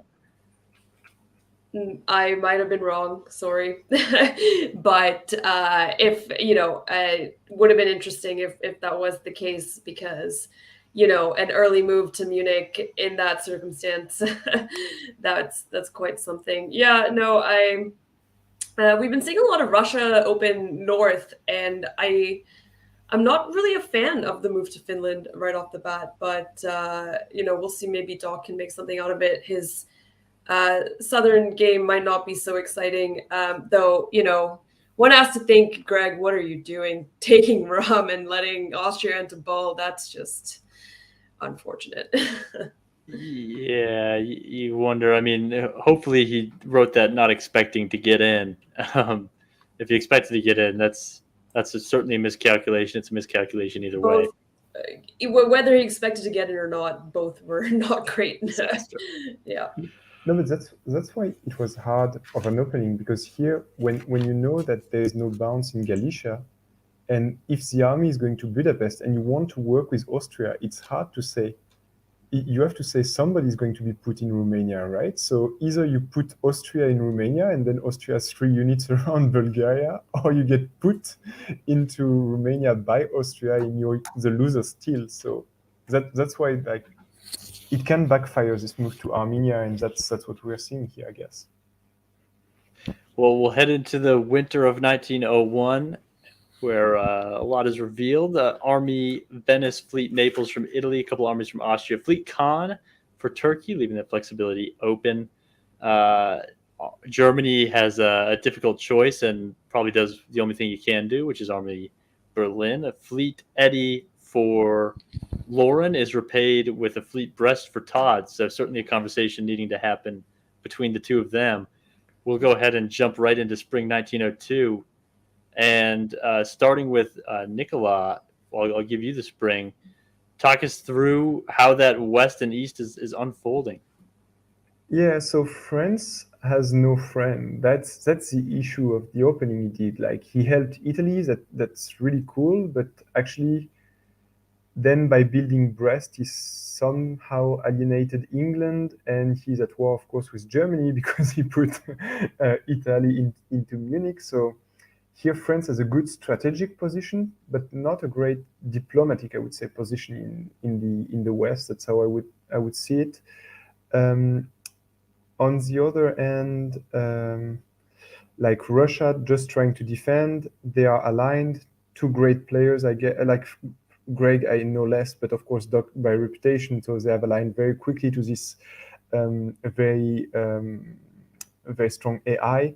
But that's the issue, what we mentioned in 01. They seem very uncoordinated. So AI are allied, but they are not really working together. Like the Italian player is advancing into Germany, and now only the fleets are coming in the Med. So maybe a bit of a slow conquest against the AR, and let's see if Germany can bounce back, because now they could lose Berlin, but they could lose nothing. So let's see what happens. Fall of 1902, and quite a non-traditional game in the center of the board. Tanya, talk us through what's going on. Yeah, I thought maybe for a second that Army in Silesia might, help Austria out rather than going for German centers. But Keith has his eye on Jaromir, so gets into Berlin, which is pretty exciting for Italy, I think, in 1902 to own Munich and Berlin. But hey, it's working. If Todd really is getting Keith to help out in the West, then, I don't think Todd's in the worst position. It's totally doable as France. It's very defensible. So if you can, outmaneuver them, and Germany's down to four, I guess, picks up Belgium so good. But three centers, four centers, not too much play. I don't think Italy holds Munich and Berlin the entire game, but it's kind of exciting to see it right now. Other than that, finally the AI and the RT are getting into positions that they should have probably been in already in the spring. So it is a bit of a delayed movement here, but it's happening in terms of who's going to have the advantage. Really, Greece is in the Aegean, Ionians in the Eastern Med. It's going to be hard for Greg to hold everything. So we'll sort of see how that goes. But Moscow is going into Warsaw, so Galicia will fall. It'll be a fun battle. Let's see if anyone stabs someone or the dynamics switch in any way, or if they're going to just sort of fight it out. Meanwhile, Doc gets into Norway. So Lauren losing Norway, choosing to disband instead of retreating into Finland in, I guess it's a fall turn. She's going to have to knock something out anyway. Why not just do that and hope that, I don't know, maybe get some goodwill from Doc there. But it's, if you're France and England's on 3 and Germany's on 4 with losing 2 home supply centers, I think it's a pretty good position. So, if Todd can keep pushing, this is pretty good, especially since he's getting into the English Channel and, can probably hold that for a while. Could it be that it was arranged with Doc, like the taking of Norway, basically saying to England, it's no use to you anyway. There's a triple building like every game since the beginning of the tournament, but this time the triple is France, Italy, Austria, and now let's bind together, Turkey, Russia, England, Germany to try to fight that off. You see this as a possibility? I don't know. Yeah, it's possible. But why would I just think if that's the deal, then I would want that army in Norway instead of the fleet, and I would want that fleet to not, maybe do something else if I'm England. But I guess maybe it might not even matter. This is often the case. You talk through it all day, and it might not end up mattering. Winter of 1902, as we see if what will the board's reaction to this AI be? Another fleet from Italy, another army from Trieste. A little bit dangerous there if you're Italy. Army, the only place Doc Binder can put it in Russia. Might as well jump right on into the spring of 1902. And Tanya, some changes on this board. Tell us about it. Yeah, so let's look at the middle for a second here. So as mentioned previously, it's very that those Italian units weren't going to be in Berlin and Munich forever. So Jaromir does manage to take Berlin back, which good for him. Loses Belgium, retreats back to Holland. It's just not a good position. I think he'll possibly be able to turtle up, and if Doc is not attacking him, which seems to be the case, then he'll be able to sort of hold it together for a bit there. And yeah, I think Nicola, you were right that Norway to North must be arranged. There's no reason for Doc not to be helping England and Germany out here in the North against that alliance that you had mentioned previously. So we do see, weirdly enough, and I don't really get why, maybe this was like a failure in just No, I don't get it. I don't understand why Mao goes to the West Med. Why would you give up your position? What are you going to do in the West Med? You're support holding Munich, so why randomly try and, I don't know, take Tunis or just walk out? You could have held, English, which would have been better. It's the spring. There's no reason to immediately take Belgium. It's the moves from France seem to be somewhat subpar to me. Walking out of the Mid-Atlantic when you have an English army in the North Atlantic is a little insane. It's a little insane. So that, I don't know, Nicola, what do you think?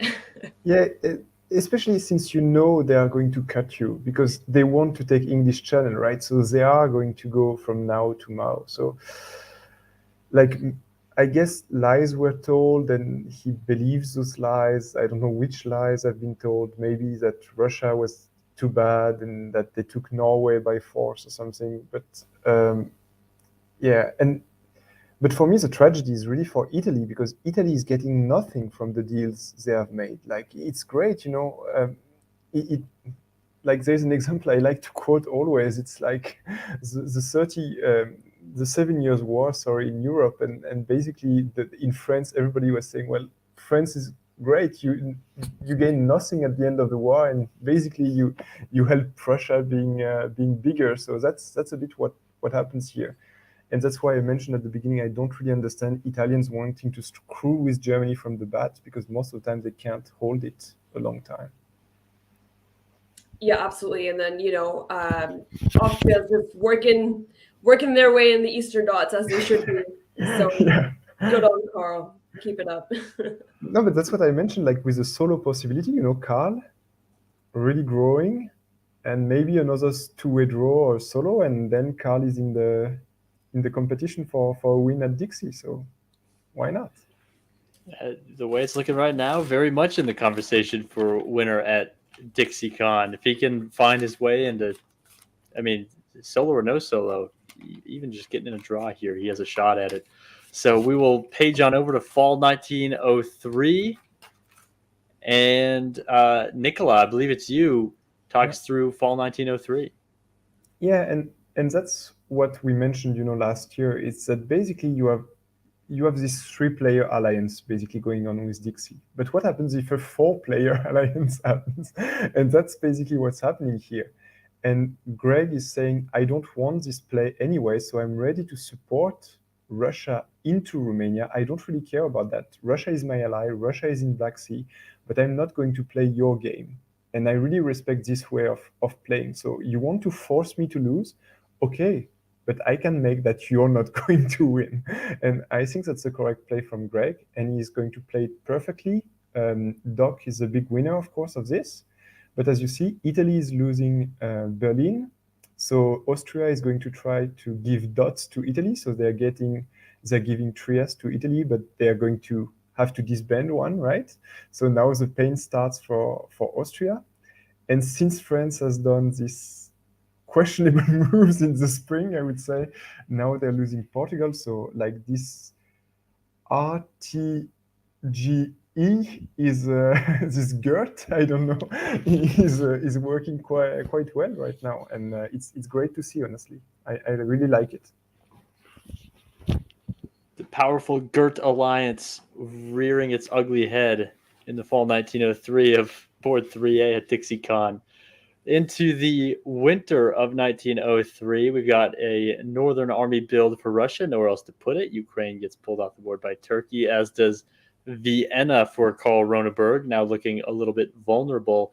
And a Fleet Liverpool for Todd Craig, for Lauren Lloyd over in France. She has a nice little offensive position over France and an EG that might be able to stand the test of time here.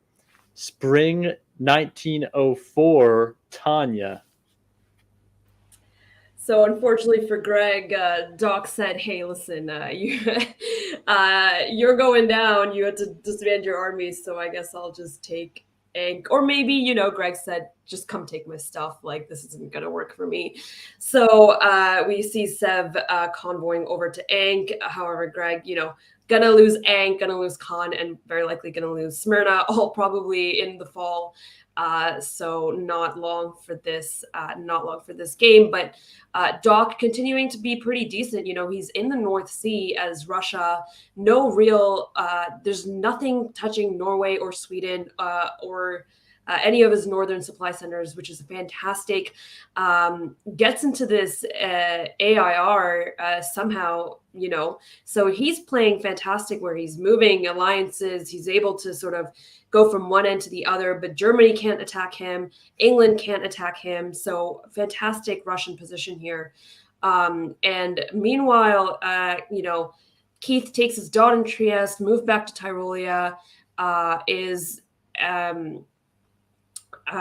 moving into the west, and then in Tunis to NAF. So really, it's now turning into sort of an Eastern alliance, and then really the West has just sort of lost out on this game, I think. And whether they'll now be able to work together, I think will be important to dictate how this game goes. Yeah, I mean, very meaningful what happened in the East with that flip by Doc Binder, who really seems in control of this game, as does the East as a whole. Fall 1904 now. We see any funny business, Nicolas Tillet? Yeah, I'm very surprised of Germany being non-aggressive in the center. I think like in the spring, they could have tapped Silesia, from Warsaw. They could have tried to retake Munich. And here being too static is not going to pay off. And Austria is going to recon that. Austria is going to try to take more dots. And I think really there is one hungry player on this board, and this hungry player is Karl. Like, he knows he has a shot and he's going to take it.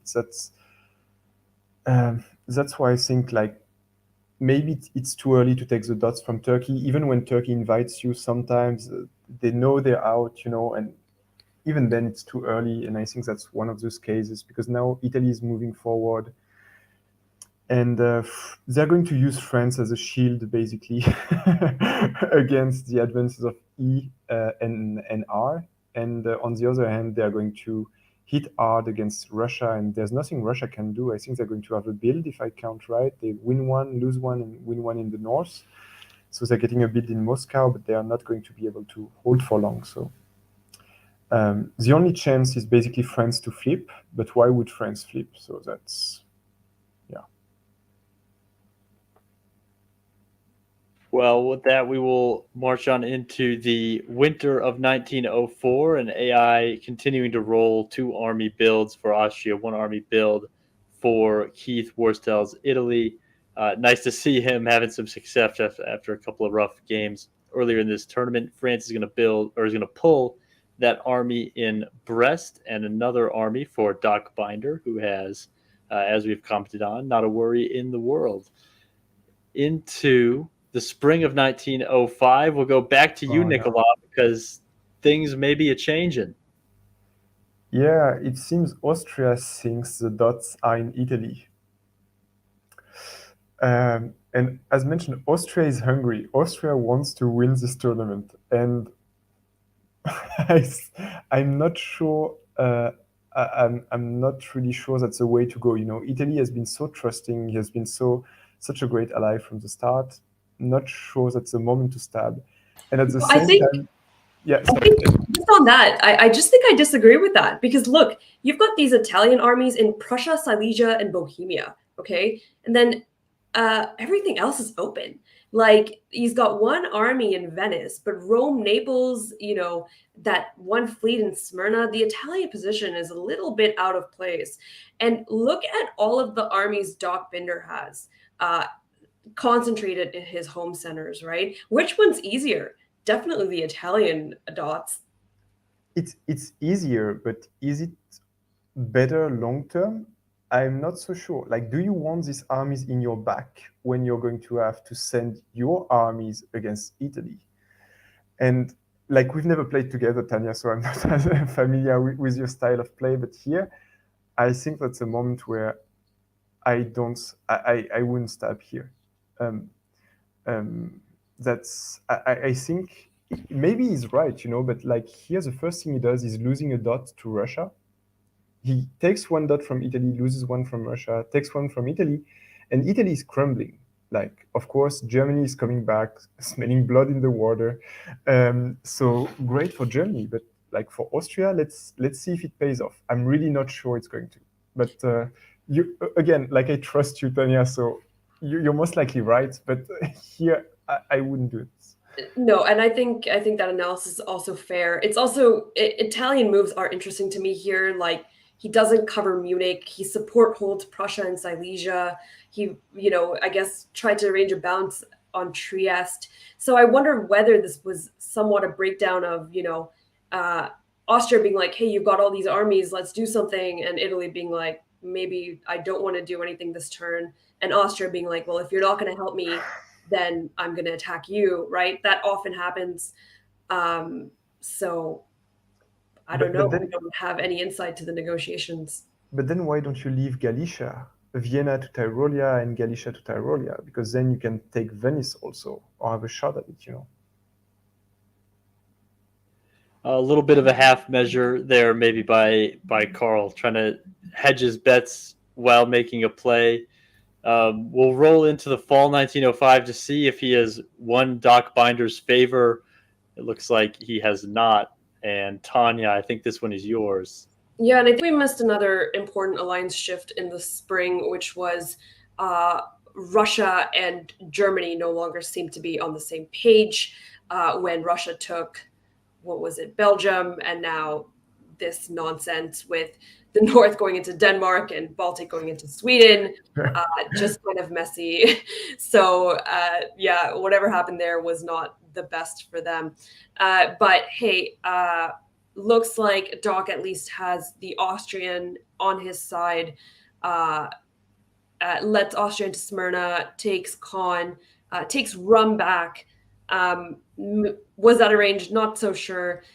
Not that, Karl could have held it, but chose to cover Greece instead. And for whatever reason, tap Caen, maybe not to lose Smyrna. So don't know exactly what their situation is. Probably won't know fully until 1906, but Doc, once again, in a pretty decent position here, but loses Belgium, and I can't count centers, and I'm not going to bother right now, so who cares?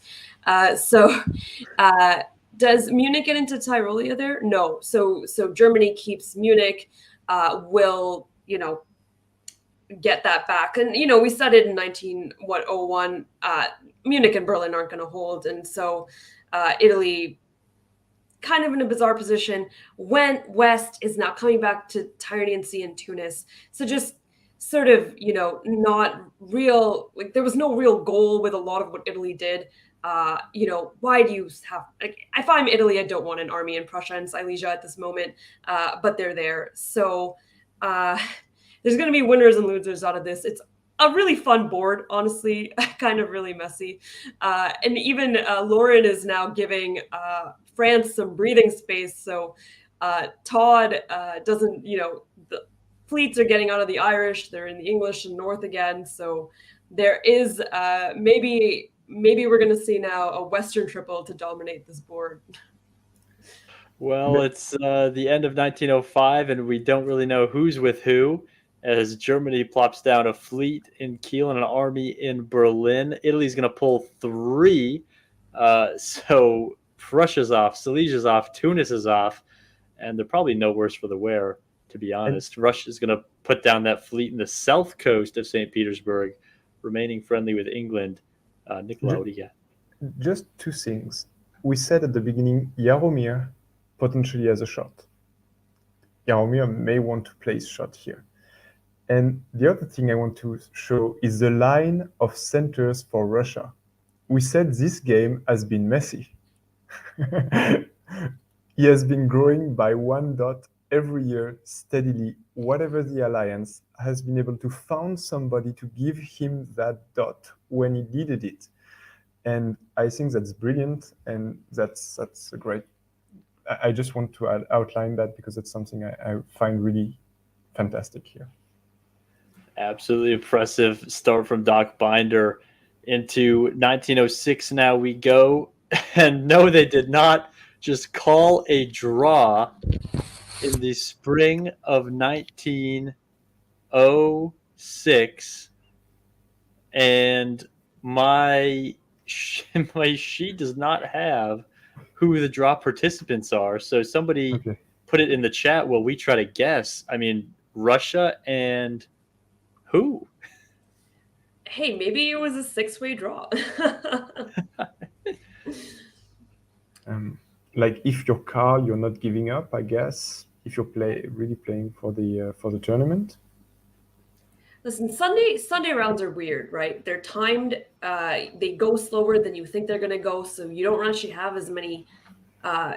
Maybe it's like 1 p.m. at this point, and none of them can win the tournament. So there's no real incentive to continue grinding if you only had like 2 decent but mediocre results, and you see on the other boards that someone else might be doing a lot better. So there are a lot of different incentives as to why a game would draw like this on a Sunday.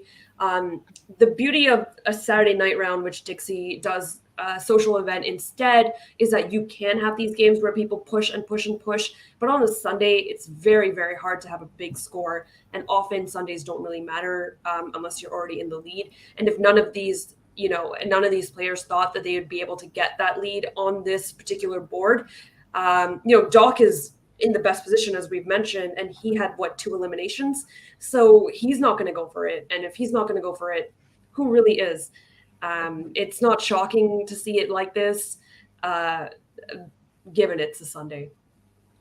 Well, but then if you're Carl and you still believe in your chances, you want to reduce that draw, right? You want it to be a 2 or 3-way draw to have this shot at winning the tournament. In a 1906 in this state, I think it's going to be really hard to find a 2-way draw. It'll take quite a few years to get there, and very likely you might still not win the tournament. Yeah, definitely. But like again, I've never played face to face, but I'm a bit puzzled. If you want to play the win, play the win. It's maybe they have lost hope because of something. Maybe the other boards. About the other boards, what's happening on another board or something like that. And I definitely think that my favorite is Brendan Fogel, so I'm not going to comment his game, of course, but pretty like you have Bren and Ed with very good results. So maybe, the other boards were going faster or somebody else had a great results. I don't know. It just seems weird, not to push for it when you can win. Like Tanya, I've seen you win top boards and you're pushing for it. Like you're going for it. Yeah, but sometimes at a Sunday of a tournament with a scoring system that just incentivizes 3-way draws, it might not be worth it. Yeah, maybe. Well, we do have word that is a 6-way draw. Nobody voting themselves out. So everybody happy to go play other games and grab a beer with each other in Chapel Hill, North Carolina. I think, yeah, maybe the only one in the running in a meaningful way there was Carl, and 6-way draw. If everybody above him doesn't make the draw, might be just enough. So maybe he calculated that was his best chance, or maybe he calculated that he had no chance and would rather dip out anyway.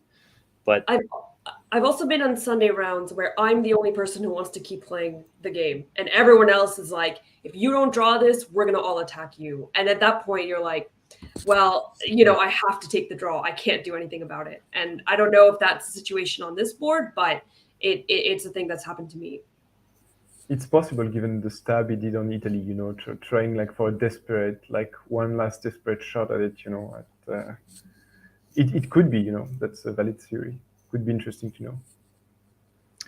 Well, that's round 3, board A of DixieCon 2022. Probably a board which did not include the winner of this tournament. So we will advance now to round 3, board B, and see if we do have a winner waiting for us on this board. And while I do that, I will give you, Nicolas Taillet, a break and, in fact, a reprieve for the rest of the night. Thank you so much for joining us here on Gameday Live and lending us your wisdom. Have a good night. Any last words before I kick you to the curb? No, thanks for the invite, and go, Brandon, go. Go, Brandon, go. That's quite enough out of you, Nicolas. And joining us now to replace Nicolas Taillet is Chris Brand, who has been working diligently behind the scenes to show us these board positions throughout the day. He's also a former world champion, a member of Diplomacy's Canadian club alongside you, Tanya Gill. Your country has been dominating the broadcast today between the two of you and Sahu Gay. Chris Brand, welcome to the stream. Thank you. And what are your thoughts on the first 2 1/4 rounds of DixieCon 2022? Yeah, definitely been some interesting games to watch, and it's always fascinating to see how these games end because, there's people who vote themselves out of draws for reasons that, strange reasons. Either they're convinced that they're not going to survive anyway, or they want to go to the bar, or who knows. Yeah, there's all sorts of reasons why you might do that. But that's what the game's about. In this game, it's about diplomacy, right? If you can talk someone into voting themselves out of a draw that there's no reason they should have voted themselves out of, then good for you. You get that better result. So it's always fascinating to see it, but you can't always see it from the board. You're on mute, Zach. 100%. There's always so much that we don't see from the bird's eye view of the board, and a lot of very human emotions and motivations getting intertwined with the game. Well, I think we're ready now for board B of round 3, and I will bring it onto the screen right about now. Just kidding. There it is. Brad Blitzstein in Austria. He is very much in contention for this tournament. You can see in 7th place right now based on his centers and draws. Chris Barfield in England. I've seen a little bit of him. Cameron Higby in France jumped up to 12th after a nice round 2 result. Peter Jurgen played England in round 1. I don't believe I've heard from him since. Emmett Mainwright out of Raleigh is Italy. Russia is Tim Richardson, a longtime player out of DC who is making his Dixie. I believe this is the first round he's playing in of this tournament. He's probably been off to the side playing other games and being a part of the convention. And in Turkey, Ed Sullivan, very much in contention to win this tournament going into round 3 board B, Wood Ducks. Tanya, Chris, I'd say we have at least 2 potential Dixie champions on this board in Brad and Ed. What are you looking for in this game? I don't know, but I would pay a lot to just listen to the negotiation between Tim Richardson and Ed. I really want to see how that dynamic plays out and whether they'd get along. Very interesting personalities, both of them. So, yeah, I mean, there are a few people on this board that are really, really good players, and we haven't seen like a big result from them quite yet. I mean, Peter being one of them. And it says Tim's in 29th place, so he must have played one other round, maybe. I'm not sure. It'll be a fun board. We'll see if Ed goes for a big result here. Yeah, there's a lot of players sort of on the cusp, right? That sort of 12, 14, 16 is players who, if they get the right result here, they're up in that top few. So it'll be interesting to see whether they're inclined to absolutely just go, all out to try and get that top result. And you've got Brad and Ed in Austria and Turkey. So are they gonna? Does that automatically mean they fight, or are they better off like just working together right from the start and saying let's get that draw, make sure we're both in it, and see how it plays out at the end? I could see Ed and Brad working well together. See them working together, but I think this will be a different type of working together than Ed Sullivan's used to. I think Ed can convince a lot of players to just move their pieces away from him. He will not convince Brad Blitzstein to just move his pieces away from him. I promise you that. So without further ado, let's go ahead and hop into spring 1901. And Chris Brand. Don't look. No, hang on. That's me Chris trying to do too many things at once. Chris Brand, you go ahead and start out spring 1901. Okay. Let's see. Bouncing Black, Bouncing Galicia, Venice to Trieste with Rome to Apulia. So that's presumably arranged. Burgundy completely empty. English Channel completely empty. So nice for France when you can have nobody coming anywhere near you right at the start. Yeah, nothing very exciting at all here. I mean, some indication of an AI, but everything else is very open and unclear. All right, we'll head into the fall of 1901 and kick it over to Tanya.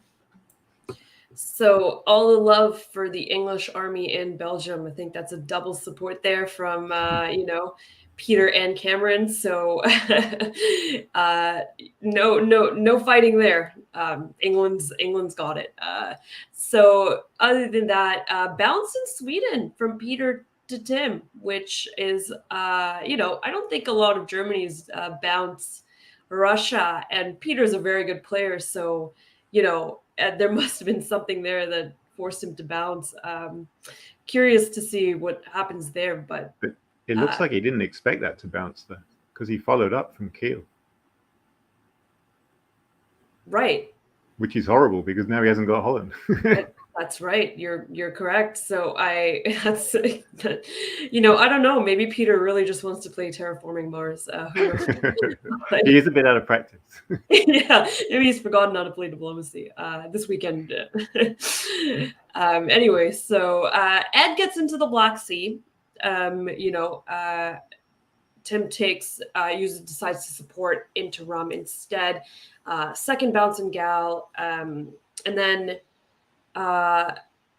so we've got an AI here, and probably will force an RT if there wasn't one already. Other than that, I think that's about it. Well, it may be a forced RT. We're going to find out shortly. Into the winter of 1901, a fairly neutral build from Tim Richardson in Russia, Fleet Smyrna out of Ed, Fleet Naples from Italy, and double armies for Cameron Higby's France. So it may indeed be an early trip to the Terraforming Mars table for German player Peter Jürgen, except that maybe that English fleet in London offers him a glimmer of hope. We'll go ahead and race right into the spring of 1902 and kick it back to Tanya to untangle this for us. Yeah, so that English army that got all the love decided not to do much but hang out. But Cameron forces himself into Burgundy, but Peter does get into Holland and he gets into Baltic. So presumably, if this is, and it looks like an EG, with that army going into Norway, Peter could be on a nice 7 at the end of this, or 6, I should say. So that's good.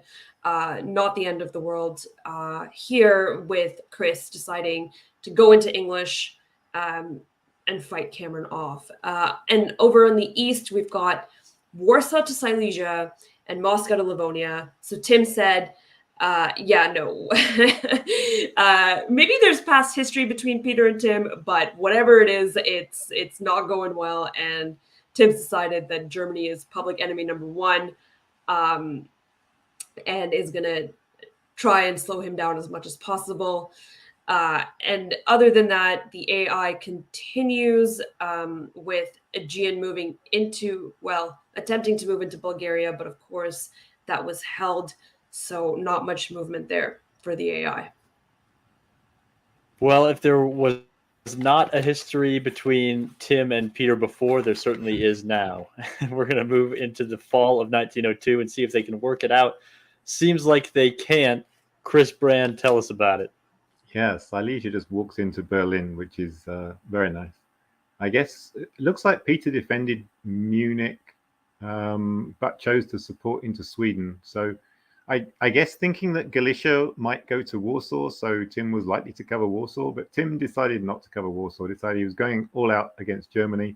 And if Galicia goes to Warsaw, so be it. And indeed, that's what happened.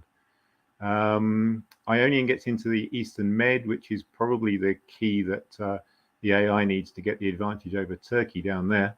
And that army that made it into Norway is now back out of Norway again and convoyed down into Holland.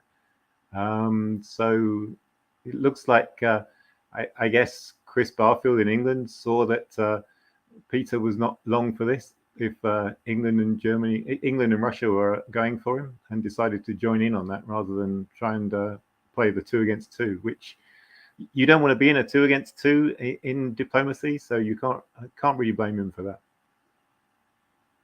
Well, it's a roundabout way to a pretty nice position for that EF, having armies in Belgium, Holland, and now Burgundy, plus a little Russian flank on the other side.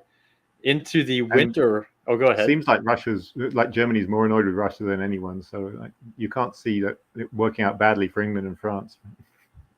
No, this is a dream start for Chris and Cameron, guys who have had up and down tournaments so far. This game has been nothing but up through 2 years.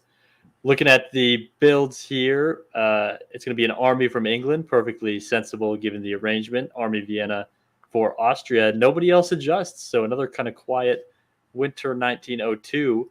We'll jump into the fall, and we'll go back to you, Chris Brand. The spring, yes. So France makes it into Munich, with Germany not even trying to fight that. Germany instead, as I said, Germany's decided that Russia is the person to fight, so tries to get into Berlin, doesn't worry about defending Munich, but doesn't actually make it into Berlin. So that's kind of the worst of all worlds there. That new English army gets to go into Norway. Usually you would think of that as anti-Russian, but maybe that's going to Sweden. We'll see. Mid-Atlantic comes down to Western Med is interesting. Italy's not going to be happy with that, but that might have been something that England insisted on. Although England's still in the Channel, so if I'm France, I'm probably not moving that down while England's in the Channel. But that would be something I would agree to do at the same time you move out of the Channel, because you don't want one there and not the other. At the same time, that Italian fleet that made it from Ionian to Eastern Med to break Turkey has decided that that's not the thing to do and has come back again. So maybe they saw the French coming. I guess the fact that Tunis is still neutral is the big deal there. Maybe people have decided Tunis shouldn't actually sit there as neutral, and both France and Italy have decided now is the time to go for it. The AI, there is some movement, mostly that Serbia falls to Russia, which is somewhat surprising. Trieste didn't support Serbia, is that right? Yeah, so that looks like a mistake. Italy not doing his part in holding up the AI there, and that's going to hurt them. Although, I imagine Brad wants to sort of, give Italy a little talking to after these moves. Yeah, for sure. But you don't expect much, but just one support is all you need, right? Or cutting Bulgaria instead of randomly attacking Khan for no reason, right? But Austria's still got the advantage against Russia, so it's not terrible for Austria. It's retreated to Albania. It looks like it should fall back to Austria in the fall. So I don't think that's terrible, but it's certainly not something they wanted to have happen. Indeed, a good catch that is likely forcible again in the fall. Certainly a loss of pace for AI that did not need to happen, especially now as Italy is going to have to turn around just to save his own life here.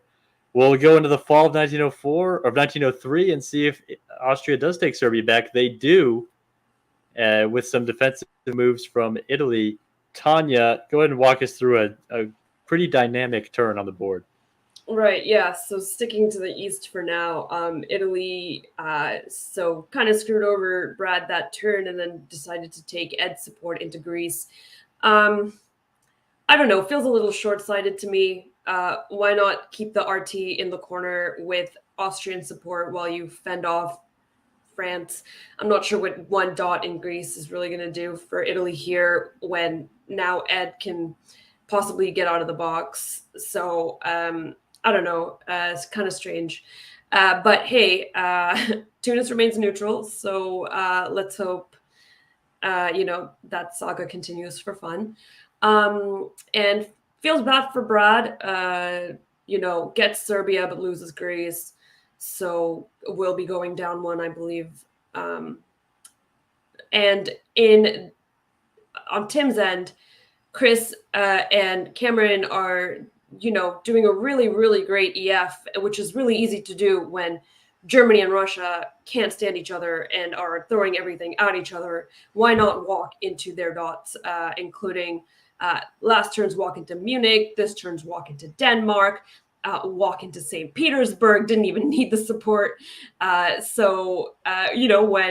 Sweden, who you're taking dots off of Germany, is willing to cut Bothnia for you, that's fantastic. So EF should really be in this draw, whatever it ends up looking like, because Peter and Tim apparently forgot how to play diplomacy in their 3-year break thanks to COVID. Maybe Peter and Tim both wanted to play Terraforming Mars together, and so this is actually an alliance between them, just for a different game. It's very possible. Well, that is a very dynamic fall of 1903, and another great one for England and France. Winter is coming, and some decisions on the board. Army, fleet for England, fleet in Marseille for France. Those two don't look like they're breaking up anytime soon. Italy gets a fleet down in Rome, which is nice, but better go get on your knees and beg Austria for forgiveness about Greece if that's going to do you any good. Tim Richardson continues to go the wrong way, and Ed Sullivan just staying alive in that corner. You don't want Ed Sullivan alive in a corner for too long. Spring 1904. Yeah, I think I quite like the. I was trying to decide whether I agreed with Tanya about the Italian taking Greece. I mean, being able to build that fleet is going to keep Italy in the game for quite a while. Whereas if they hadn't done that, I think France was going to make fairly short work of them. So it might have been that they didn't have much choice there, that they needed a build, and the only place they could get it from was Italy, was Austria rather. So it remains to be seen how Austria reacts, of course. Fair, yeah. Possibly some way to work that out with Austria, and it's in both their best interests.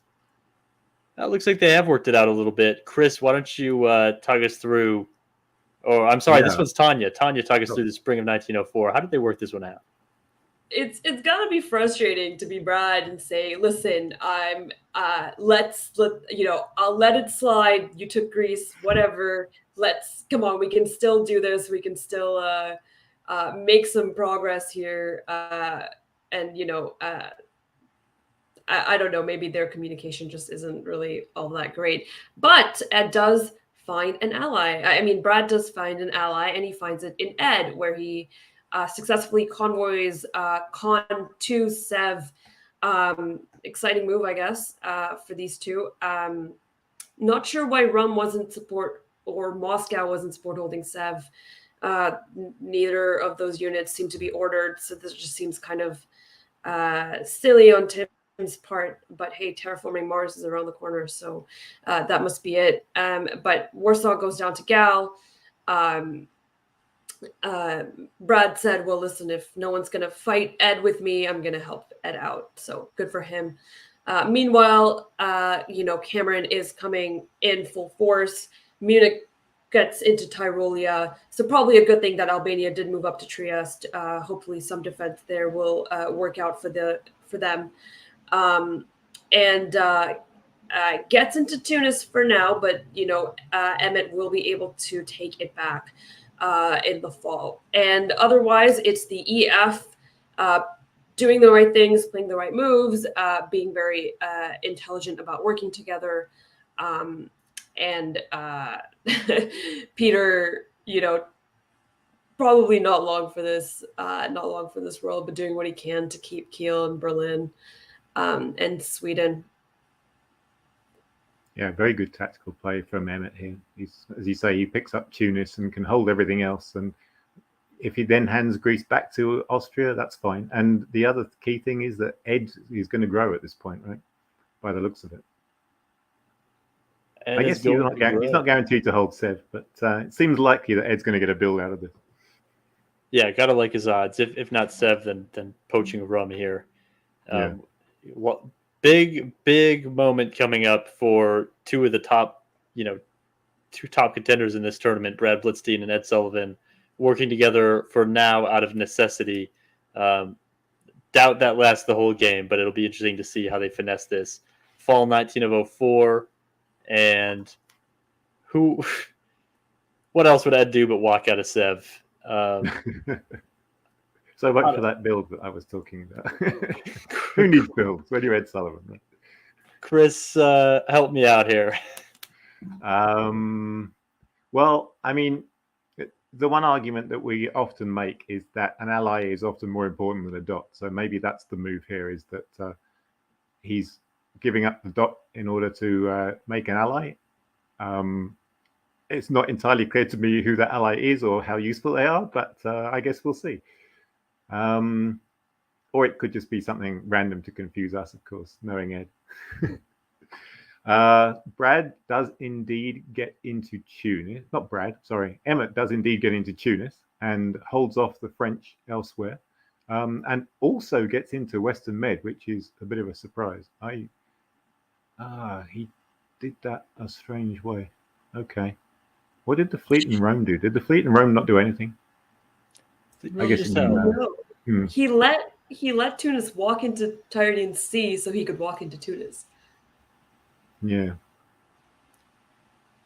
Nifty moves, considering a build coming in Naples. Yeah, I guess so. And I mean, that puts him in Western Med, which is nice place to be. So yeah. But then he's got Ionian open. I don't know. I can see him having to invite that Turkish fleet into the Ionian, which is not something you ever really want to do in the big picture. We'll see, I guess. Is also sort of, why did you build the fleet in Rome instead of Naples to begin with? What benefit did that even give you? Yeah. Meanwhile, EF still seems to be going strong, although they're pretty much doing their own thing now. Like France is going after the Italian dots, and England is concentrating on those German dots. And does pick up another one in. Oh no, that's a trade, is it? Kiel for Denmark, or is Denmark German? Kiel for Denmark is a trade, so they're both gonna stay level. But here. Still, the position is nicer with Berlin now free for the taking whenever. So I think that's still an advantage to England. But the EF has lost a lot of momentum here. They seem to be really rolling to start with, and it's definitely slowed down a lot. Still, they're well ahead of everyone else, so it's not a bad position to be in. Well, the winter of 1904 coming to us now. Italy is going to drop down that fleet in Ionian. Still some tricky maneuvering they're going to need to defend themselves. Army and Sev gifted to Tim Richardson by Ed, and no adjustments anywhere else. So we can jump right into the spring of 1905. And just about every arrow is black. Chris, what is going on? Like this is a late breaking RT, I guess. And Eastern Med does indeed go to Ionian, probably invited by Italy because he was a unit short, basically. Does kick France out of the Tyrrhenian, but France was leaving anyway. The French fleet was going back. Why is that? I'm not sure. I guess worried about what the Italian fleet in Western Med was going to do, which it went out to the Mid-Atlantic, which is also not where you want an Italian fleet if you're France. So the tide has really turned down here. That taking Greece for Emmett has worked out really well for him. He's managed to, now he's got the advantage over France, and France is on the defensive down there. And we've also, France has other problems because that fleet North Sea to English Channel and army down into Wales, that's not friendly EF sort of moves. Those are, I want some French dots sort of moves.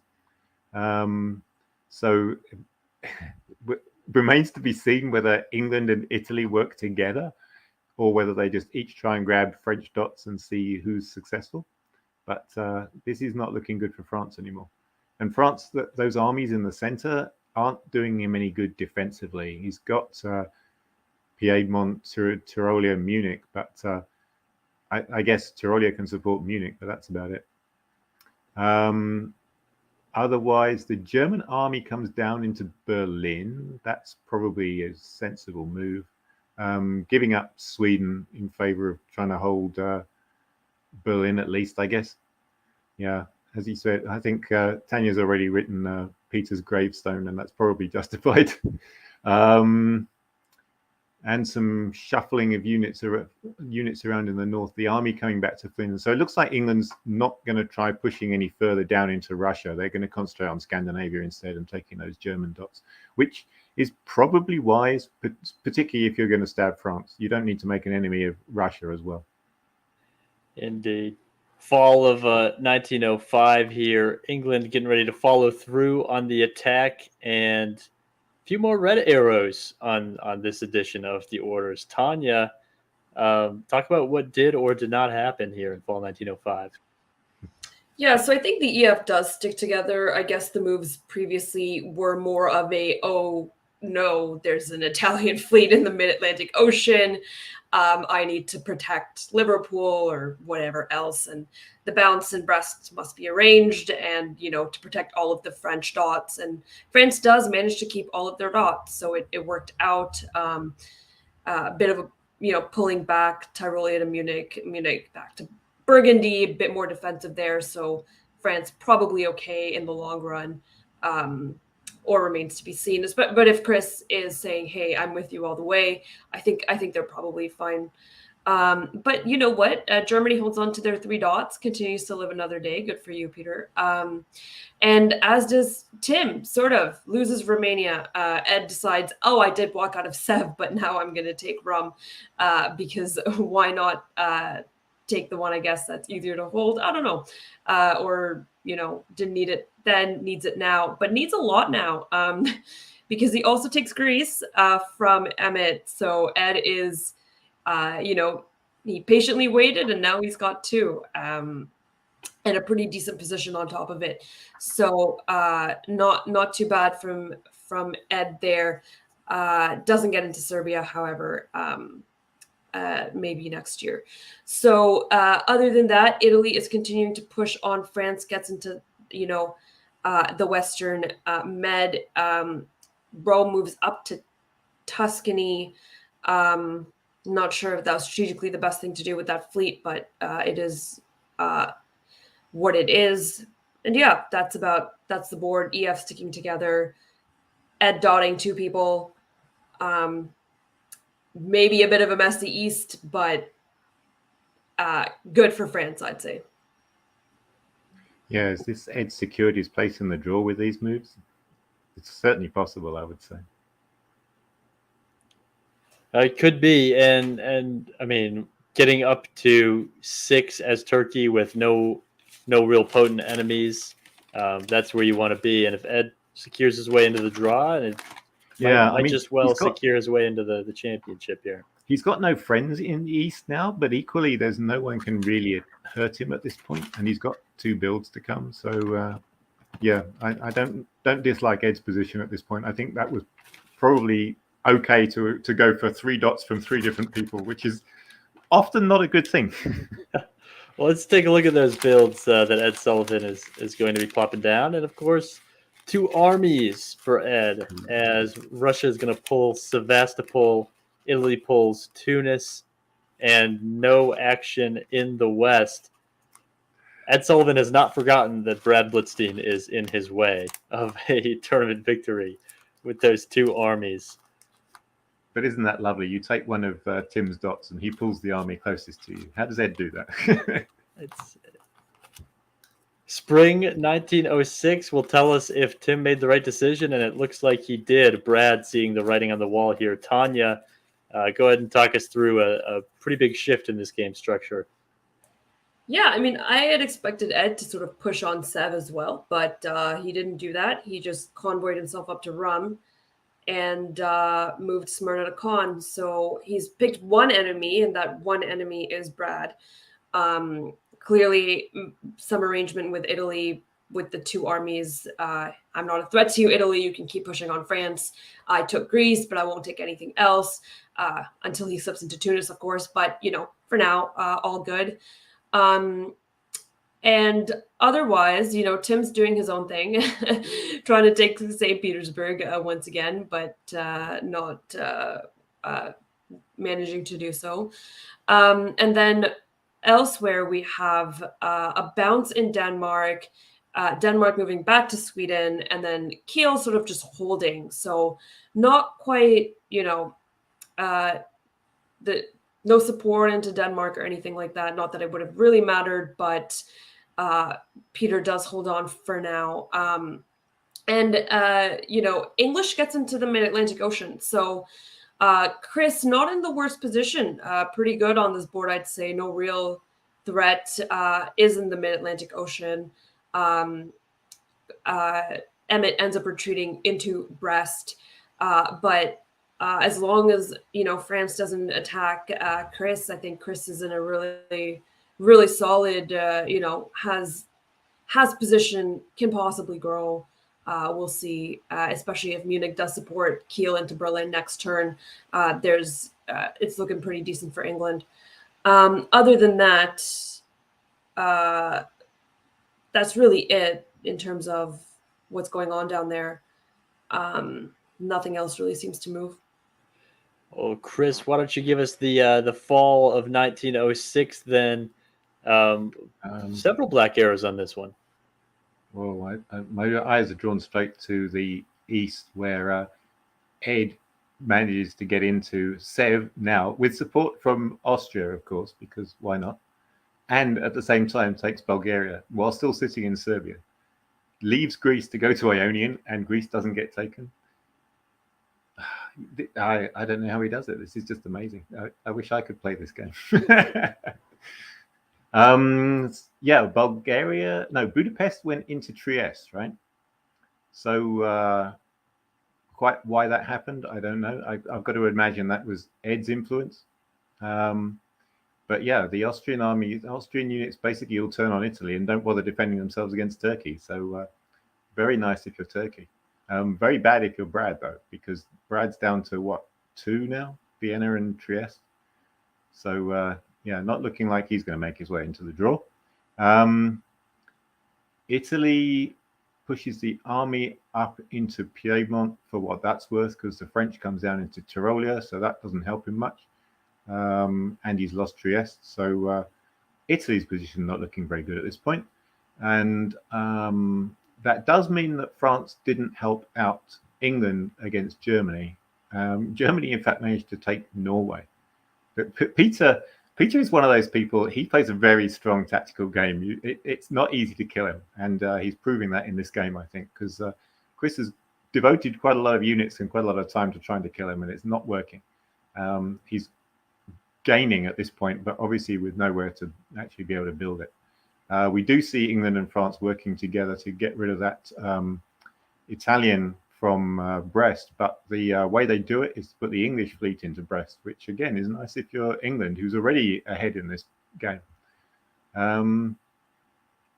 So some weird alliancey things going on in the east, and the England in particular gaining from it, I think. Oh, I guess England doesn't end up gaining because he lost Norway.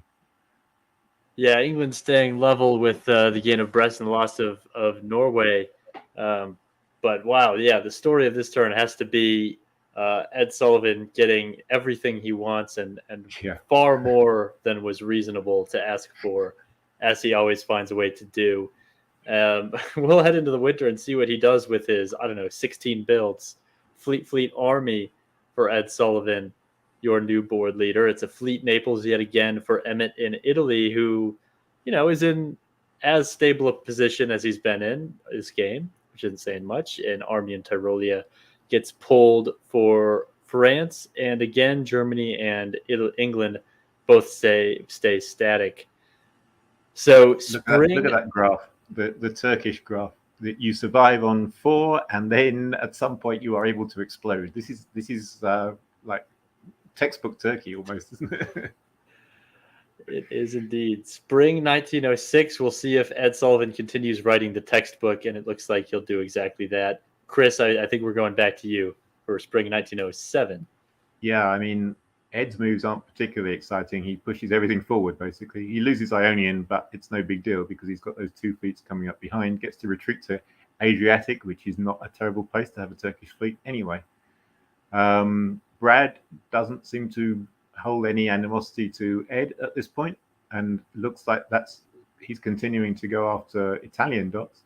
I don't know what happened between Italy and Austria. It'll be fascinating to know why Brad decided to do that. It all comes back to that taking Greece in that one turn. You think it's that? He seemed to have forgiven that, but maybe it could be that.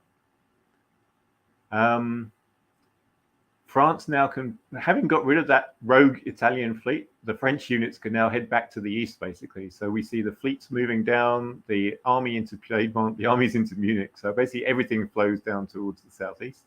And similarly, those English units are no longer required over there, so they can head back to North Atlantic and North Sea. How does the English-German war go? Looks like England pulls a little bit ahead there. How did he get into Norway? What did Norway? Oh, Norway went to Sweden. He supported with Norway Finland went too. to Sweden. I guess because of Finland. Yeah, that's reason. Mm-hmm. Yeah, so Chris getting maybe the upper hand, but it's spring. We'll see. Well, we might as well check out the fall of 1907 and see who does have the upper hand, and kick it back to Tanya. Some back and forth there. And really, this should have happened to Peter like 2 game years ago, but instead, England took 3 units and moved them to take down 1 Italian fleet. And you got to wonder whether that was the right use of the resources back then. Might have been better to take Germany out and then build to then get rid of that 1 Italian fleet rather than moving 3 back. Either way, they're here now. They're managing to do it. So Denmark is it didn't get into Denmark because Kiel was cut. So Denmark's safe for now, but Norway and Sweden are done. So Peter will be down to 2. At the same time, Tim does take back St. Petersburg, loses Warsaw, but takes back St. Petersburg. So he'll continue to remain on 2. And Chris supports himself into Mid-Atlantic Ocean for whatever reason. So maybe decides now might be the time to try and get more of those French dots. Can't understand why he would support otherwise. So this time when France goes east, France is going to be helping Italy, not lose all their dots to Turkey and to Austria. So supports Turkey in Venice, follows west into Tyrrhenian Sea and the Gulf of Lion, and is gonna try and prop Italy up against those Turkish fleets that are coming this way. So Italy does manage to hold on to Venice for now, and is still in the Ionian. So overall, not a bad turn. Ed does go up 1. He gets Warsaw and is looking still in a pretty good position despite the French fleets coming down. Yeah, you have to wonder at this point if they're talking about an England-Turkey 2-way, right? It's on the table. Right. You look around for a third and you see maybe Italy finesses their way in. Hard to see anybody else scraping into that draw. We'll take a look at the winter of 1907 now. Another fleet for Ed Sullivan, and another fleet gets pulled by the German player. Fleet London on the board for England. So that's more bad news for the French player, and we'll likely see that being deployed to the west as we turn to the spring of 1908. I was wrong. Tanya, tell me about what's going on. Wow. Chris got cold feet, obviously. Decides better to just take that unit in Denmark and shuffle things around a bit more. You've got to wonder why Cameron's just okay with Chris hanging out in the Mid-Atlantic and moving to English and I don't know. I don't know what their dynamic is, but if I was France, I'd be pulling stuff back or making some more demands. What does Munich do? Does it support into Kiel, Berlin to Kiel?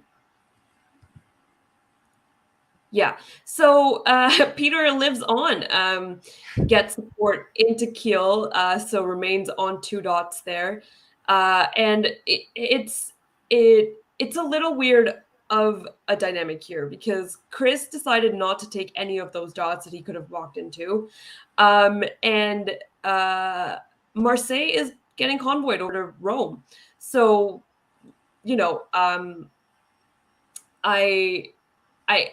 I don't really know what the strategy mindset here was, but whatever it was, worked out for Cameron. So good diplomatic skills to convince Chris not to take Portugal or make an attempt for Spain. So good on you there. And then, France is going to be able to build. So that's going to be, Army pairs probably or something akin to that. And then meanwhile, Ed decides, thank you, Brad, but so long, takes Trieste, walks into Vienna, wants as many dots as he can possibly get, and shuffles his fleets around in order to, I think, eventually take the Ionian. So not good for Brad and Emmett, and, very rarely does Austria do well without Italy and vice versa. So, yeah, that's the state of the board. We've got. Now, how do you talk England into cutting St. Petersburg in this position? I could never convince England to cut St. Petersburg in this position. I don't know. That is true. I just assumed it didn't happen, but it did happen, didn't it? So he walked into Moscow too, which is just another +3 for Ed. Well, this is spring, so who knows, right? Right. Yeah, could be +4 all said and done. Well, let's take a look at the fall and see if Ed finds another one. Chris maybe has finally made up his mind. Looks like Chris Ed decided Trieste isn't worth it at this point. He doesn't need Trieste. We'll pop that Austrian army and let him rebuild it in Trieste instead, because that makes sense. Maybe it'll be a fleet. Maybe it'll be a fleet. Yeah, that's what we needed, was an Austrian fleet. I mean, it looks like he needs another fleet because he didn't get into the Ionian. So I don't know. I don't see how a fleet Trieste is going to help. There's pretty much as many fleets as you can get around there already. So, another one that backed out as well. France backed out of Rome, which seems wise given the situation. I mean, if you look there, basically, France is helping, as Tanya said, France is helping Italy hold that line against Ed. So taking Rome would not be a wise move at this point. It's much better to have those Italian units on the front line and an Italian ally for that matter. England does walk into Portugal. So this is the England-France thing is just weird. The move to Mid-Atlantic was obviously not appreciated, and then I guess the support into Kiel was response to that, but at the same time, Chris decided that that was a mistake and backed out. And now, because of the move to Kiel, presumably he's decided, oh well, maybe it wasn't a mistake after all, or maybe I should just take Portugal. So one of those things where it's very easy for a small slight to then result in another response to it, and then a response to that, and before you know it, you've got this huge war between the two of you that's not actually doing either of you any good. Although, I mean, Chris benefits up until the point where Cameron decides, okay, then Ed can have all of Italy. I don't care.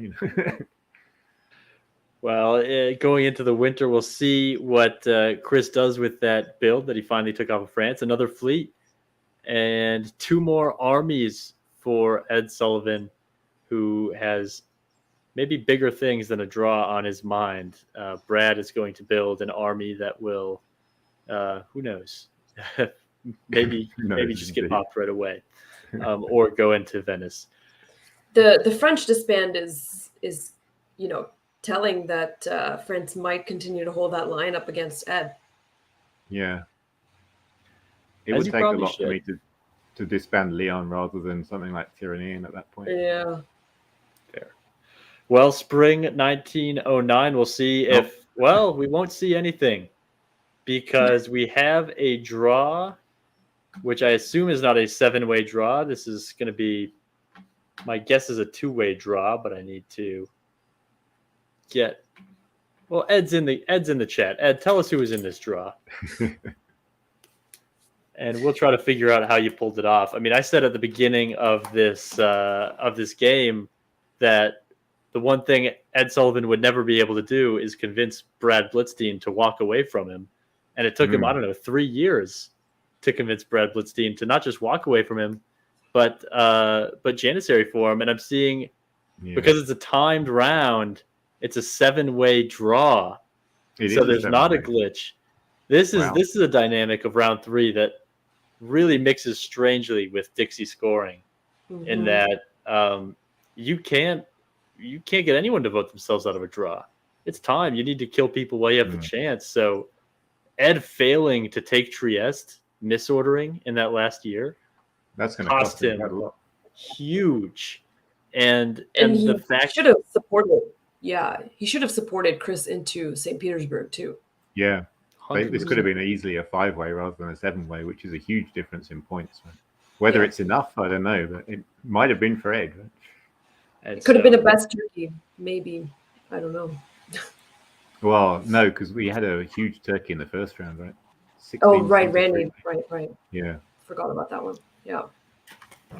Well, centers, I mean, certainly relevant for Dixie scoring. It's 4 points of supply center. You can see the scores; those are accurate on the chart. Ed with 112 out of the points. For context, a 4-way draw gets you 106 before factoring in the centers. So this is Ed's score here with a 7-way draw. It's equivalent to a 2-center 4-way draw, which is something for Ed Sullivan. And he's got 2 other decent results, so it's obviously not what he would have wanted, but it's also not terrible in the circumstances. Not dead yet. Not dead yet, but we haven't seen Brian Ecton and we have not seen Brandon Fogel, those being the 2 who need to match or beat that score, or even just not lose to it by much, as they are the tournament clubhouse leaders. So we will shift over then into game board C of round 3, and with that we will give Tanya a break, and not just a break, but the end of her night. Thank you, Tanya, for breaking down these games with us. Any last words based on what you've seen? Yeah, I mean, fun games. Dixie always creates really weird boards, and this has not disappointed in that sense. Hope everyone was having a great time at that tournament. And of course, thank you to David Hood. And hey, Zach and Chris, you guys have been at it all day. So good work, both of you, and good luck for the next, hour or 2. Appreciate it, Tanya. We will need it. Take care. In Tanya's place now, it is going to be last year's DixieCon champion, Karthik Kaneth, joining us yet again on the stream. Karthik, I hope you enjoyed your break and are fresher than Chris or I to break down this I did. Thank you. Well, we've got a good one. Randy Lawrence Hurt in Austria, who in 4th place despite not having a good round 2. So the staying power of his very high quality round 1 keeping him in the mix. England, Ben Kelman out of Ann Arbor, top 10, mingling around the top of the standings. Ed Rothenheber in France out of Maryland, the first we're seeing him. Brian Ecton, 2nd place, right behind Brandon Fogel, and neck for this tournament, playing Germany. Italy is Alex Craig, who we have seen in both the other rounds, and he's been a competitive player. Russia is Rick Desper out of Maryland, another old hand and a Dixie veteran. And in Turkey, it is Hal Schild out of Alexandria, Virginia, longtime both Dixie player and virtual face-to-face player. Karthik, Chris, we've got, I'd say, 2 realistic title shots with Brian especially, but also Randy with a significantly big score. What do you 2 think about this matchup of players going into their last round? Whew. Germany's a fun place to be. I'm not sure if I would want to be it on the final board, like the last round here, in a timed round where people are trying to gun for me, especially with an Austrian who's in fourth place. Like, I would not be surprised if we saw an AIR form pretty early on, and then just try to murder as many people and get as many points as possible. So we'll see what happens there. Yeah, if I'm Randy, I'm pushing for an AIR for sure. Mm-hmm. But yeah, having Austria and Germany as the two people who are vying for winning the tournament is definitely going to be interesting. For sure. And then you've got people in France and Russia who this is their only game, so they've got no tournament play, but they're still going to want to have a decent result. So right. Wouldn't it be hilarious? This is all just a moot point, and we have an EF kill Germany and an RT kill Austria, just right off the bat. That would be kind of cool in some ways. Give other people a chance, right? Yeah, I think Ed Sullivan would appreciate that quite a bit. So would Brandon. Yeah, Fogel. That's true. Have you seen the? That's what Ed's voting for sure. The North Carolina Dash of minor league baseball, representing this board, will go ahead and launch into the top of the first for I can do this right this time. Spring 1901. Yeah, no spoilers this time.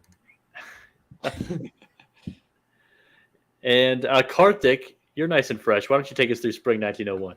Sure. So we have some interesting orders from the Italian: Venice hold, Rome to Tuscany, Naples to Tyrrhenian. Not sure what that's supposed to mean, why Venice didn't go to Piedmont, but it is something for sure. We have Marseille hold from the French, while Paris goes to Picardy and Brest goes to Mao. Interesting in its own right. Ben does something relatively standard: North Yorkshire, Norwegian, fine. Same from Acton, basically the only German opening you ever really see. From the Russians, we have support into Ukraine from Warsaw. That is something, I guess. St. Petersburg goes to Bothnia, and Russia seems to let Turkey go to Black Sea, Armenia, and Bulgaria without any opposition. So very, very interesting there. Galicia is DMZ'd, which I'm sure Randy is very, very happy to see. Very, very interesting Spring 1901. Orders I would not write for probably 3 of the 7 powers. Fascinating Spring 1901. Let's see if the fall delivers. You don't often see 3 holds in Spring 1901 orders, right? Right. No. Unless it's one person who forgot to put their orders in. Right. But Adam Silverman isn't playing in this board. Chris Brand, take us through the fall.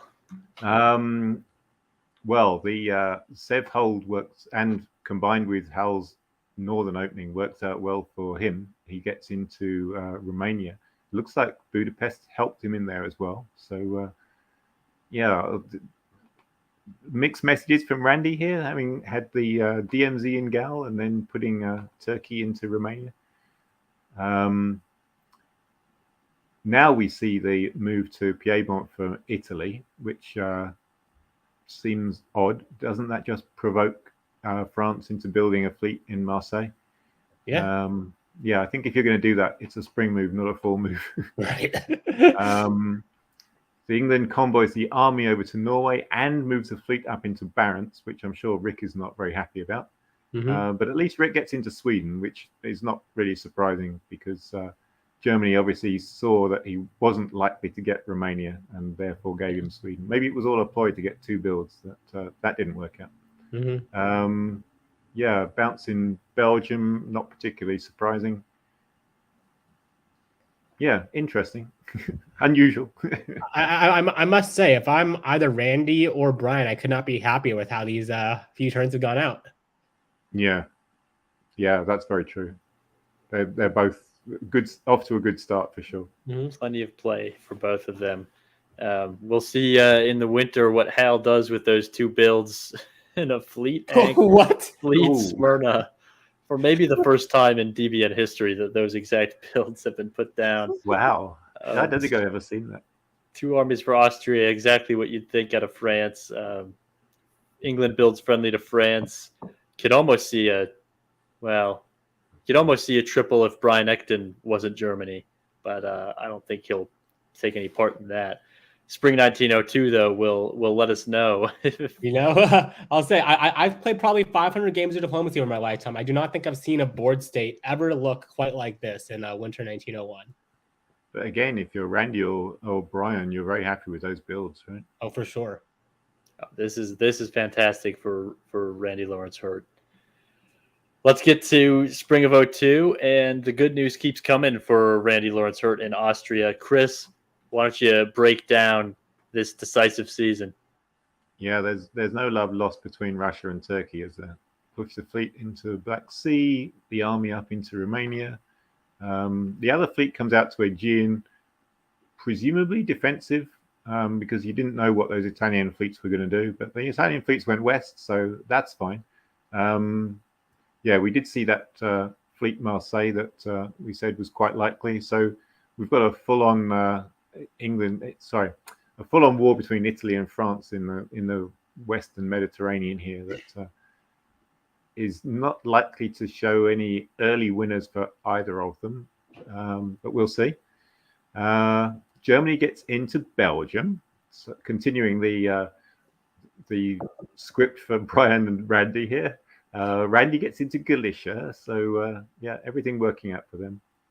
England continues to really commit hard to the north with that fleet going up into the Norwegian. Tries to get into St. Petersburg, doesn't make it. Gets kicked out of Norway, but retreats to Finland, so that's not terrible. This is sensible moves from Rick, who probably saw the German fleets coming, knew he wasn't going to be able to hold Sweden, so taking Norway instead is a smart move. Yep, just trying to keep that fleet in play as long as possible. Got to love this for Brian Ekton, who might build two without really having an enemy after the first 2 years of this game. Fall 1902 coming now, and it will be two builds for Ekton. Kartik, go ahead and walk us through a pretty fast developing board. Sure. So, I mean, the North is basically exactly what you expected from the spring. I mean, it was obvious that Norway was going to get piffed. Or could have gone to Skagerrak, I suppose. But, like, I mean, getting piffed was the right call. There was going to be an attempted attack on St. Petersburg, which would fail because of Moscow. And Sweden would get taken because there's no way to stop it.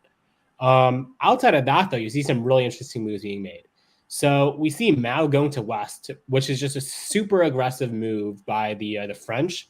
We see them also decide to support Lyon into Marseille, which is in its own right a very interesting move as well. We then see in the south, we see Sevastopol get popped. We see the shuffling of Ankara over to Constantinople, and we see a bounce in the Ionian Sea. Whether that was an arranged bounce because they want to give Italy some space, or if there was some miscommunication, or if there was a genuine disagreement about who would go there and how to handle the Ionian Sea, remains to be seen. But that's definitely going to be an interesting flashpoint to look at in the rest of the board.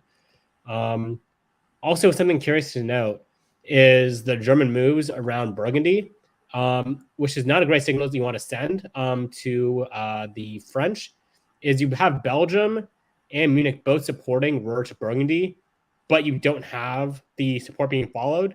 So basically at this point, like, you're antagonizing the French without actually getting any of the benefits of actually, fighting the French.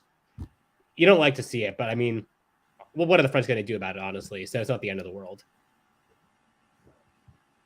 Yeah, I would bet that bounce in Ionian was arranged. This looks very friendly between AIT here. Right. I would tend to agree with that assessment. AIT, one of those triples you don't get to see very often, and it's been refreshing so far to see this game. I'll be interested to see how long they can keep that going. The primary issue with the AIT is, right, that you have a conflict between A and I on what you want Turkey to build, and every single build Turkey gets, one of the two will be irritated with the other over it. And that imbalance is probably the most toxic and chaotic of any odd triple you can make on the board. So that's why it's so rare. Yeah, you're right. It makes it a very difficult alliance to play for any length of time. Yeah. Right. That'll make these builds in winter 1902 very interesting to see how Hal handles it. Fleet Smyrna, Randy, very happy man. Alex Craig, probably not so pleased. That seems decisive combined with Ankara Khan that this is an AT. and Right. no I. Fleet and Army for Ecton, who maintains flexibility. It's an EFG, but it's not a Western triple. They're just kind of not attacking each other. That's got to change, and it certainly will change here in the spring of 1903. And we will bring the spring of 1903 to, I think we'll circle back around to Karthik. Wow. So, I mean, that was very, very interesting and not what I expected at all. I expected Germany and France still be doing like, interesting things with each other, because if you like go back to the previous orders, you would have seen like, how they tried to fight over Belgium, how Germany tried to go after Burgundy, as I mentioned. But here you seem to have the Germans attacking Norway. You have the Germans moving into position to make an aggressive attack on the North Sea. You have the English getting wind of it somehow and pulling back to the Norwegian to defend against it. You had the French supporting Belgium to hold. And you have a curious misorder by the French where the Western Mediterranean tries to support Spain to Marseille instead of having Western Mediterranean support Marseille to Lyon, which could have been huge for the French tactically. And then in the south, though, you have huge progress from the AT, which, like, you really enjoy to see. You have Hal getting pushed into the Ionian. You have Smyrna going to the Eastern Med. You have Constantinople being buried in Bulgaria East Coast, which is great if you are Austria. You have Ukraine being taken by the Turks, with Russia being displaced out of it. And yeah, so you have a really, really strong position for AT here. Moscow will likely fall. Would have likely fell, but probably won't now because England has better things to do. But there's a lot of pressure on Russia that will make their positions very hard to play, and Warsaw will likely fall next year. Yeah, Constantinople to Bulgaria East Coast rather than Aegean is telling. That shows a lot of confidence that they don't need that extra fleet to take the Ionian or to take the Italian centers. I'm sure at this point, like, they knew they could guarantee the Ionian this turn. And so long as the Italians and the French are fighting, there's no really good way for the Italians to get at fleets in the position necessary to have like real control over the Ionian, like, at any point in time. So yeah, it was probably a mistake for the Italians to try and move to the Ionian this turn. Right. If I were them, I would have gone to Naples or, yeah, Naples is probably the place you want that fleet. Right, exactly, for sure. Well, it's certainly a lot of room for this AT to go with that fleet and con. Just a real nice way to DMZ the Balkans, or at least to start to. Ecton and Randy Lawrence Hurt both in play heading into fall of 1903. And we've got a lot of arrows. Chris, talk us through the fall here. Yeah, the one disadvantage of building all those fleets as Turkey is you end up trying to conquer Italy with just fleets, and you really want to land an army in Apulia, not a fleet. But still, a fleet in Apulia will do. It still has play on Naples and Venice, so we'll see how that works out. Now the Tyrrhenian Sea goes to Naples. Western Med to Tunis. That was something that Italy doesn't have any say in at this point. It's probably as friendly as it gets. You're probably not sad to see that French fleet come into Tunis at this situation. Right. The other French fleet follows up. So assuming France is going to help Italy at this point, they've got play here. They've got what's that? 1, 2, 3, 4 fleets down there between them. So three because Tyrrhenian is probably getting pulled. Right. Well, they've got to pull something. It could be the Army Piedmont. Oh yeah, it could be Army Piedmont. You have the French put an army in there. Yeah, that wouldn't be too bad. Yeah. Because the Austrian armies aren't in a position to hassle the northern Italy too much yet. Right. I expect that'll come. Messing around at Belgium doesn't look like anything serious to me. Yeah, I think. The Sweden is interesting. There we go. There's something happening out there. So yeah, definitely there's a battle going on between England and Germany. England gets that army into Sweden. Germany does not get into the North Sea, which doesn't look like it was very likely to happen at all. So yeah, it seems like England's got the upper hand in that battle there. For sure. And Germany's looks going to be like, pulling something now, which doesn't help. Looks like F or EF and AT are maybe fixing to make a sandwich, and a time limited board. They hopefully are learning a lesson from board B, and then going to move quickly to get some eliminations before they get stuck with another 7-way draw. We'll push it into the winter of 1903, where Italy does pull the army, but France builds a fleet. So you could see Venice falling this year quite easily based on that. Bohemia is going to get pulled by Ecton. He's got to defend his side of the board. And another fleet in Edinburgh for England, which will do something. Let's get right into the spring of 1904, and I'll kick it back to you, Chris. Oh, a very defensive play from England. I thought that fleet Edinburgh would be going to the North Sea, but apparently not. So England loses Sweden again. That does not seem like that was necessary. They could have leaded north and from North Sea, which no need for it. It's only 3 fleets. That was poor tactical play there by the looks of it. Although I'm not on the spot, so now we see the second Austrian army coming up to Tyrolia, which gives Venice to Austria. The French fleet shuffle around. The army comes up from Spain, but that's too little, too late. Probably should have just convoyed that through Lyon into Tuscany or Piedmont or something. Would have been a better move there. So this is just a continuation of what we've seen before, I think.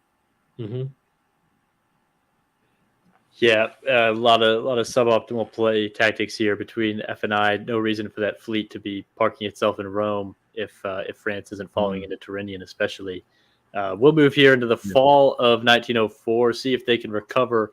Venice will indeed fall, as will Naples. Karthik, a lot of explosions in the fall of 1904. Exactly. I mean, exactly right. So first we have in the south, just going from the southeast, going in a circle, we have the Black Sea going to Romania, where yet another fleet is basically buried. I'm not sure if this is entirely necessary, but I guess maybe Hal got a little scared about a double cross or something like that and felt he wanted to deal with that. But he does get Warsaw there, so that's nice. We see Budapest go up to Vienna. And yes, looking at the explosions, we see that Ionian supports Apulia to Naples, blows that unit up. We see Trieste supports Tyrolia to Venice, dislodge that unit, sends it to Piedmont, sends it packing. We see all 3 of the French fleets in the Mediterranean hold, which is just very, very surprising. We see some support holds for Burgundy, but otherwise nothing else doing. May as well have NMR'd for all intents and purposes, given the other orders on the board. We then see Ben try to support himself into the North Sea like we thought he was going to do last turn. He cuts support from Denmark and then forces Sweden back, which basically means that we lost a year of tempo if you're England. Germany, on the other hand, basically exactly the same issue, holding serve. But what is curious here is instead of retreating it to the Baltic Sea like one might expect, just bans it, allowing to rebuild in Kiel or Munich. Which one he chooses will be really, really determinative of the pace of play in the north. So it's a very, very interesting turn. The Russians try to cut support from Ukraine, but given it's the mover, nothing to do there. So all in all, a very, very interesting turn. Yeah, I wonder if that pop in Sweden is arranged. It's not impossible. Yeah, based on what you see elsewhere, there's an argument to be made with Munich trying to help out Italy and get involved on that side of the board.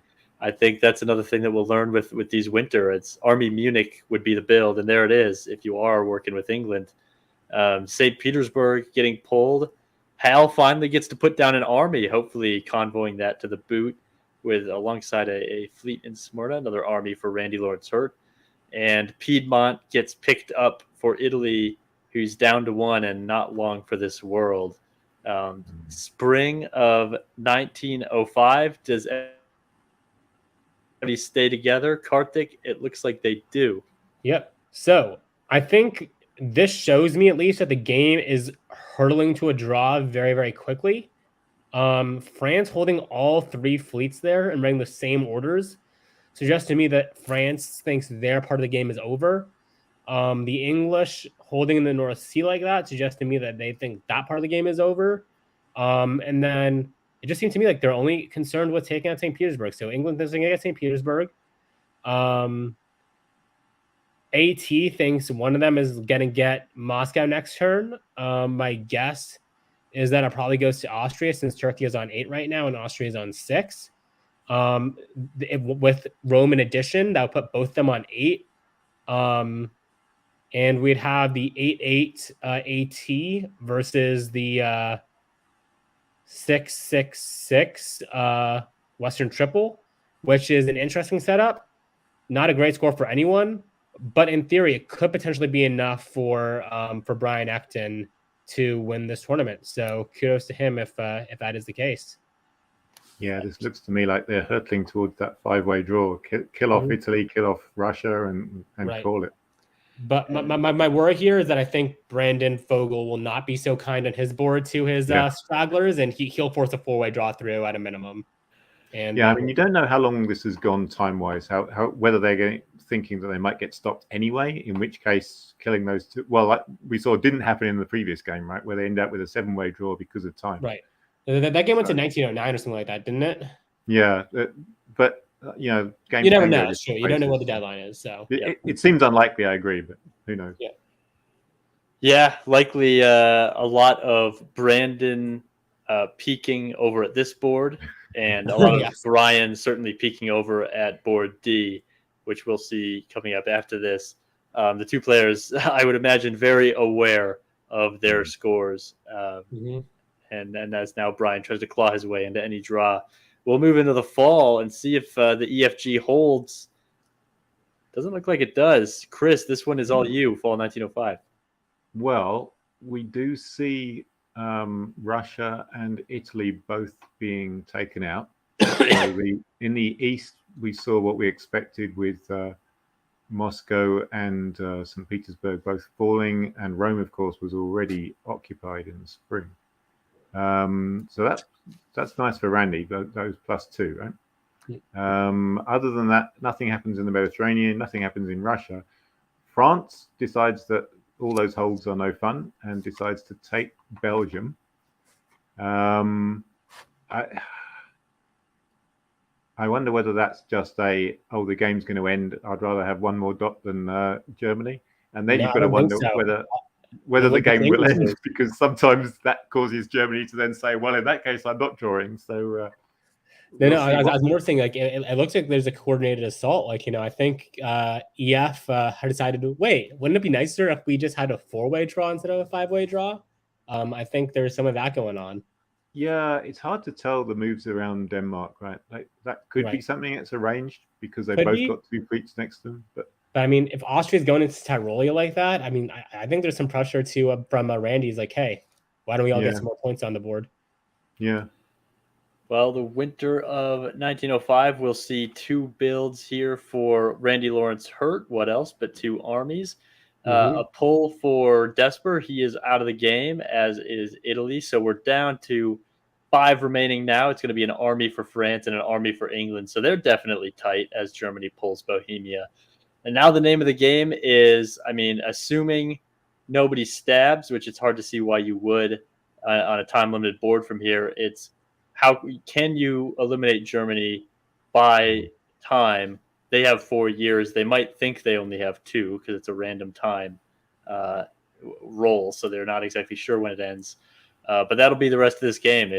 I mean, anyone who wants to improve their score has to take someone out, and the only 2 people who can be taken out are Austria and Germany, which is kind of fun because they're the 2 who least want to be taken out. Absolutely. Right. Well, let's jump into the spring of 1906 and see who it is on the chopping block. Definitely some arrows heading toward the center of the board. This one going back now to Chris. I think it's probably me, isn't it? Might as well be. Okay, so yeah, lots of arrows moving towards the center. Randy playing it a little bit cautious with that army down to Albania, but apparently unnecessary. Hal doing almost nothing. Warsaw moved up to Prussia, which again Randy has to be happy about, right? And Brian, knowing that the pressure is on, pulls back everything to sit on his dots, basically. England makes a little bit of progress, pushing north up into Skagerrak. That gives him 3 on Denmark in the fall, so he should get Denmark. And France does not get into Ruhr. So the question is what the powers on the east do as far as Munich and Berlin go. Yeah. Right. Yeah, and I'd say this even from here is looking pretty academic, to the point where we could almost just start flipping through. Right. Fall Taking the 1906. academic nature of it, I'm kind of surprised that we don't see England trying to make a stronger play for the Baltic Sea right here. Like, there's no need to support anything in the Skagerrak. Nothing can touch it. If I'm England here, either send Norway to Sweden and Sweden to Bothnia to try and guarantee the Baltic Sea in the fall, or if I think Baltic is going to go to Denmark, depending on the player I'm playing against, I just send Sweden straight down to Baltic. I send Norway to Sweden because there's no risk about Skagerrak. Yeah. Right? You can just walk it in. Yeah, you're right. Yep, absolutely. And Baltic is the key to gutting Germany quickly in this. Exactly. Baltic is like the key square. So the fall of 1906 does see Denmark and Munich fall, and just holds in the south. And this is what it's going to be: Baltic or no Baltic. We expect they have about 3 more years as we flip into the winter here. And we can just kind of page through this. Kiel's gone. Austria waves. It's going to be Berlin, Holland. Kiel's going to fall in the fall.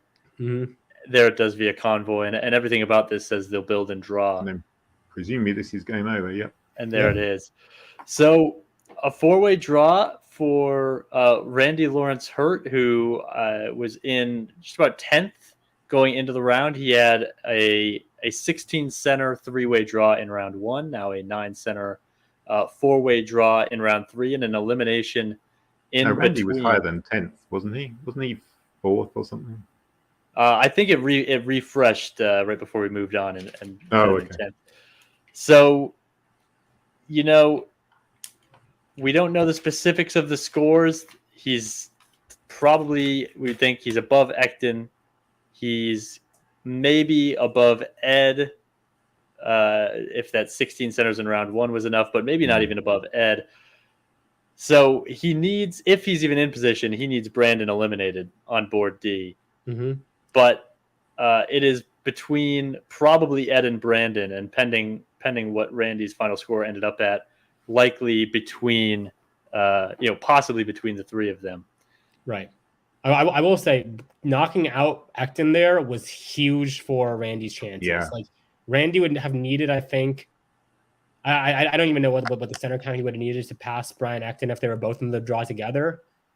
But this is the way that you want to do it if you're Randy Lawrence Hurt. Like, you needed Brian gone. Yep.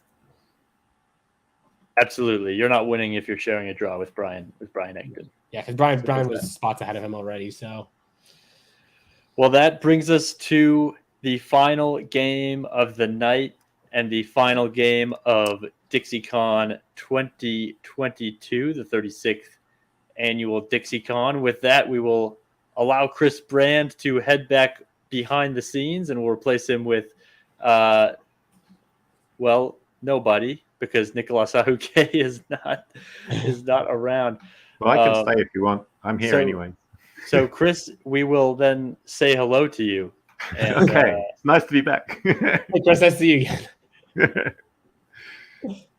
No, you wait. Okay, no, I'm hearing Nicolas Ahuke is combusting into the studio. I don't know. Do we want saying, don't let Brand take my spot. Trading one Canadian for another.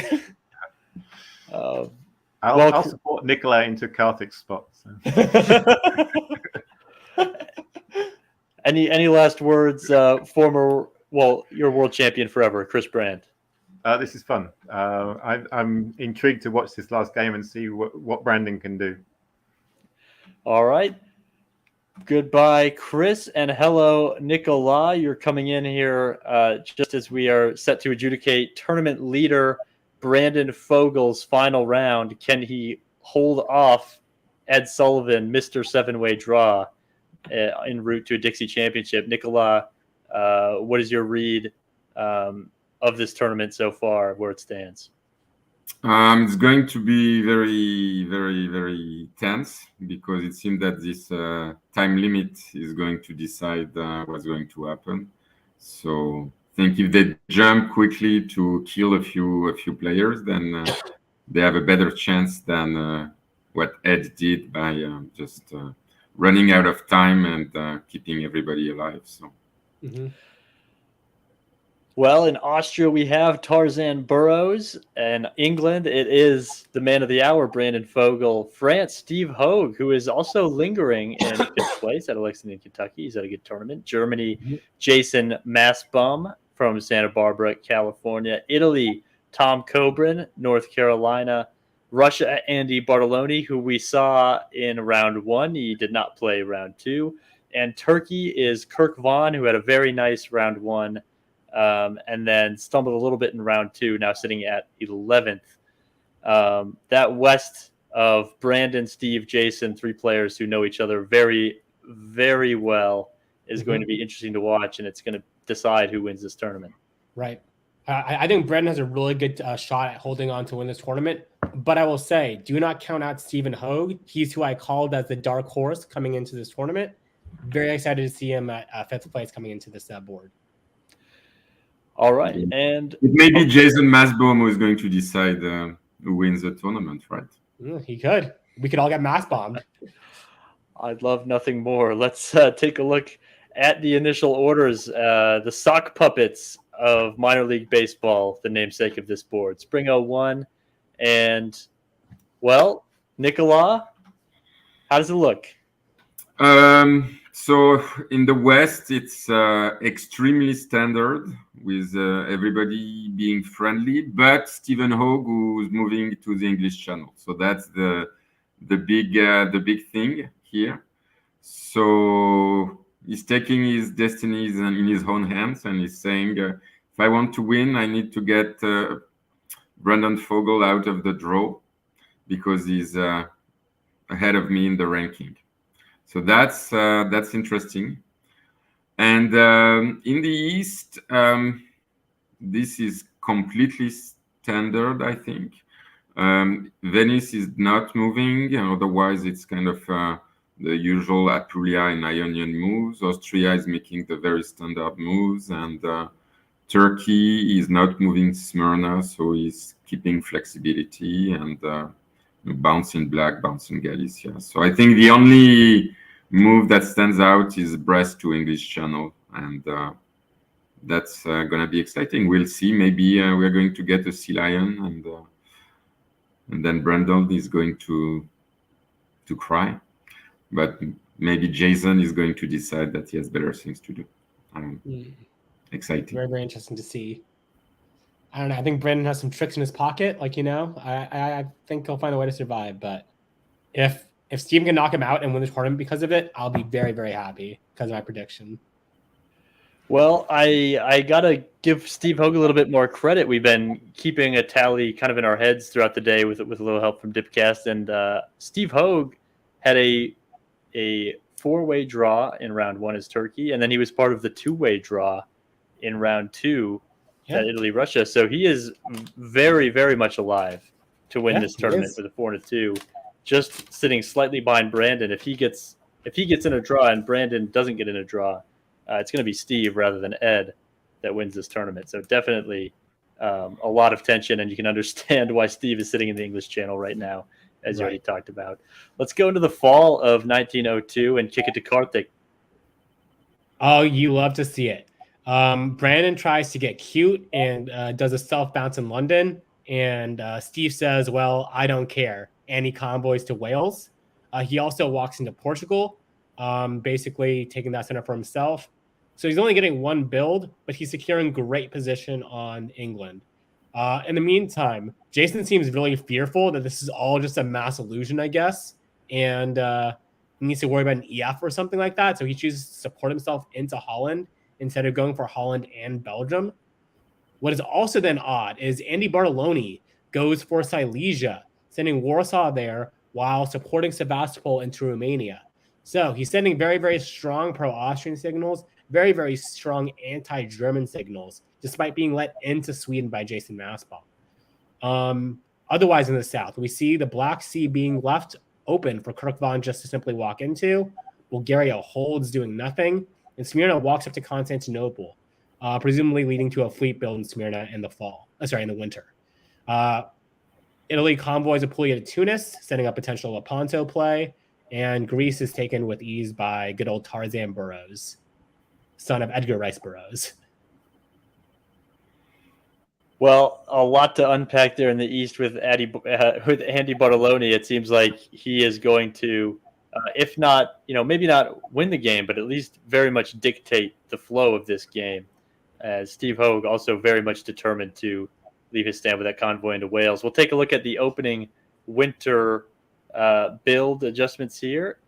Steve building Fleet Brest, as makes sense, and Massbaum putting down Army Fleet. The world really is his oyster right now. Fleet Ankh from Kirk, Fleet Sev from Russia, so guess who's fighting in the south? Right. And typical AI builds out of those two. Spring 02 is going to be a lot of fun. It's going to be unpredictable, and it's going to be broken down for you by Kartik Kaneth now. So I am less confident and less happy now in my predictions for Steven. These were probably the one order he could not write, is having Wales go to Yorkshire, English to London, because that lets Wales get piffed. Also, unfortunately, Jason Massbaum chooses to take advantage of the positional mistakes that, or the position that Stephen Hogue left himself into, simply walk into Burgundy, guaranteeing himself Paris in the fall. In addition to that, we basically see the formation of potentially an AIR, or like almost certainly an AIR, which will eliminate Turkey really, really quickly. So it's going to cause a lot of issues for Jason Massbaum. It's going to cause a lot of issues for Stephen Hogue. But do you know who that sets up greatly to win this tournament?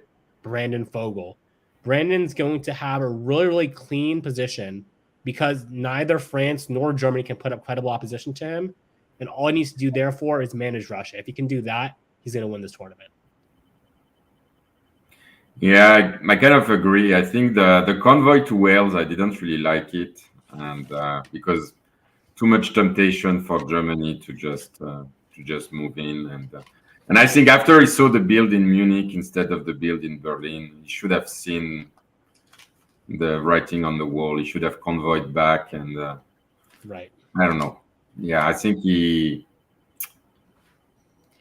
took too much risk. While I think his position after Spring 01 was pretty good, but there was too, Exactly. Whenever I convoy to Wales, it's done with the explicit understanding from Germany that they are building in Kiel and Berlin.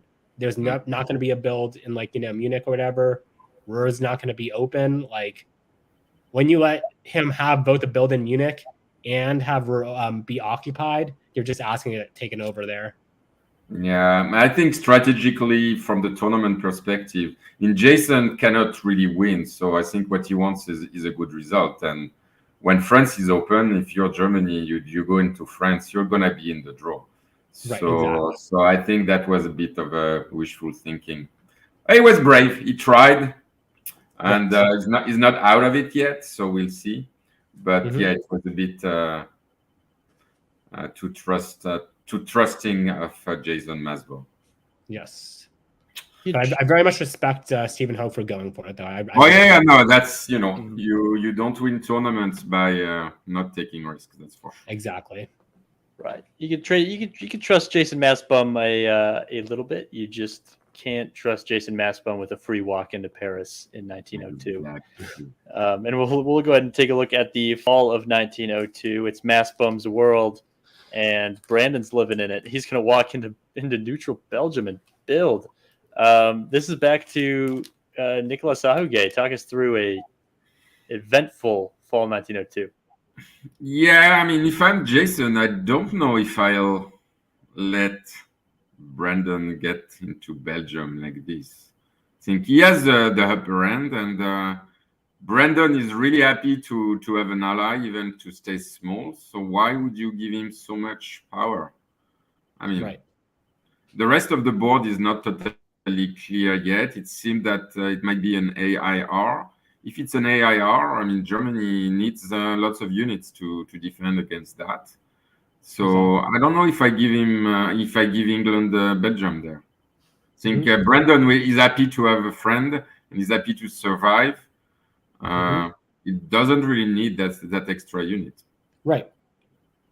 I mean, Brandon wants Steven dead also by the same token. I mean, Steven is just barely behind him coming into this round, right? So you're in the driver's seat if you're Jason. Like, you can not like demand like 8, 9, 10 centers, like, you know, and leave Brandon on 6, 7, and Brandon will say happy to do so, like, so long as I'm in the draw, like, you know.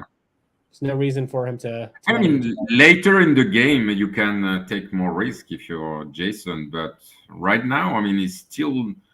I mean, there's still lots of uncertainty. But I believe, you know, they know each other pretty well. They've been playing for a long time together. So maybe it's just, yeah, let's do this, and right. We'll both be in the draw, and that's good enough. Well, certainly well negotiated by Brandon Fogel in what looked like a disastrous 1901. Now reemerging as a contender here yet again. We'll head into the winter now of 1902. Kirk Vaughan in Turkey's going to pull his Black Sea fleet. Italy puts down a fleet in Naples. Looks like another short day for Turkey. It's going to be an army in Brest for the suddenly reeling Steve Hogue and a fleet in London for suddenly surging Brandon Fogel. Mastbaum puts down an army Berlin. Lots of places he could go with that. We will jump then right into the spring of 1903 and this DixieCon deciding final board. Nicolas Sahuguet, what do you see? So France is getting Paris back. So, you know, Jason is kind of losing ground. Brandon, everything is really looking good. He's taking English Channel. He's moving back to the North Sea. Seems that Russia is very happy to not intervene in Scandinavia. And then in the rest of the board, Austria and Italy seems to be kind of fighting. And so might be a good news for Turkey. And Russia is making progress, taking back Galicia. So I think, you know, Russia is sitting in a good position. And then, Brandon and Jason are doing well. Even if, you know, Jason has lost Paris, it's not clear if he's getting it back. So I don't know. Jason is not. I think he had a great position, but by giving Belgium now is, you know, he has an ally and he's doing okay, but it's not like he's leading the game with great chances. There will be a guessing game on Marseille and Paris, I guess. And right. And then now he kind of needs to depend on Brandon instead of having Brandon depend on him, which is not what you want. Yeah. No. A little bit of judo there by Brandon Fogel to be, you know, subservient just a moment ago to Jason Mastbaum, and now all of a sudden holding seems like all the cards. No, I mean, this shows you why Brandon is so good at diplomacy, how he managed to turn this around from 1901 being basically left for dead, 1902 dependent on someone but likely to like make the draw, to now being in control of the West. He's truly a world-class player. We'll see if he plays like it in the fall of 1903. And there was a guess, and it was one. Karthikanis, talk us through these moves here. Well, for whatever reason, Steven decided that Brandon was now his primary issue and decided to abdicate guessing altogether on the matter. Didn't cover Marseille, didn't tap Burgundy, didn't support hold Paris, instead opted to self-bounce in Brest.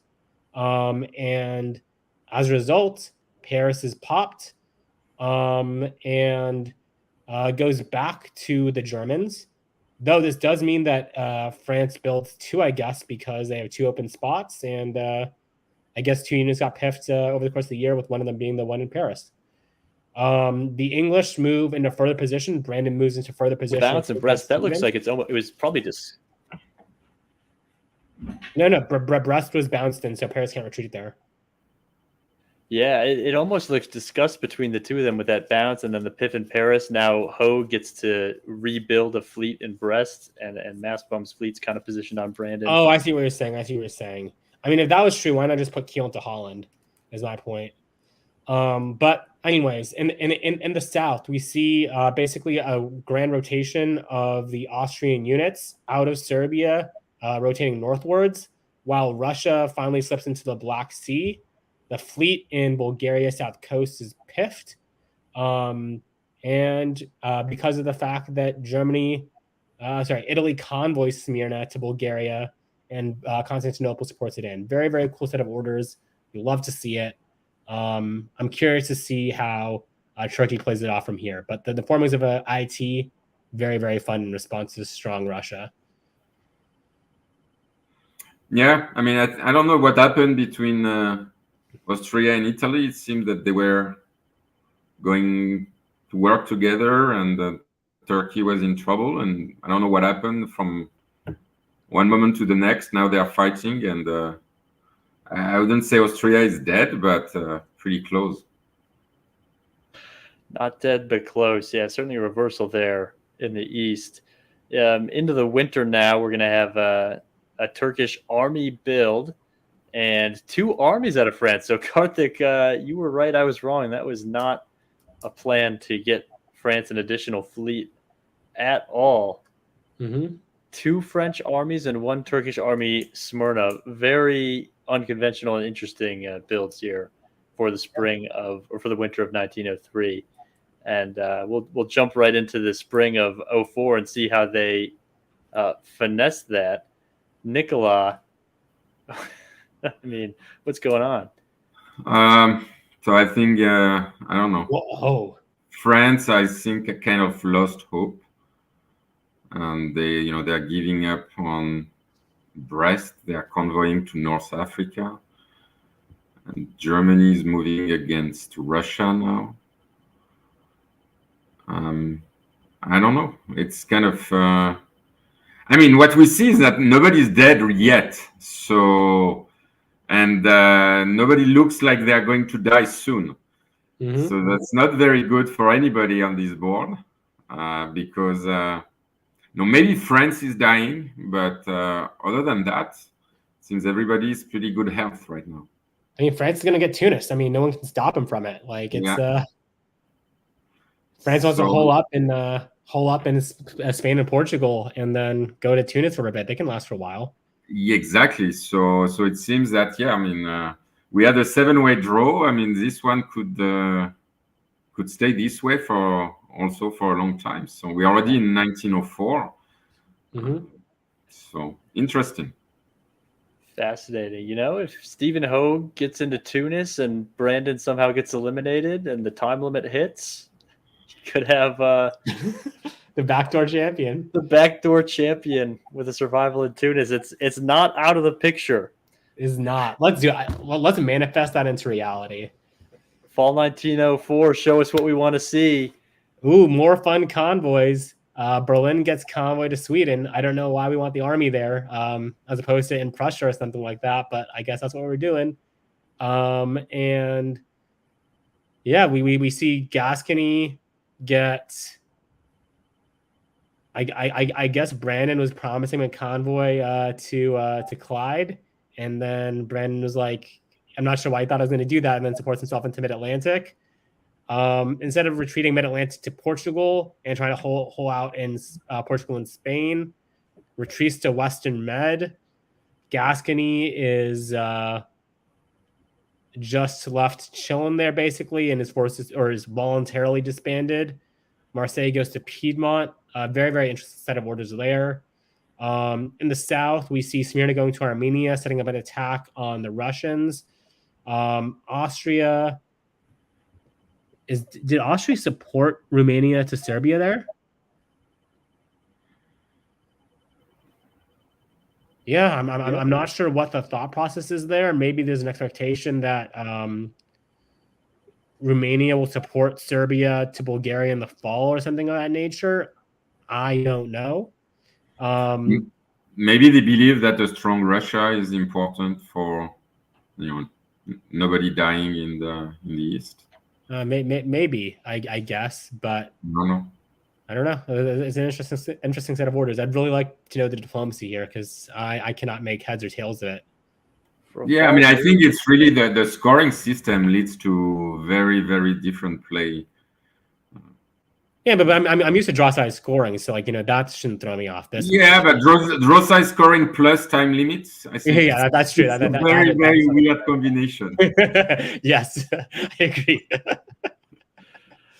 Oh, well, we will head now to the winter of 1904 and see what Russia does with that gift. Well, I guess they don't get a build, just now they don't have to destroy. Jason Massbaum's Germany's going to throw down another army in Berlin, and a fleet Eddie from Brandon, which is, I don't know who that's intended to please.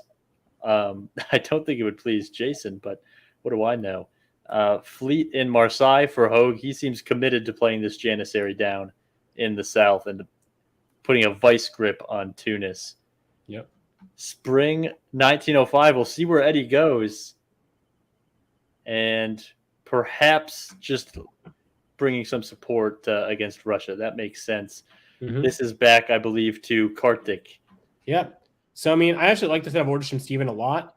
If Steven, figured that he has no chance of survival outside of being a Janissary, and he's being promised a spot on the draw, why not just go camp out in Tunis? Get the fleets into position, survive out there as long as possible, wait for Brandon to bring in the cavalry, and if Brandon is nice and a good loyal ally, he'll support you there until the end of the game. And we'll get to see what kind of a player Brandon is, whether he'll be the good ally, good friend, or if you'll be the shark and go for the stab. In the north, we see Brandon convoying into Norway while moving into Norwegian, which I just love to see. I think this is really great play by Brandon, because if you can put the strong offensive screws on Russia here and take them out of the game really quickly, which seems likely, then you'll be in a really good position to reduce the draw further, because Turkey looks like, they could be potentially forced out at some point. You just really need to create the avenue for people to want to go after different powers, and I think Brandon's moves really do that really well. Germany finally makes the aggressive army moves I wanted to see on Russia by going into Prussia, going into Silesia, which is backed up by Austria and moves into Galicia, and also retaking Serbia. Why they let Russia in only to force them out, is odd. Serbia retreats to Greece anyways. I'm not sure what the whole point of this rigmarole was. If that was the original intent was to get them to Greece in the very beginning. But it is what it is, I guess. So all in all, interesting set of moves.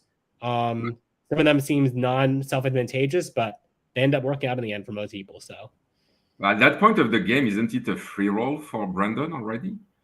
Can he, I think a 7-way draw might be enough already, no? I have no idea what score he needs to win.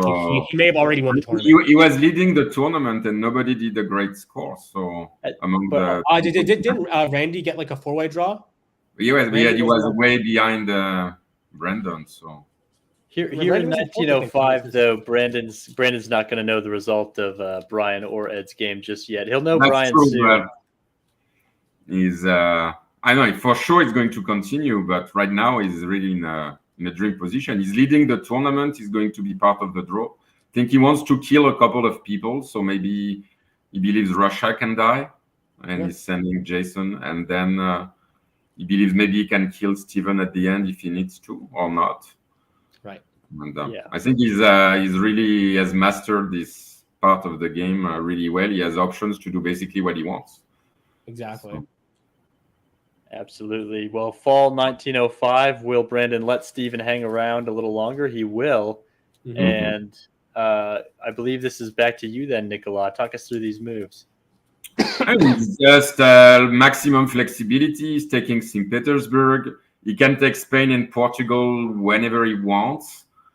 And I think, he's positioning himself. If he needs to eliminate Steve, or maybe he's just, playing the game with Steve and telling him, listen, I'll let you leave. And if I don't need you out of the draw, I'll keep you alive. And And the deal is, if I need you out of the draw, either you vote yourself out or we'll take you out. So I think, this is fantastic control play. I mean, all of his units are making progress, and the alliance with Jason is fantastic. Is working fantastically well, and the East is still not resolved. I mean, they are fighting.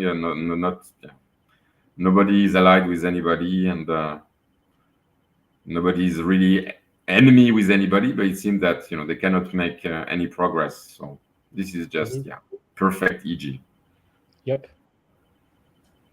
Well, the perfect EG rolls now into the winter of 1905. Another fleet for Brandon. This one in Liverpool. Army NAF gets picked up by Hogue. Fleet Rum pulled by Andy Bartolone's Russia, and an army placed down by Tarzan. Nobody on this board with any hope of winning the tournament at this point other than Brandon Fogel. And him by now watching Ed Sullivan's board state as of 1905, really just needs a draw on par with Ed's or better to be sure. With center counts being uncertain for both of them at this point, and he's got to feel good about that position, especially with no other rivals on this board. We'll pull here into the spring of 1906, and this one goes back to Nicolas. So they continue making progress basically everywhere. They're moving to Livonia, they're moving to Bohemia, they're moving to Piedmont. The fleets are, England is moving their fleet everywhere so that they can take Tunis if they need to. They can take Spain, they can take Portugal. I mean, this is just. Brandon has them where he wants them to be, and he can do whatever he wants. So right now, if he wants to push because he needs to, he will push. If he doesn't need to push, he will just keep. He has complete control of this game, and if it was not a time limited and draw size based system, we would say that this is this can become out of hand pretty quickly. Right. But we know it's going to end in a couple of years. So this is like a diplomatic masterclass by Brandon right here. So kudos to him. Fall of 1906. Does anything change for Brandon? Doesn't look like it. Karthik, nope. Talk to us about the fall of 1906. Sure. So looking in the south, we see that the Turkish army moves from Romania up into Sevastopol, basically just getting a more fun center for himself from the Russians, getting a home supply center out of it. We also see basically the Italian fleet in Greece move into the Ionian Sea, trying to make some last-ditch defense against England and Stephen Hogue's Janissary attempts. We see the German army slide into Tuscany as Tuscany walks into Venice. So basically Germany also gets Warsaw. It's just a lot of issues for Russia, a lot of issues for Italy, and England is the hugest beneficiary of it here. He can take Tunis, Portugal, Spain whenever he wants to and get another elimination there. Russia's going to be eliminated very, very soon. So we'll be looking at a 5-way draw at a minimum if Brandon needs it / wants it. Brandon looks like it's almost going to be impossible to dethrone him at this point. Well, at this point, we should note that there was a draw proposal in the year 1906. It was a 2-way draw proposal, and I think we can all look at the board and know which two were proposing that. England and Turkey, right? Exactly right. It was shot down. They decided to make Brandon work a little bit harder for his championship, so we can progress into the winter of 1906. By now, he knows that Ekton is eliminated, and so he only needs to watch Ed, who he already has a sizable lead over. Army Berlin for Jason, Fleet Smyrna for Kirk Von in Turkey. Absolutely nothing to change this game.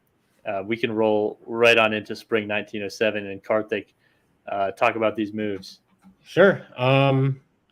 I wonder who is making Brandon and Jason work harder, because it just seems to be the Brandon and Jason show rolling on.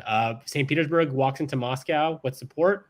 There seems to be an attempt to take some like self-bouncing, sorry, not self-bounce, but there's a bounce in Romania, which seems likely to fall next turn. There is some support holds being issued around the Italian boots, while Tyrolia slides into Piedmont and Munich slides into Tyrolia, which basically sets up an attack for the following turn.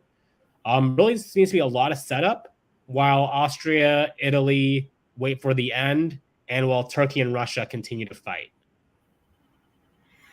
Yeah, that's right. But I think, I mean, if I'm Turkey, why would I vote a two-way draw? I mean, sure, he had a good first score, and he's gonna get four-way of, So why would you vote? I agree. But like, and even Austria, I mean, it's not clear they're gonna get eliminated. So or even Italy. So I mean, I think they've been. No. I understand that they propose this thing, but I mean, I don't know. I mean, why would they vote? Right. No, I agree. If I'm any power other than Austria, I would be vetoing it, because I'm just like, well, I'll survive and I'll be part of the draw. So why take it? But I'm just saying, I'm surprised that some of the orders that were issued given what Zach said. Yeah. Well, we'll roll into the fall of 1907, and again, I mean, you got to assume that's agreed in Holland, even if Baltic's coming back to Kiel, to keep him honest. So more growth from Brandon, Nicolas. It looks like more of the same. It looks like EG just getting whatever they want. Yeah, I mean, it's just the rest of the board is just hoping that David would tell them that the game is over and that they survived. And Italy. I mean, I think everybody's gonna survive, because Italy for now is still in Greece. So in Russia died, but the rest, I think, unless England decides to kill France, but that would be a bit. Brutal. I don't see why the others would not make it to the draw. Well, Russia isn't dead yet. That's okay. That's okay for Brandon. So yeah, Russia is out. So but the rest, Russia isn't out yet. They have Ankara. They have Ankara. Oh yeah, so they might make it to the draw. So that could be fun. No, they should lose. They'll lose Ankara probably next year. So they'll die next year. But yeah. All right. Well, in now to the winter of 1907, and what has quickly become a coronation for Brandon Fogel. He's going to put down a fleet in Edinburgh and an army Liverpool. Jason with an army Munich, still holding on to the board top, which feels good to get at the last round of a tournament, no matter where you are in the standings, no matter what the scoring system is. Ukraine is going to get pulled for Russia, so Andy Bartoloni is going to make you scratch and claw Ankara from his cold, dead hands. In now to the spring of 1908. Could be the final year of this game. We expect at least another one, though, on time. Nicolas, take it away. I mean, Jason keeps making some progress in the south. He moves to Ukraine.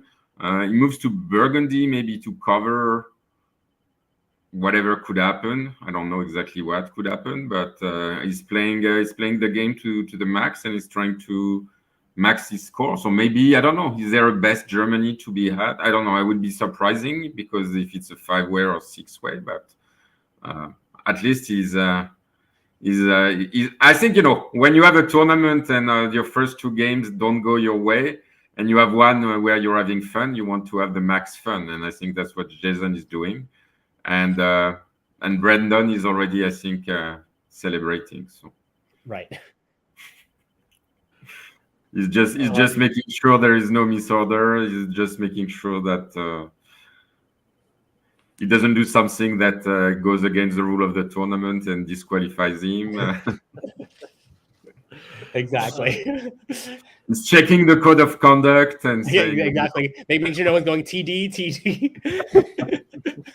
Director. Exactly. So. Well, in now to the fall of 1908, Brandon's victory lap here. Karthik Coneth some things happen in the East, I suppose. Woo! Let's go. So Andy Bartoloni seems like he's going to live out this game. Kirk has given up any desires to attack him. Has now instead supporting Romania into Sevastopol. Yeah, very, very interesting moves there.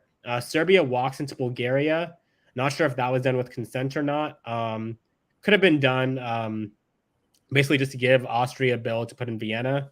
But by the same token, if that was a concern, I mean, Germany could have just forced it if they really wanted to. So I'm not sure what negotiations were there center-wise or points-wise or so on. By the same token, there seems to be some miscommunication about what they wanted orders to be with the Lyon supporting Western to Tyrrhenian. That didn't go. Tyrrhenian supporting Apulia to Naples. That didn't go. So presumably, Brandon wanted Italy eliminated here, and the rest of the board just decided to say, I don't really want to eliminate this person. So, yeah, that's what we see. And important to note, as Steven told us in the chat, Kirk had to basically get subbed out just before this turn. Presumably had to leave for a flight or something of that nature. So just something to be aware of.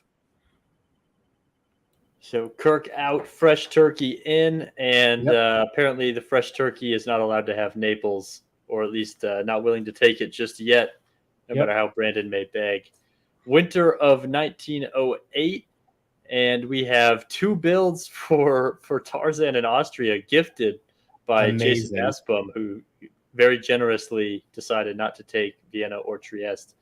Good guy, Jason. Jason, like I said, you can't trust him with a walk into Paris, but I guess you can trust him with a walk into Vienna if it's not. Right, exactly. Spring of 1909. Will there be one? There will not. No, 7-way draw.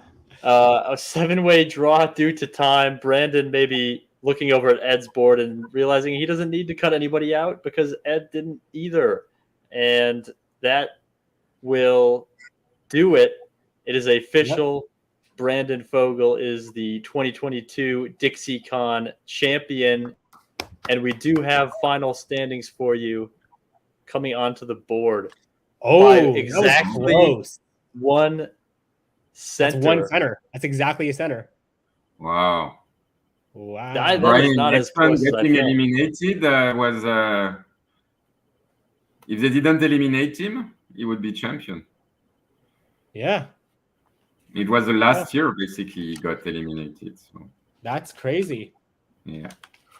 So if you're Brian Ecton and you're sitting there with 4 centers as they drag you out of the draw, you're probably begging to vote yourself out, and they won't even let you. Yeah. Oh yeah. Wow. That's or maybe he didn't think about it. Maybe this game doesn't finish this way. Brian Ecton stays at 4 centers and votes himself out of the draw. Yeah. Yeah, but presumably if Brian Ecton wasn't forced out and had voted himself out, he'd be trying to take some more centers or something like that this game, trying to get some more points somehow. Mm. Yeah, Steve Hogue easily cut out of that draw. Italy easily cut out of that draw, right? If need be. And I don't know about you, but even if I know the score, if I'm Brandon here, this is the difference between Brandon and I. Even if I know I'm 4 points ahead, I'm still taking extra people out. I'm worried that I miscounted. I'm worried that everybody miscounted. I want to win by more than 4. Yeah. No, after DB and I don't trust scoring displays anymore. I need to run at the score and make sure that no matter how you do the numbers, I'm safe. Well, the top 10, Brandon Fogel in first, second place, Brian Ecton, even with an elimination. Ed Sullivan coming in third, Randy Lawrence Hurt in fourth, also the biggest board top of any game with that 16 in round 1. Carl Roneberg, really steady, nice tournament, made all 3 draws in 5th place. Steve Hogue also made all 3 draws in Tunis, as we discussed, so credit to Hogue. Brad Blitzstein in 7th place. Another guy who made all of his, or at least wasn't eliminated in any games. Ben Kelman, 8th place, even 300.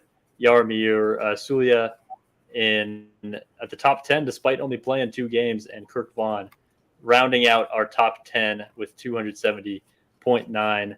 Karthik, Nikola, what can you say about Brandon Fogel's performance this entire weekend and just about this tournament in total? I mean, just a very deserving champion. I mean, he played amazingly to get into the draws when he needed to. He basically had complete control over this board. He dictated the results. And if he wanted to run up the score, he really easily could have. He could have gone for 460, 480. Like, he could have knocked out France. He could have gotten Italy knocked out. He could have done a bunch of different things, but he played a very, very clean game, did right by his allies there. He just played a really, really, really strong game, not just in this game, but also in his previous games, which he commentated. He just did exactly what he needed to in order to win this tournament, and just massive, massive kudos to him. Just a beautiful game. Yeah, he played really, really well. I mean, the 3 games he played, he was in control. I mean, he had this super nice alliance with Ed, I think, in the round 2 when he was Russia and Ed was England. So that was a phenomenal play. And yeah, complete control of his games. It seems that Spring 01 or Fall 01 of this game was the only time where he was a little bit in trouble. But after that, he recovered beautifully, both tactically and diplomatically. And after that, yeah, once he takes control, he's tough to beat. Right. Certainly is. Brandon has one of those negotiation styles that seems to transcend what's happening on the board. And you saw it in this round 3 game with an army in Wales at the end of 01. And for him to keep his cool and work that, silver tongue to pull Jason Maspum on side and flip that situation when it seemed like he was in for a quick out. He's just the type of player that is hard to say no to, hard to reason against. Such a controlled tone of voice, such a persuasive way of describing the state on the board, and just a trustworthy signals that he puts out there, whether or not you can actually trust him. Hard to think of a more deserving winner for this DixieCon tournament. And we also have an interview with Brandon Fogel and tournament director David Hood that was shot shortly after the victory was official. So coming onto the screen now, our 2022 DixieCon champion, Brandon Fogel. Well, hey, Brandon Fogel, it is great to see you. You have just won the 2022 DixieCon. What are your thoughts? Honestly, this is my first tournament win ever, actually, and I'm really stoked that it was at your tournament. And I'm going to wield that over your head for the rest of our lives. We'll see how much mileage you get out of that. I'm predicting not very much, but I am really happy for you. And how did you do it? Oh, man. I mean, so I had never played the scoring system before, and I heard people complain about sort of draw-based scoring systems, and I didn't really know how I was going to approach it, to be honest. And what I found was that it suits my playing style really, really well, because I like to form good, strong relationships with people and carry them as long as it makes sense to. And with the scoring system, it makes sense to do that for a really long time. And so in the first game, I was able to get a 3-way draw, which sort of started out making sense and kept making sense, and we kept going with it. Second round was a little bit more tricky. I did have to stab an ally at some point, Keith Worstel, who was a fantastic stabby, a really good guy to play with. And it was purely board mechanics that drove that. I would have loved to have taken that relationship to the end. But it ended up Ed Sullivan and I were sort of behind the scenes, kind of pulling strings and making the board work the way that would suit the two of us the best. And we were able to convince Italy, Cameron Higby, to accept a 2-way draw, not including him. And I think it was the right decision for him, actually, because Ed and I could have whittled him down. We had all the time in the world to do it. And fortunately, he saw the writing on the wall and accepted it, and it was very gracious about it. And so that was a 2-way draw. We were both at 10, Ed and I, and that ended up being a kind of platform that both of us could use to make a run for the tournament title. I ended up having a better previous result than he did. And today was kind of a bit of a cluster. The timed round, nobody is going to accept themselves being voted out of a draw, so they have to be eliminated. So that just takes longer, and you have to move faster. And unfortunately, in our game, I think it probably should have ended in a 2 or 3-way draw, but the little powers just didn't want to give up. Well, I should say nobody votes themselves out of a draw in this scoring system unless their name is Tommy Anderson, in which case sometimes that does happen. Well, Brandon, I want to ask you one other question. This tournament has people in it a lot of people in it who really don't play other places. They're sort of old school players. There's a little bit of a different meta for that reason, not just the scoring system, but frankly, just because of who's playing. What did you think about that? I loved it. Just lots of people who knew the game, but aren't as regular or cutthroat as sort of the people who play regularly on the tour.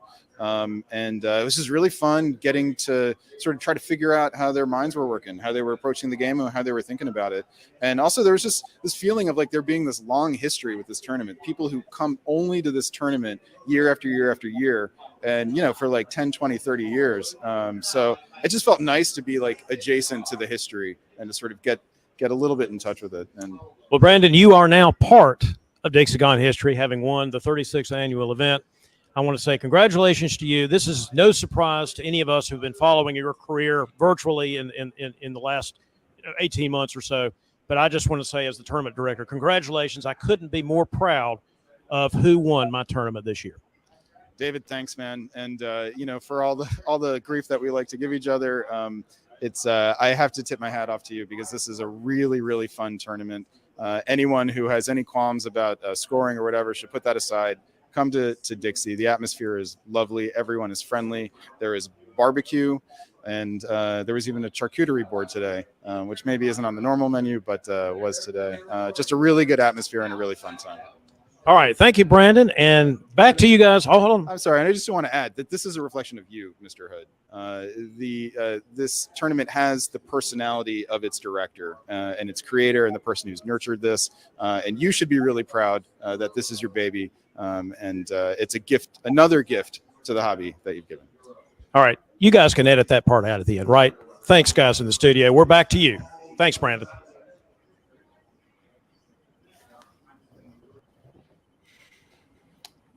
Well, Brandon Fogel never missing an opportunity to try and make David Hood cry on air.